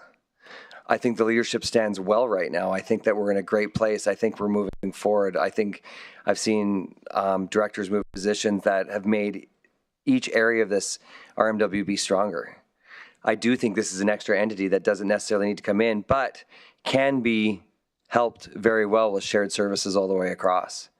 The RMWB has the ability, with it, whether it's in an RRC or as another Part 9, to still continue to support. There isn't a lack of support. The support can still be there. The support structures can still be there. And so bringing it in, only what I think it does is it just creates more bureaucracy. It creates more levels of trying to get things done. I see economic development as business. It's money moving. And being in business, sometimes it has to move fast. And one of my biggest worry outside of funding, with it being in the RMWB, is bureaucracy and not being able to move and trying to get multiple approvals to get anything done. And so, again, I still believe that bringing it back into the RMWB is the wrong move. Thanks, Councillor Wargo. Councillor Grandison. Thank you, Mr. Mayor. I'll try and keep this short as it's late. I think I certainly have lost track with the amount of hours that the original motion was from the board that we appointed. The mayor, Councillor McGrath, CO Hunter, not the mayor, I'm sorry, Stu, Councillor McGrath, CO, and the mayor was there. Like, that's the motion we started with, which came from the Board of Economic Development. And somehow that's gotten lost in all of this, with all this conversation back and forth. But the original motion was to move them to RC, and that came from the board that we appointed. And that's how we started this whole conversation. And so we're keep going around and trying to, I mean, my colleague here said, you know, we asked Keith, and then we did ask, and the board did deliver a motion to do this. So I think they did what we asked them to do, and yet we keep losing track of that. So I just wanted to put that back on the table again. Thanks, Councillor Grandison. Councillor McGrath. Well, through the chair, thanks, Councillor Grandison, because, you know, as we educate ourselves through knowledge and facts and fiction, we see the need, we see evidence of non-compliance, and I thought, my bad, I thought that Henry and his team shared the internal audit that was done with the rest of the councillors that could siphon through and define. So absolutely, there's a 3-member board, and what I've learned at the district, when there's a decision made, you take the decision, you walk away, and you don't beat each other up the next morning or that night of. Take the facts. And I think about the last burn here in council chambers, I would say that just based on you guys just seeing the rot in your report, to not take the time and to read over that, because what I heard one month, we weren't recognizing reconciliation. 5 minutes later, we are. I don't think we did. But this council made steps in procurement for Indigenous communities that wasn't followed. And if you read your report, you might see that your concerns were mine and Lance's concerns in 2015. So you're right. It's time for us to deal with the matters at hand. And what's right yesterday might not be the same tomorrow. Because if I learned one thing here, I've seen 3 motions that I try to bring forward, and they were illegal, but when somebody else brought them forward, they were passed. So I would say I'm not supporting your motion because I have a challenge seeing the work the 4 pillars being finished off here. And to have a Power Line corporation at the other end of the province where you know they're not going to twin no roads, and have us at the legislature the same day talking about something that we need in the community, that's the disconnect. And that's why this House has enough on their hands. And I can see it every day. So I'd say we set the employees up to fail with a guy from California and another guy that's just done his own thing. And I'm sorry, Councillor Cardinal, I've been on this in this chair for 12 years, and we go around in circles. But now that it's getting close to midnight, I'd offer you this. I'm not going to support your motion, but I'm certainly going to support what I've supported for the last decade and for the last 4 decades. We all have our place in the municipality, and ECDEV has to be a standalone place, because am I going to take out the 5 years of work and branding and just throw it out the window and say, fuck it, we're done? I just want to make something clear here this evening, folks. Moving people to McDonald Island, we might get them to talk. We might get them to meet every day. And we have an opportunity. We won't keep it in the silo so that Johnny might look good and Mary might look good. We all need to look better. And as long as we got community advocates that live in the community, and Bryce, I don't like giving you the nod every now and then, but we have a lot of home talent that wouldn't be allowed if we bring it back in-house. And what I see in the House, we still got a lot of work to do in-house with just the 4 pillars we're supposed to be delivering on. So I'm not supporting your motion. Okay, thanks, Councillor McGrath. Let's go to Councillor Banjoko, and then I'll be calling for a vote. Councillor Banjoko. Thank you, Mayor Bowman. My comment is that we should please go ahead and vote. It's almost midnight. Thank you. Thank you, Councillor Banjoko. Before we go to vote, just my opinion, I've seen a lot of people with economic development, as Councillor Weigel has mentioned, Councillor McGrath has mentioned. We spent a lot of time over there off and on over the summer. Also in that time met with Legacy Tourism that's come up that has brought a lot of good ideas they want to bring forward, which has Indigenous, most of it's Indigenous, because that's really the only tourism we have up here is Indigenous tourism when you look at it. And anywhere I go, in any conferences I go to, they all know where Fort McMurray is. They all know what land we have. They all know what's available and what's there and what's coming. And sometimes they mention things that are coming here that I don't know about yet. And that's thanks to the team at our ECDEV. So, and I can tell you there's no one in the province at the RMWB that doesn't know who Lisa is. She sets her booth up and for ECDEV and advertises what we have here and what's available. And so as we talk about this and that and the other thing, it's not the employees that had anything to do with any kind of failures that ever happened. All the wins are because of the employees. It was, as Councillor Cardinal mentioned, it was probably might have been some leadership in some situations and maybe some oversight. But I don't think I can support this at this moment. I think I need this group of people need to work on their own, and we need to figure a path forward for that. So with that, I'll call for a vote. In favor.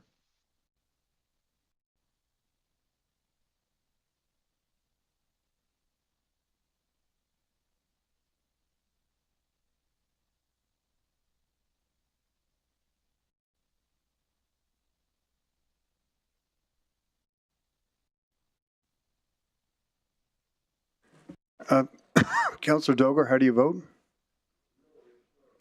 Yeah, but you can still vote. Okay, you're voting against?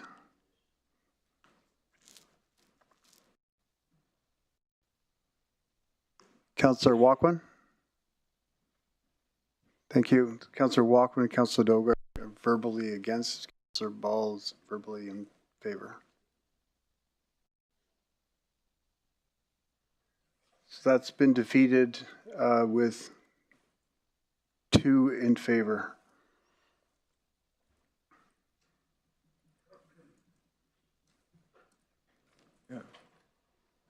So, Mr. Mayor, I have a motion, but I also asked this.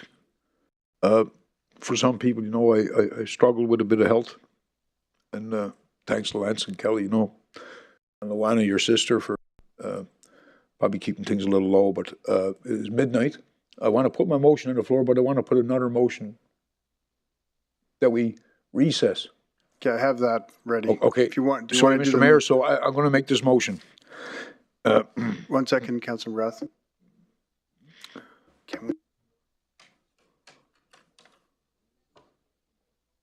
Okay, we'll do that. We'll have the motion on the floor and then we'll recess. Yeah, thank you, And, Mr. Mayor. Council's okay with that recess until 4:30 tomorrow. I appreciate that. Thank you. Thank you very much. No. I think it's a health check. No, we're going to recess until 4:30 tomorrow. Yep. So I put my motion on the floor. Okay, Councillor McGrath, can you put your motion on the floor, please? Thank you.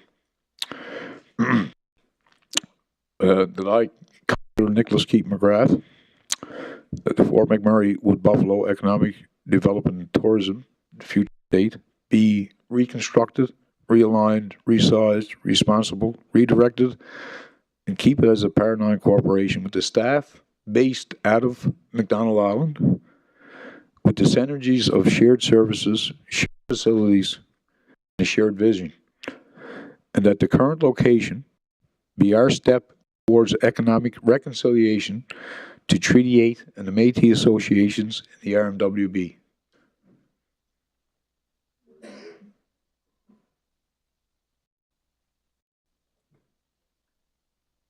That's my motion. Thanks, Councillor McGrath.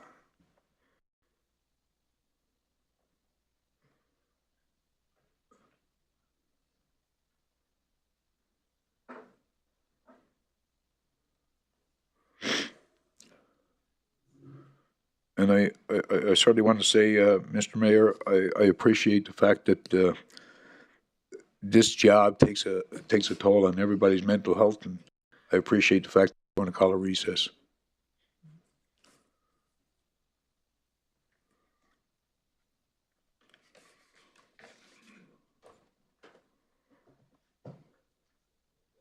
We're just going to confirm some wording for you, Councillor McGrath.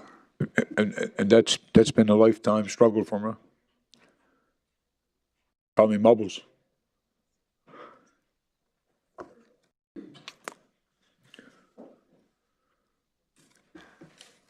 So I think it's already structured as a Part 9, so we just maintain it as a Part 9? Yeah. Okay. I'm sorry, sir. We'll just get the legislative assistants to go over that here, to word it. No. With all due respect, I have a motion on the floor, and I think that you're going to have time to... We're just going to wait until we get some written clarity on it for you, Councillor McGrath. It'll come on everyone's, it should come up on everyone's computer in a few minutes. Just a couple of small edits. Please make sure this captures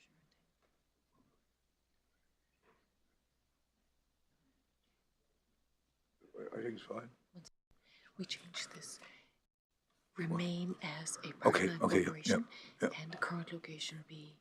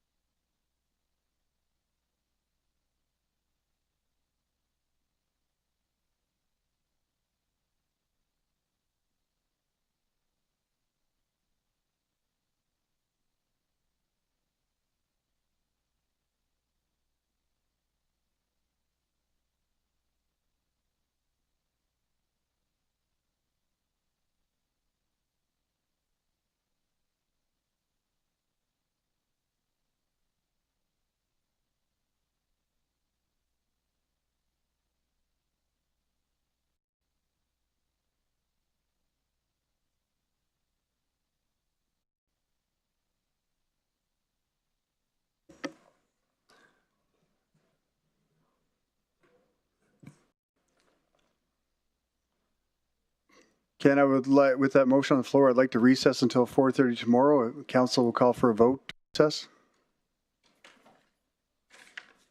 Favor.